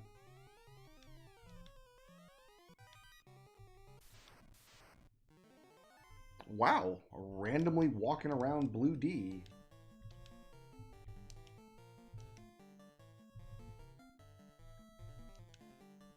You got it, buddy.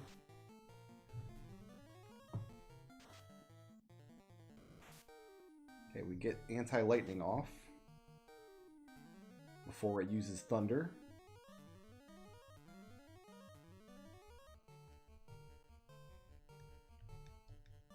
No, we don't want Thor, though. We want Mage.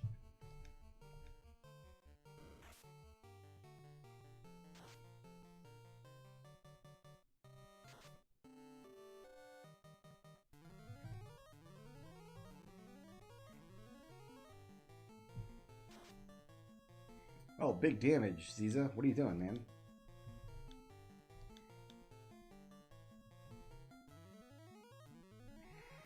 I mean, we've been playing for like 4 hours at this point, so yeah, we're pretty deep in the encounter table. We're going to see some wacky stuff.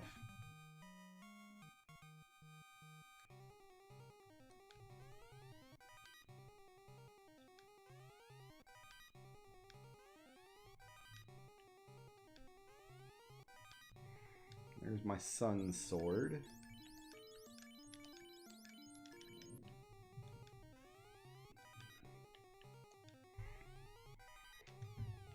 There's dragon armor. Which, just to confirm, he cannot equip yet.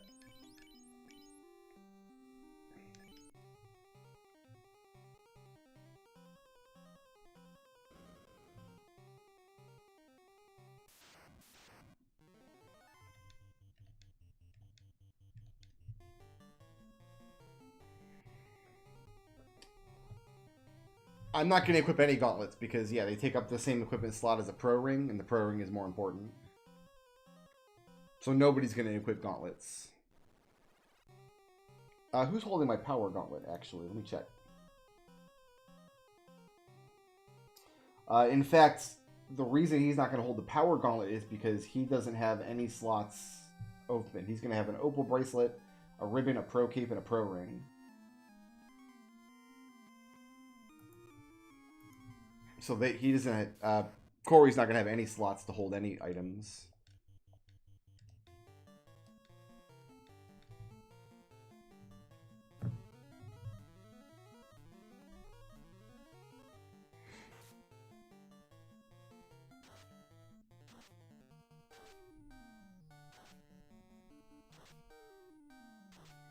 fact, the Zeus Gauntlet and the Power Gauntlet are the only two spellcasting items, or pieces of armor specifically, that I'll be holding that I won't be able to equip. Because the only other spellcasting armor are the white and black shirts, which I can equip, and the heel hat, which I'm equipping.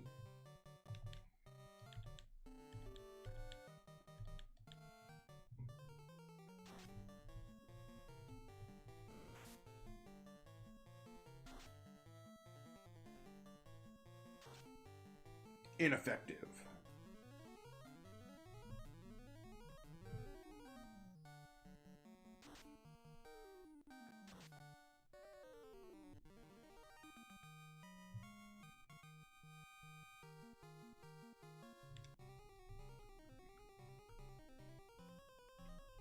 So we're going to fight 2 more blue dragons. One here.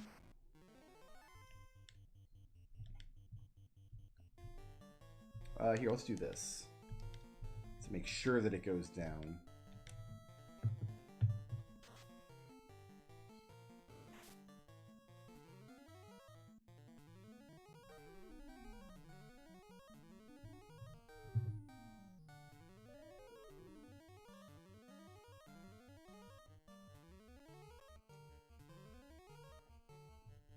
I'm happy to make that play. It's one more hit from Ziza, and this thing should be toast. Ah, that's why we wanted to cast our anti-lightning spell.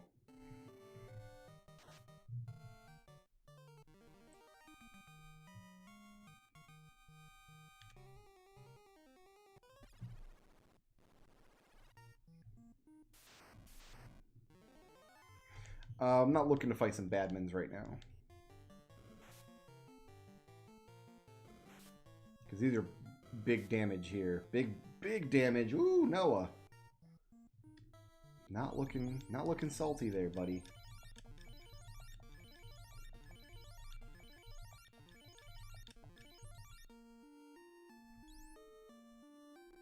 Oh, that's Corey. Oh my god, I didn't buy Cure 2 for Noah, but I'm on Corey's screen, that's why.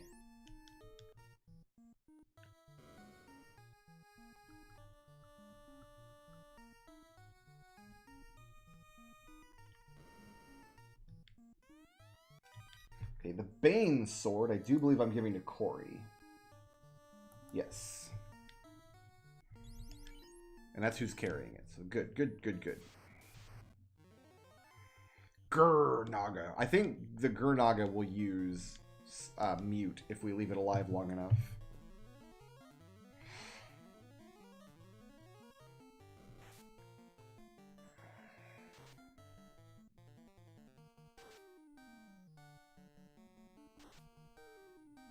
That Sun Sword is tasty.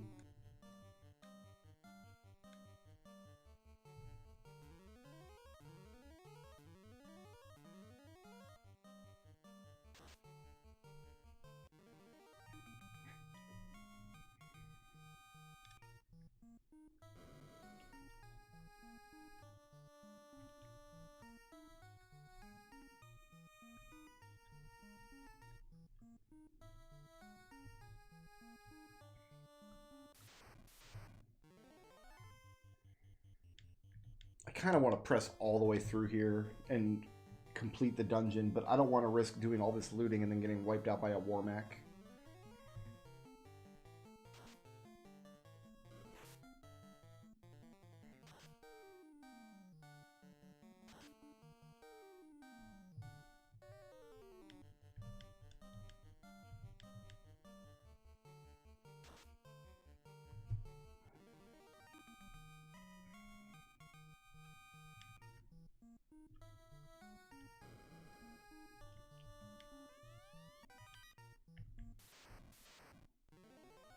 I'll take 2 badmans.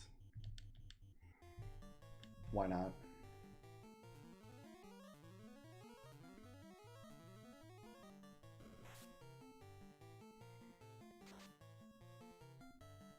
I feel like Zoc has a fair amount of hit points for a black mage. Good on you, Zoc.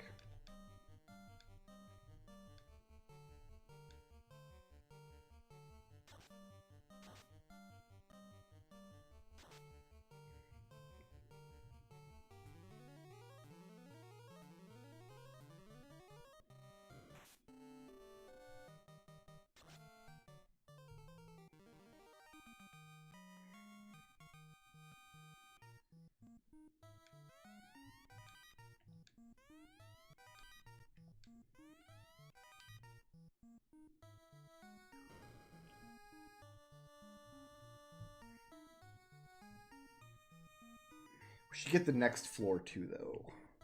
Maybe we should just do all the looting and leave. I don't know. Ooh, I like this guy. There is some scary stuff in here that can wipe us too, if we're not careful. No, we'll just loot the 3 floors that I intended to loot and then leave.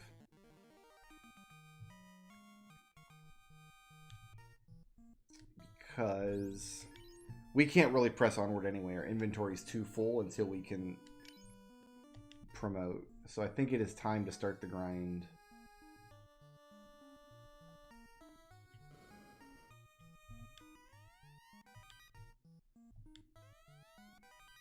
There's a second heal hat. Alright, so we can get rid of... We're only going to keep 1 heal hat. And we're not going to need this. Okay, so we don't actually need that pro ring either. We can sell it. Oh, I should have dropped the silver hat, not the heal hat. The heal hat would have sold more. Oh well.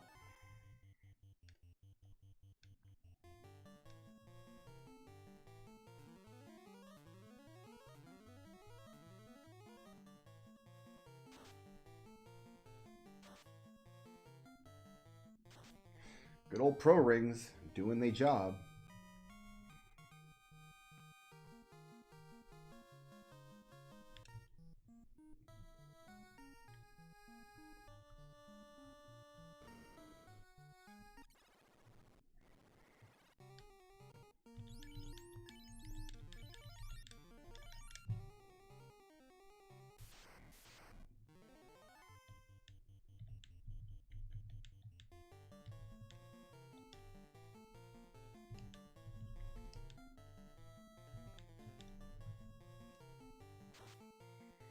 The only spell worth casting against this thing would be Ice 3 or Nuke, as far as damage goes. Which we won't have for a good long time yet.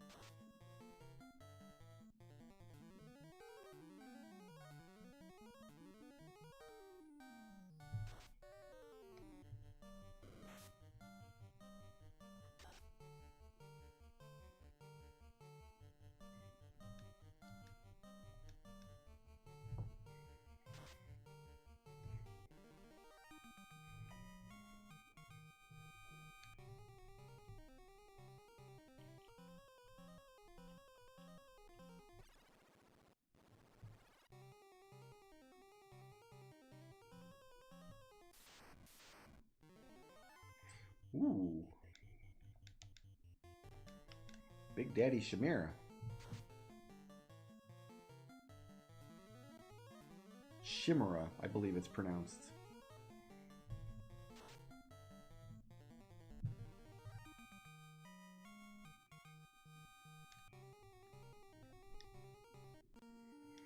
Gold is looking pretty good. I think we're going to start buying up level 6 magic now. We don't want to max out our gold because we need we're going to invest a lot of gold in maxing out all of our items. 99 houses. How much is that going to cost? 99 houses. They are, I think, 3,000 apiece. So that alone is going to cost 300,000 gold, which is almost a third of what you can carry. So we don't want to hit our gold total and then the gold we win from fights, it doesn't actually go anywhere. You can only carry 6 digits of gold in this game.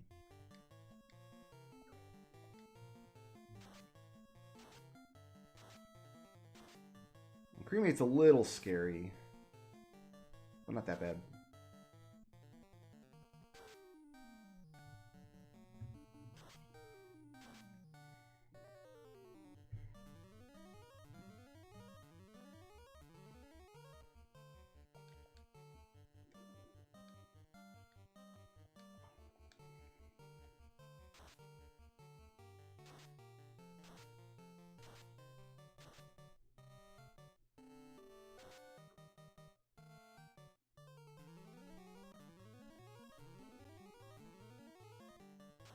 Woo!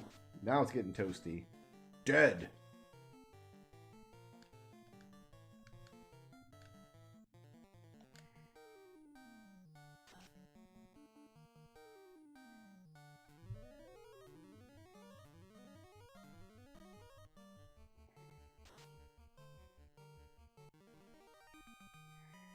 Oh, Corey has some healing left. He does.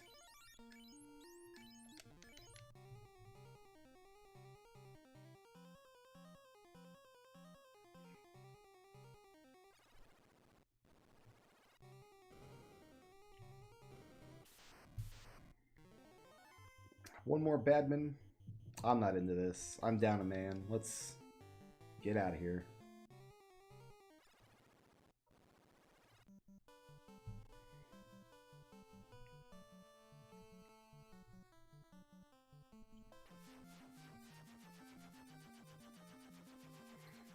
We can start purchasing some level 7 magic. I'm not exactly sure what.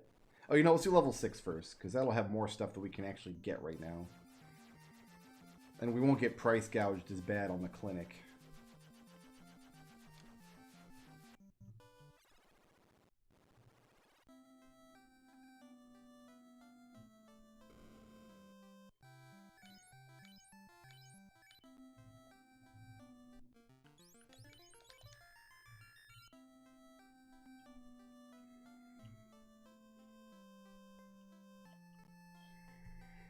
But I think I want to use up all of my money. Okay, so armor I can get rid of. Corey's silver hat. Zock's extra pro ring. And that's it.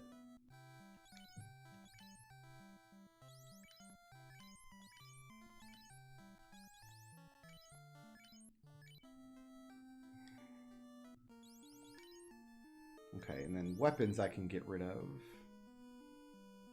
Nothing. I'm holding all of this. Who's carrying the flame sword? You are.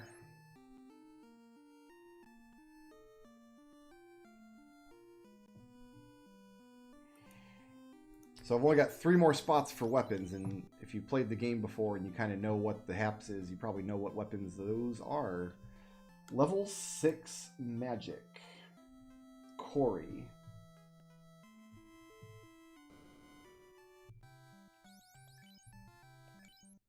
Can't learn anything at level 6. Zock is getting Quake.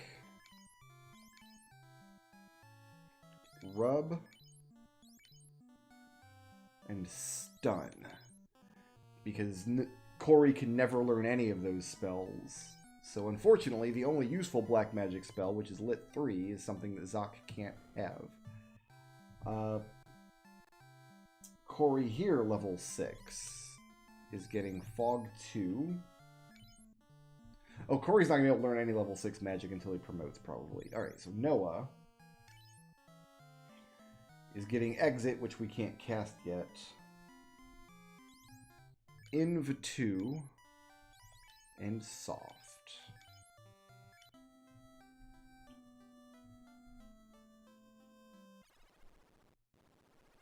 Oh, let's hit the inn, so my 1 hit point jabroni doesn't get killed.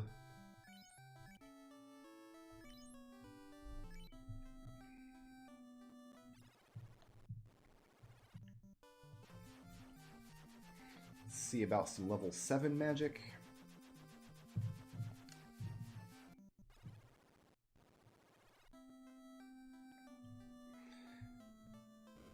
So Zock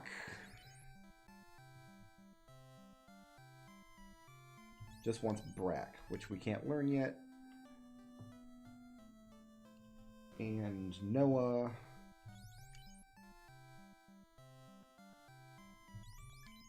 Can't learn these yet either. Okay, so we have to promote before we can even learn those.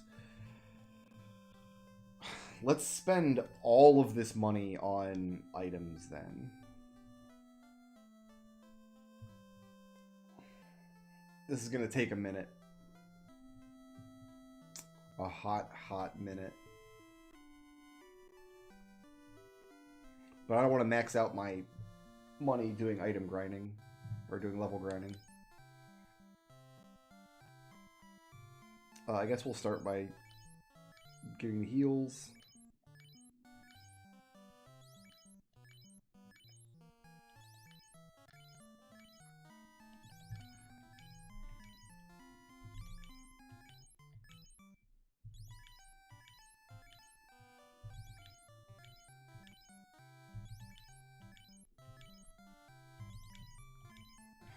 When we were kids, we used to amuse ourselves by trying to do the actual shopkeeper dialogue as quickly as like we could keep up with it. What do you want? 60 gold. Okay, thank you. What else? What do you want? 60 gold. Okay, thank you. What else? What do you want? 60 gold. Okay, thank you. What else? You can imagine us doing this for many, many hours as children.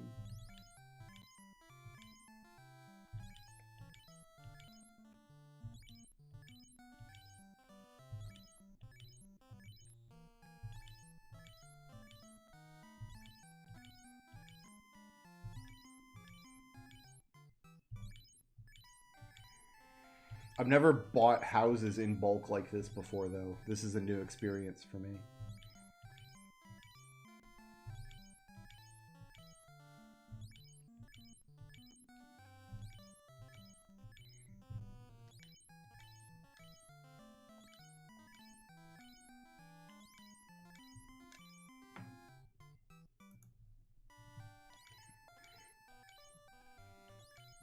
There shouldn't be any Final Fantasy IV videos missing.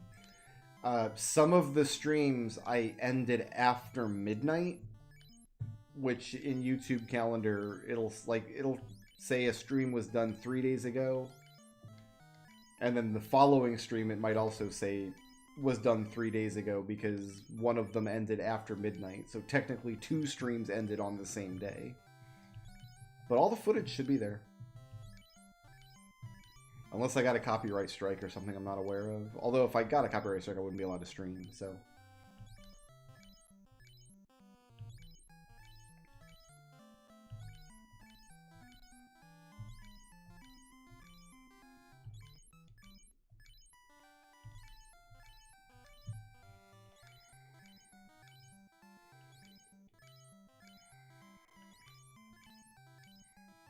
I think you find more houses in treasure boxes than you could ever actually use. So once you get the airship, you kind of don't use tents or anything anymore. There's really no point. Because you can just fly right where you want to go.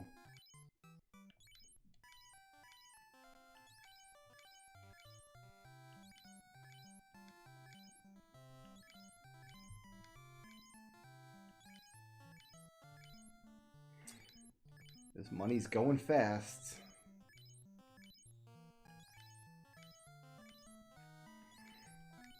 I need to sit down tonight and actually organize that Final Fantasy IV playlist. I was going to do that last night, but instead I did a test play of the game I'm recording for my Christmas video this year. I felt like that was a better use of my time last night. And then today, instead of getting anything productive done, I just laid in bed sick all day.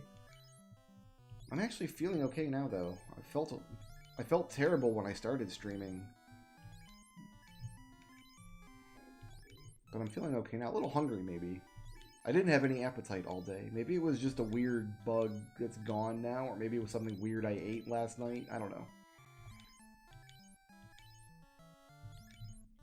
Yeah, right now the playlist is empty. There's nothing in it. I have to add videos to the playlist.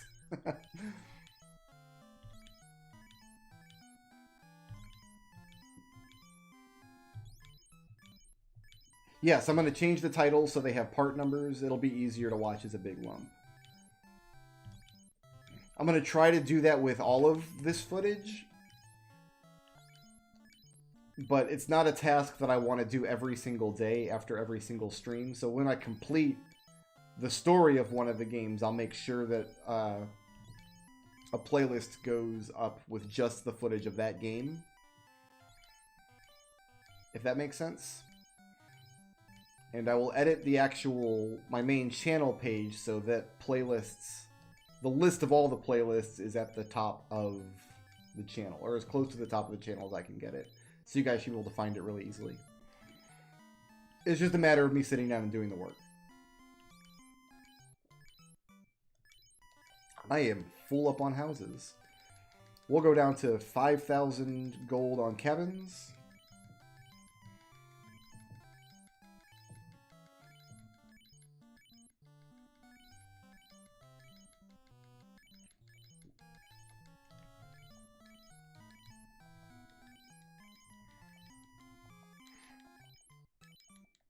If you want a more concise augment guide, I have a blog post I can post for you. Because that's the guide that I used for my playthrough, so I know who to give what. Here, I'll get you that link real quick in case you don't have it. Because I used a thing that I wrote back in like 2010. I did the work to figure out what augments to give to who. And I didn't feel like redoing that same work. There you go. There's a link for you. You may or may not find that useful.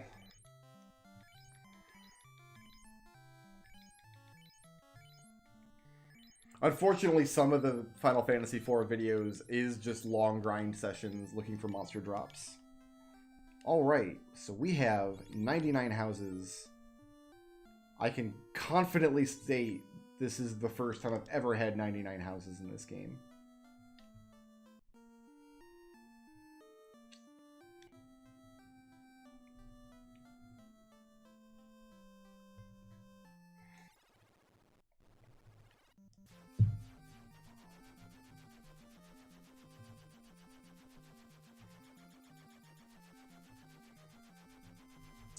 Let's see what we can get from Agamas here. I am going to save right outside here just in case the worst happens, whatever. We're not going to do any looting here yet. I just want to get to the Agama boxes.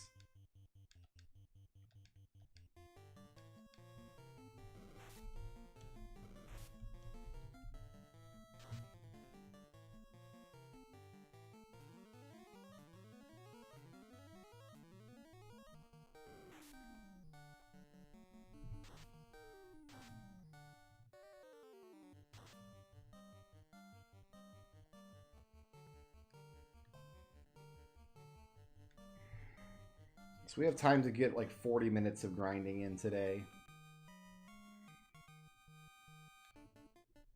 And I think Agamas are going to be our best bet. I think that's the most efficient place.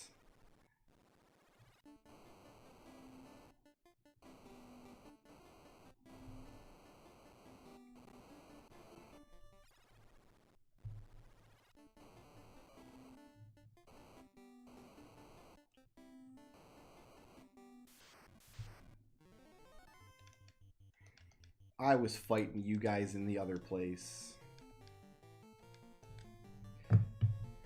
And you wasn't nothing there either.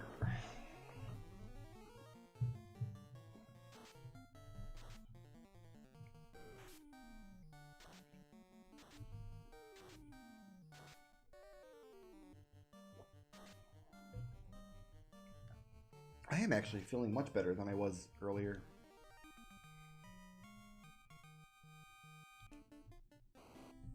Maybe I was just dehydrated because I just laid motionless all day. And Powerade is magic.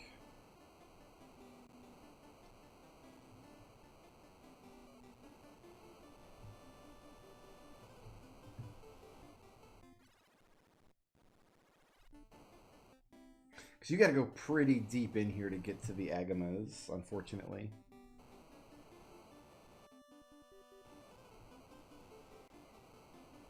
Probably time to heal. We're doing okay, but...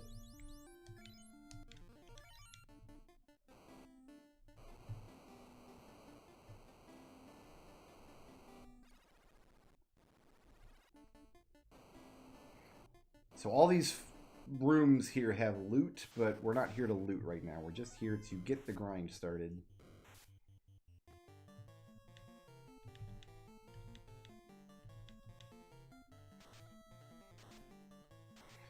We're grinding to level 30 now because that's when we want to promote. You get better stats when you level up when you're unpromoted than you do when you are promoted. And we're promoting at 30 because that should give me plenty of time to equalize. Like, once my lowest level character is 30, my highest level character won't be too high that they won't get all their spell slots with the remaining level ups. So the cool thing about this dungeon is you don't actually have to do it until the very end of the game. There's no treasure in here that's worth getting. Everything that you find in here, you're just going to replace once you get to the Waterfall or the Sea Shrine. Oh, do I not know where I'm going? It's this room over here. So you can just save the volcano for the very, very end of the game and never come here until just before you're ready to go to the final dungeon. That is a perfectly cromulent way to do it, and that is what I recommend you do. And if you do it that way, you don't have to get any of the loot here. None of the loot here is worthwhile at that point in the game. This game does split XP, yes, but we're not going to get better than 618. Bring everybody up to 200.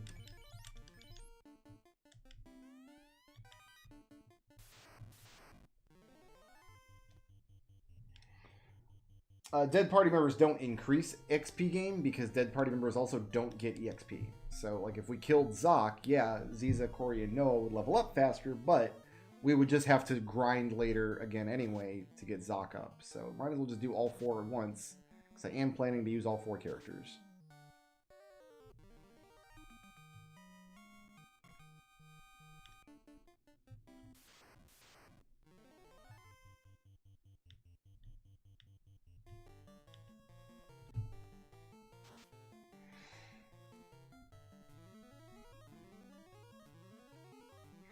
And this is going to be our life for the next 40 minutes or so. After that, it will be time for me to leave.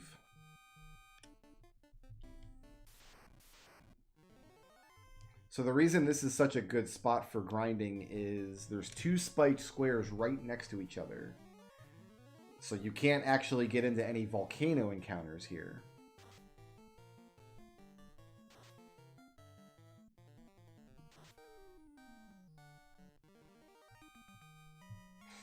I'm going to do this, actually.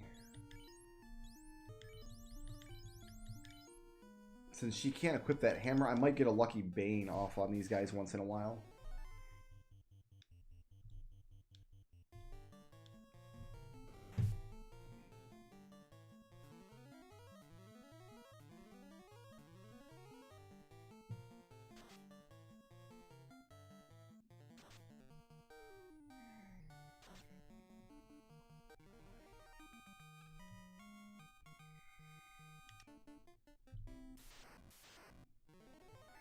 As long as we don't forget when to walk down and when to walk up.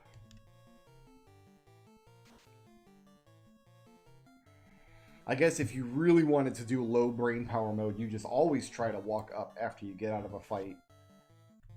And then if you walk into a wall, just turn around.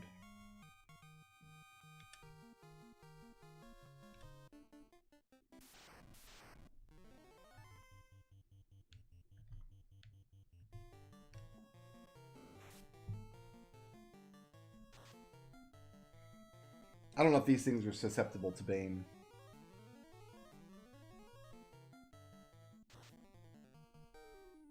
We might do the second grind all the way to 50 in the floating castle, though, and see if we can capitalize on the 32,000 experience you get from Wormex.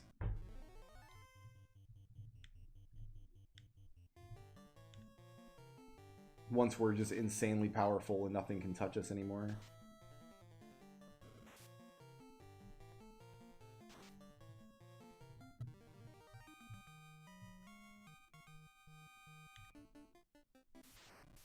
But if we were actually min-maxing our stats, this grind, like this monster, wouldn't be tenable because you'd have to save your game before the level up, then level up and see if it was strong, and if it wasn't strong, reset so you can level up again.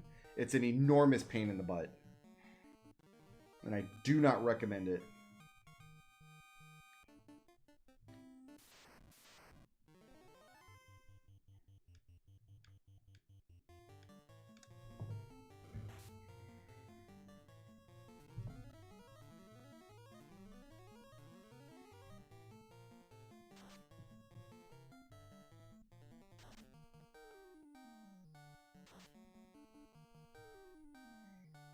Rolling into round 2 here. I don't think these guys can be hit with Bane. I think we would have seen it happen by now.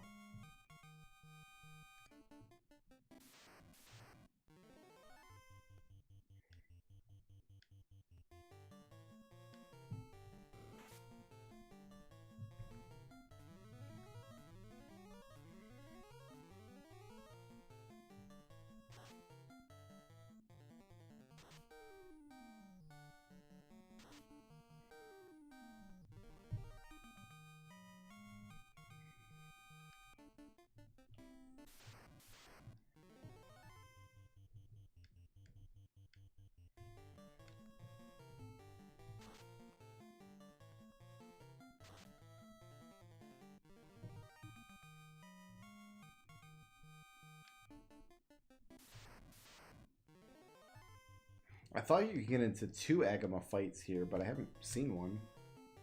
Like a... Oh, Bane works. Cool.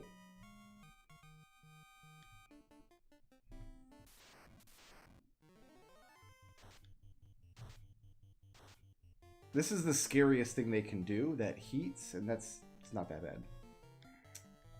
That's why we're waving the heel stick around here and there.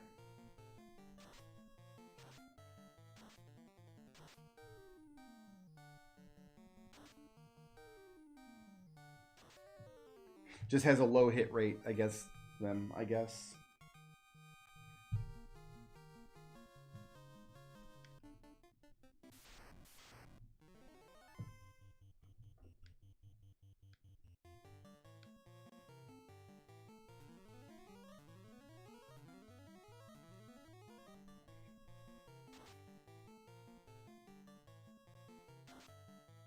Nice. Noah, you helped.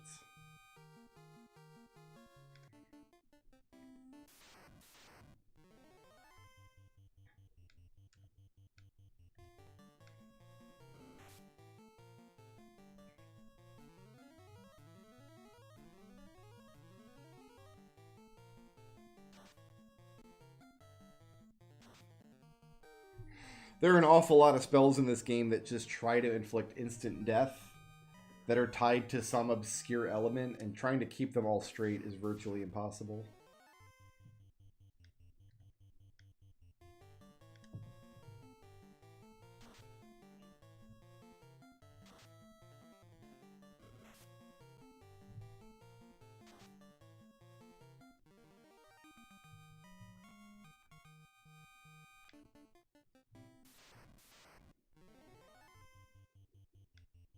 Bane is poison.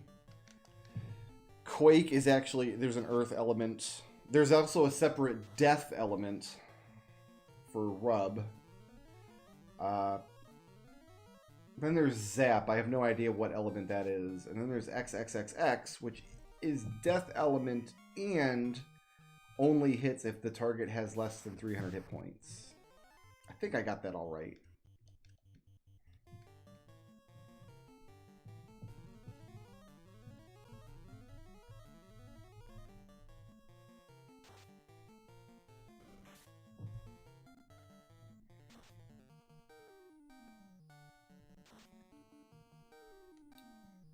The 2-round Agama fight. Not what you want to see, kids.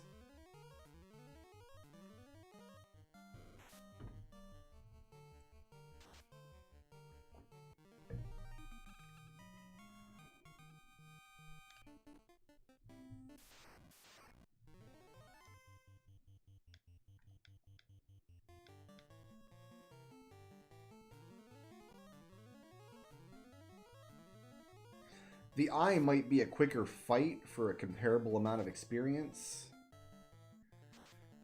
The problem with the Eye is we have to walk through the back half of the ice cave after we're done grinding. And with my luck, we'd run into a pack of sorcerers or something and completely wipe. Oh, it's like, it doesn't even make sense to me that time is an element at all. Like, what? What? Also, if you go into Hackster and looks, a lot of the little checkboxes for, like, this spell is of this type are just question marks, because apparently they're never even checked in the game code. So it's impossible to even guess at what they might be.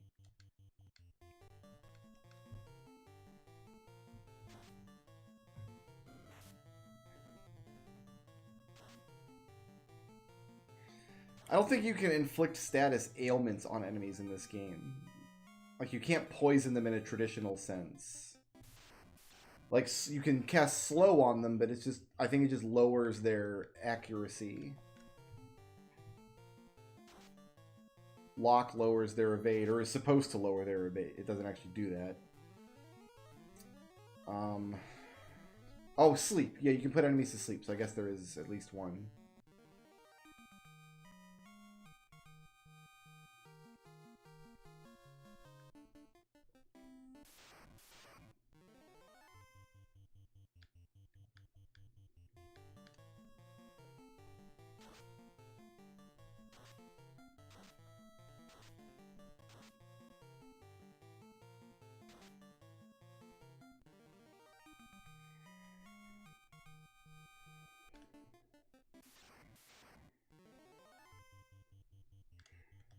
So we're getting less experience per fight here that we can get in places like the floating castle, but the time we're saving on not just wandering around looking for encounters, I think makes up for it. This is like the lowest brain cycles you can spend and level up efficiently.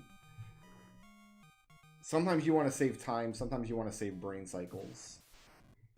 When you're resigned to the grind, you really just want to save brain cycles mostly.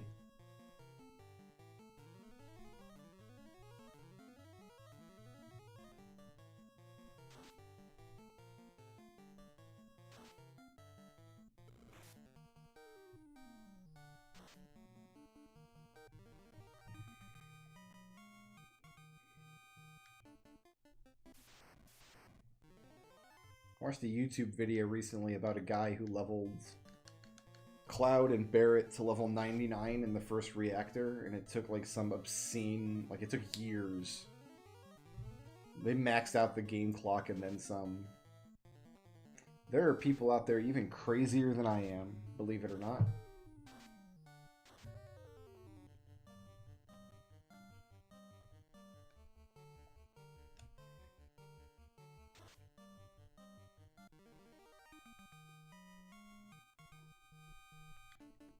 I'm going to switch their swords.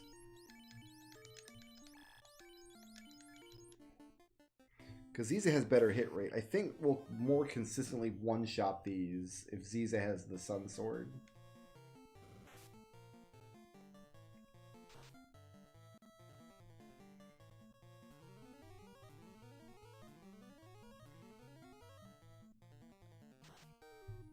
Yeah, look at that. 4 hits for 220 some damage.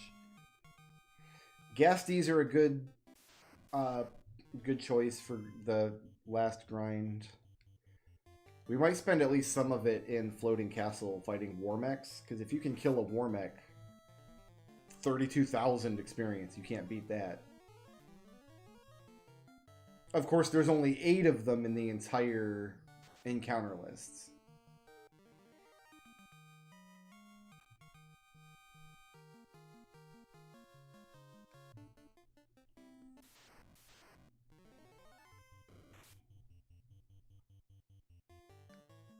So the story in the video that I saw Torgo, and I have no idea if it's true. Like, I don't doubt that the guy did the grinding because they showed the footage of him reaching level 99. So, but the story behind it, like there was a web forum and a guy is like, I'm gonna level Cloud and Barrett to level 99, but he was just trolling people. Like he wasn't actually gonna do it, and so it made people mad. And then this other guy came into the forum thread and was like, you know what? Screw this guy. I'm gonna do it. And then just completely stole the first guy's thunder. And then over the course of years, actually completed it. And last I checked, I looked at his YouTube channel, and his new project now is to grind Zidane to level 99 in the Evil Forest. So, keeping busy. You know, it's important to keep busy.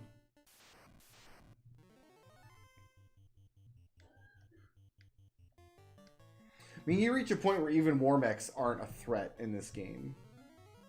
Like, we can just survive indefinitely in the Temple of the Fiends eventually.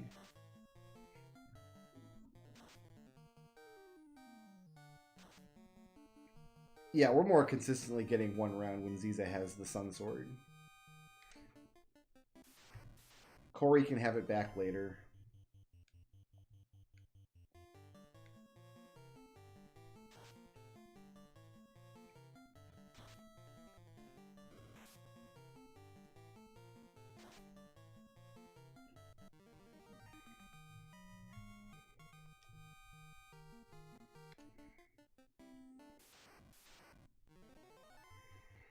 I mean, if people aren't willing to tune into Final Fantasy grinding, then my channel is pretty much dead in the water, because that's all I'm going to be doing all year. So, I need to be glad that there are dudes out there that want to watch that kind of footage, so...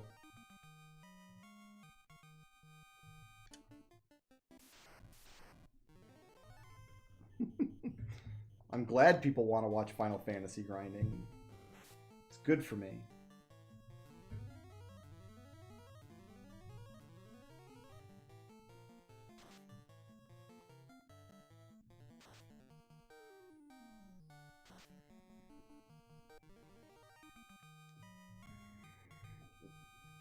Yeah, I seem to remember worms and gas dragons being like, once you can survive indefinitely anywhere, worms in the final dungeon or gas dragons in the final dungeon are really good bets for just lots of experience.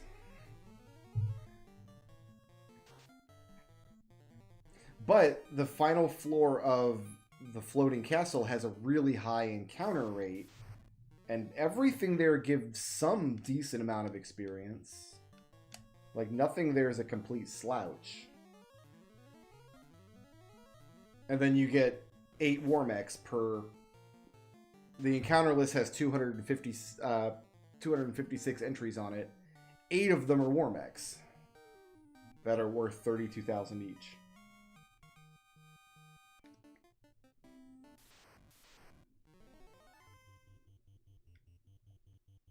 I mean, tedious grind streams are actually a thing. Like, there's another stream out there. I have never caught him live, but he uploads the archives to YouTube, and sometimes I've put him on in his background. All the dude does is, remember back in the day in Minecraft, the edges of the Minecraft world are called the far lands, and they would be like weird glitchiness. But you couldn't actually get to the far lands, because it's millions and millions and millions and millions of blocks out. And they've since patched it, and now it's fixed. Even if you teleport way out there, you don't see glitchiness. But this guy's just like, I'm gonna walk to the Farlands. And he's been walking to the Farlands for 8 years now. And he like raises money for charity, and every like he has milestones he has to hit, and every so many milestones he's like, I'm gonna push F3 and see how far we've walked. So once every 6 months, he pushes F3 once. So it's good that that kind of stuff exists out there.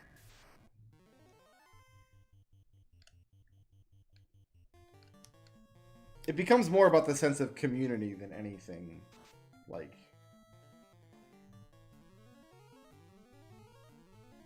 Like, I think if he actually keeps up at the current rate, he's supposed to reach the Farlands in, like, 2026.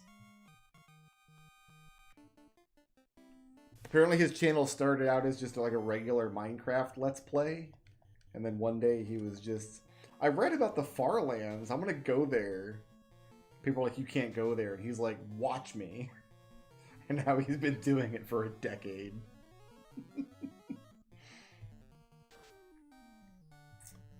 takes all kinds in this wonderful world of ours.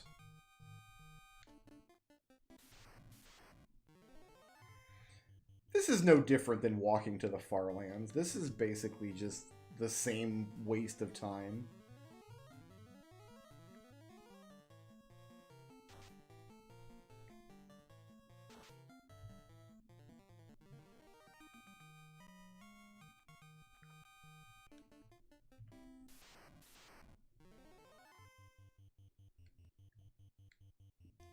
I have one more test play of my Christmas video I have to do before I'm recording it. I made some changes in my itinerary for that game. I'm not going to reveal what game it is. And I'm not going to tell you if you're right if you guess, so don't try. Then I hope I can get that recorded this week. Last year I waited till the last minute to do my Christmas video too. I don't remember why now. Just busy with other stuff, I guess.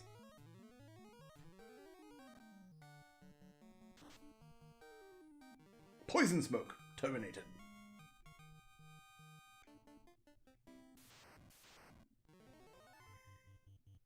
It's definitely 100% not Yonoid. I guarantee it's not Yonoid. Ziza's hit points are exactly 500. That's kind of interesting.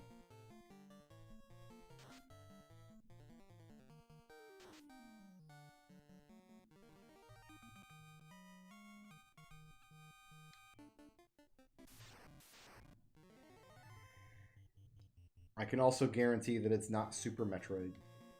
I told you I'm not going to tell you if you guess it, so don't try. No matter what game you say, I'm going to say, no, it's definitely not that game.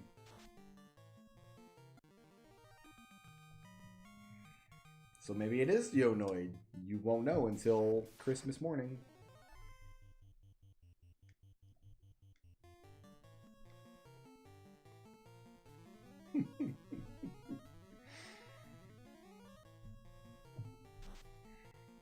I know usually a lot of people travel on Christmas or get together with family that aren't doing it this year. I know we're not. We're staying home. We're not doing anything for Christmas this year. So I hope that if you're stuck at home on Christmas and you decide to watch my Christmas video, I hope it brightens your day up some. This holiday, I'm just not into this holiday season at all. Which is uncharacteristic for me. I'm usually very much Mr. Christmas time. And not this year.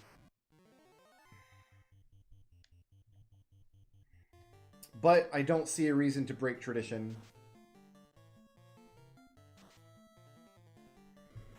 It's not World of Warcraft either. That would be absolutely ridiculous.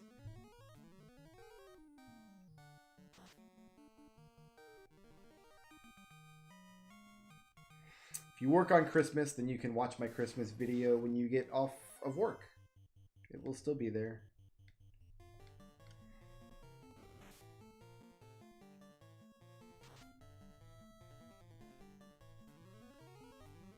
I just hope nothing goes wrong while I'm recording it, because I don't know that I would have the strength to record it twice.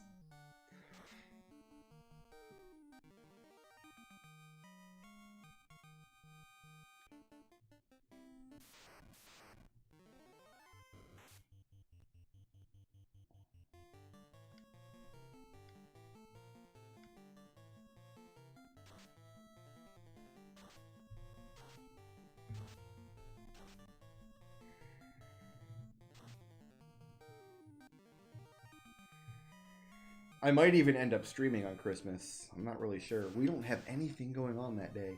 We're making lasagna for dinner. So that'll be fun. And she has this big Lego Yoda that my brother sent us for Christmas. So we're going to assemble that. And she also has, like, for me, I'm giving her a Yoda jigsaw puzzle. So we have a jigsaw puzzle to do. But I might get really bored on Christmas and decide to stream. We'll find out. Treble, thank you for the 149 super chat. Thank you for the peach butt. I should wait till the alert pops up before I actually give the shout out, I guess. Well, I already didn't do that.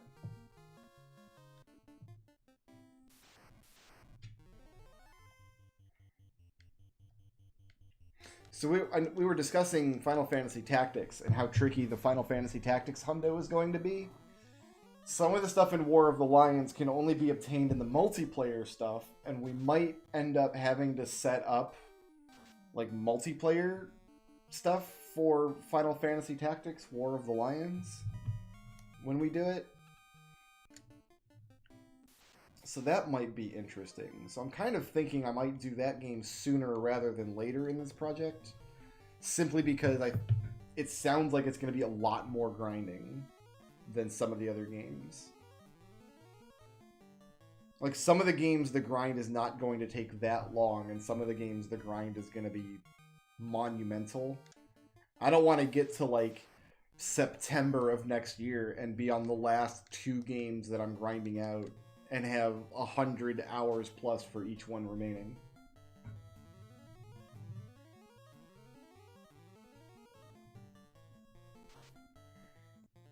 The delay for the alert, like this, it popped up in my super chat and in my activity feed almost immediately. Then the alert took about 60 seconds or so.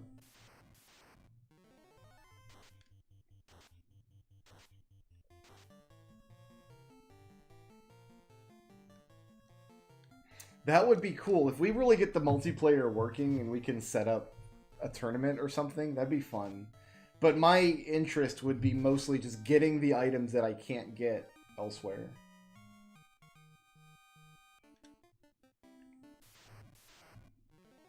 Yeah, me and Razanier did the multi-worlds Let's Play recently. Razanier's like my dude for that kind of stuff. Because Razanier doesn't mess around. Like, he actually knows the games well enough. Like, I'll play multi-world with anybody, but I would rather play with somebody who actually knows what's up. Who actually knows what they're doing and knows how to use the tracker and knows how to make good decisions. And Razanier does.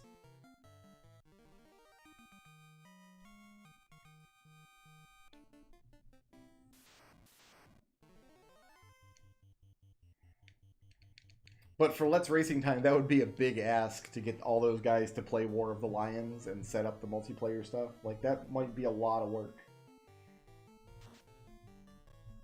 I think Raz and I did like 2 or 3 test worlds for multi-world. Like, I know we did one run just to kind of acclimate to the game, and then we did one where we were like really trying our hardest to get through it as quickly as possible to make... just to get an idea of how long we were going to have to... how long the Let's Play was going to be. Like, going into it, are we going to commit for 2 hours or 5 hours? So I think it turned out like 5 hours, and we stretched it across 3 sessions, and we actually decided beforehand where we were going to break up the recording sessions. And if you watch very, very carefully in the series, you might be able to see where we broke up the recording sessions. We did it all in one sitting, but we did it over 3 sessions to make sure that nothing, like no audio got corrupted or anything. I don't think you can do multi-world entrance rando yet. Oh, that would be sweet. That would be sweet. Link to the Past, I actually was surprised at how quickly I learned the game once I started playing the randomizer. Because the first time I played the randomizer, I didn't know anything about Link to the Past. I'm like, I'm never going to get good at this rando. But after just buckling down and doing a couple runs with a really good tracker, it's surprising how quickly I picked everything up. So the best thing you could do if you're looking to learn the Link to the Past rando is just get the emo tracker, set it up, and do some runs. You learn real fast. Which isn't the case with all randomizers, but it is the case. Zelda's a pretty simple process. It's really just... all you really have to learn is how many places have treasure. And what do I need to reach each place. And there are a couple of esoteric edge cases, but not as many as you would think. Especially if you commit to not learning all the glitches and stuff.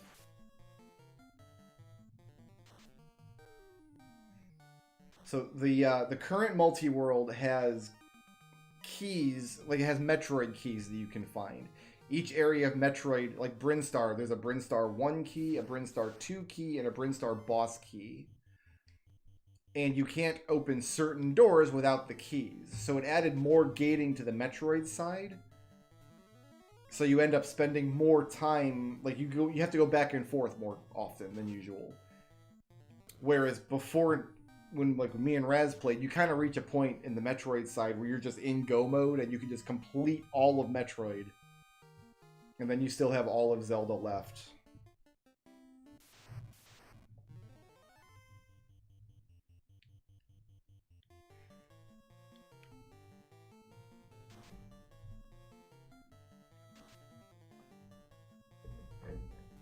Like, if you do 3 full runs of Link to the Past randomizer over the course of a week or two, you'll probably pick up the majority of what you can learn. And the trackers are really good. Like, the hardest part is really just connecting in your brain, like, the weird names speedrunners have given to some of the locations. Like, which one is Cave 45, and which one is the Checkerboard Cave, and which one is the Paradox Cave. Because that's how the tracker refers to them.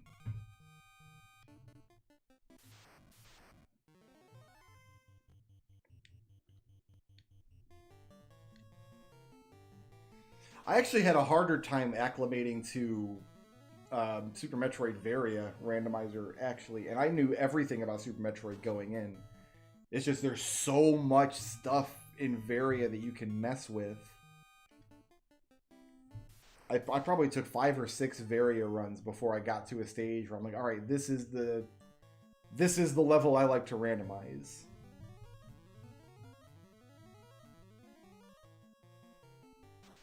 I've watched a lot of Andy. Yeah, I got to see Andy's randomizer run live at AGDQ last year. AGDQ was like the last thing I did before the plague hit. We all went to AGDQ in Orlando, and then the plague. See, I got to watch that awesome run he did last January live. It was amazing.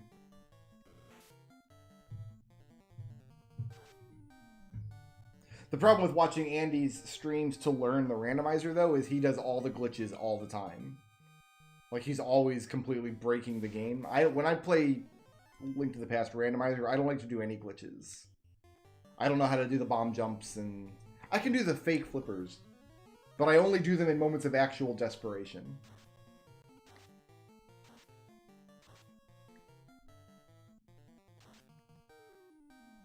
So AGDQ was a no-brainer for me because I live in Florida. It's a 2-hour drive when they were doing it in Orlando. And yeah, we had some dudes come over from all over the country. We rented out a house. We played an obscene amount of board games. It's probably good that we got that big party, that week-long video game party in January before the world ended. See, I got to meet a bunch of the dudes that I haven't met before. I got to hang out with Razanier and Bob the Elder and some other dudes. See, I've seen Andy do runs where he literally has settings for Zelda Randomizer or Link to the Past that don't have any logic. I've seen him complete 0 logic seeds that don't make any checks at all, which is insane to me.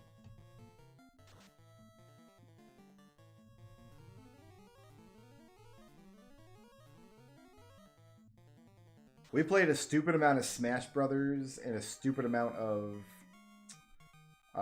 Mysterium is the board game that we got. We got super addicted to Mysterium. And we played some Villainous, and we played some Ultimate Chicken Horse.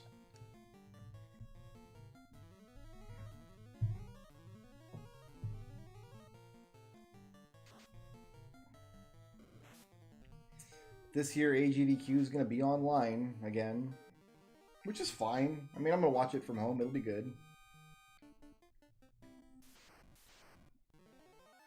But I hope they come back to Orlando. I hope they hang out in Orlando for a couple of years before changing venue again.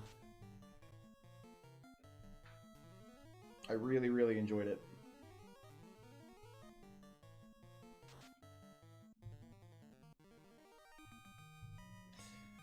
Yeah, the actual any percent run of Link to the Past is hysterical. It's just you kind of glitch into the game data and walk through 3 rooms and you're done.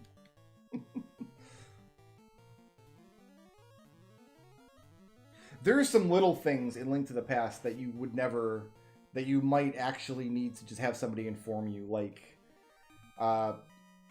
which rocks and bushes potentially have bombs underneath them. Is something you probably just wouldn't know unless somebody showed you. Like the rocks outside of Link's house when you start the game, one of them has a 50% chance of always having a bomb. And there's a bush in Kakariko Village next to the little chicken hut that, again, has a 50% chance of always having bombs.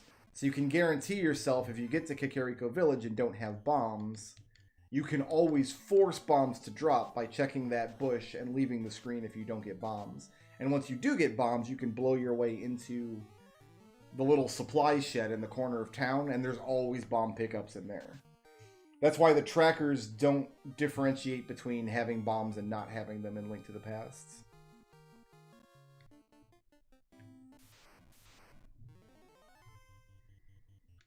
Because as far as the tracker's concerned, you should always have bombs. So little stuff like that, you'd have to have somebody inform you, I think.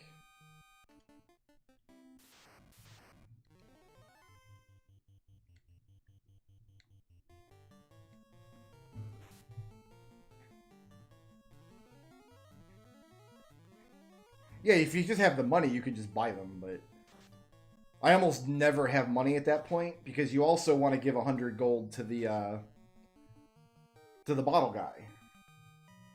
So it's a big ask to have enough money at that point to just buy bombs. But yeah, if you get like a lucky 300 drop or something, there's no reason to not just buy them.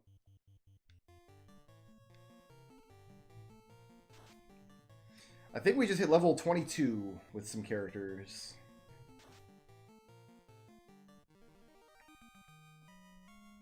And those were the last Agamas of the night right there, because it is about that time. So he's going to walk on out and save. And kill some bulls.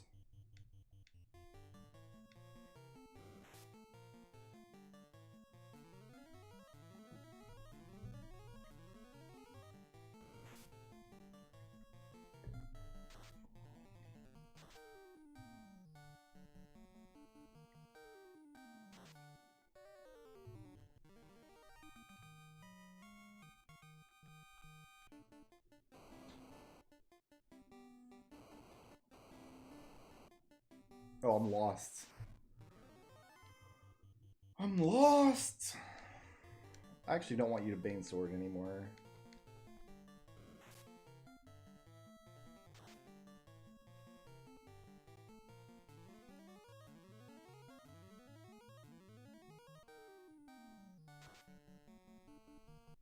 But I feel like I can already see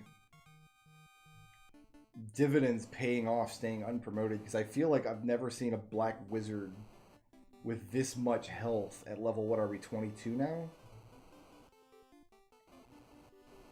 Like, he's gonna break 300 health here before long.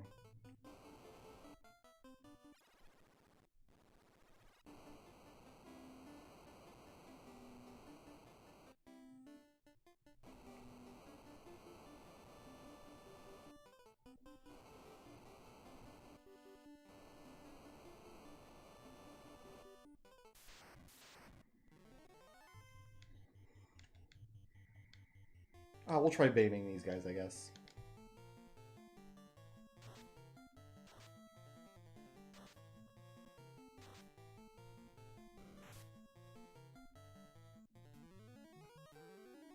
So the grind is over for tonight, and we still have a considerable amount to go to get to 30.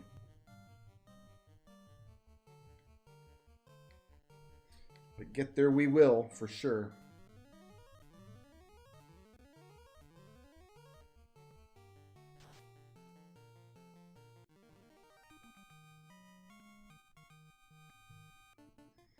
How much experience do we need for level up here? 6,000, 16,000. So quite a ways to go.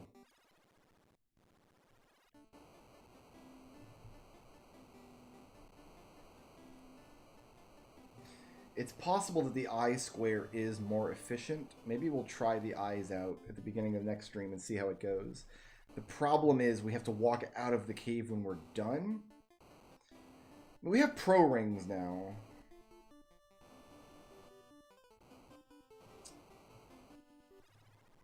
So it's not the super scariest thing in the world.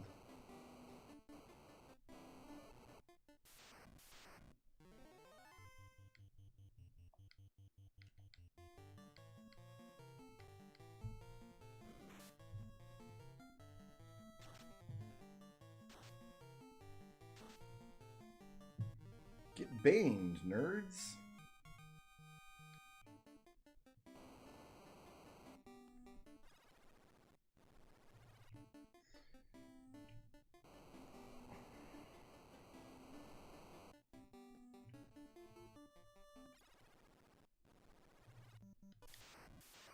Really?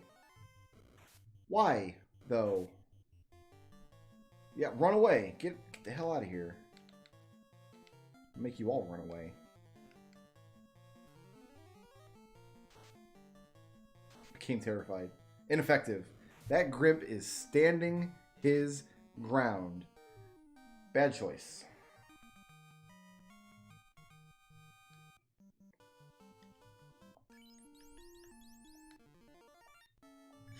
So that's going to do it for me today, guys. I want to thank everybody for hanging out with me today and watching the grind. We have quite a few more Agamas to go. We might check out the eye square and see if that is also decent. I'm going to go find something to eat. Everybody, peace out and sleep well.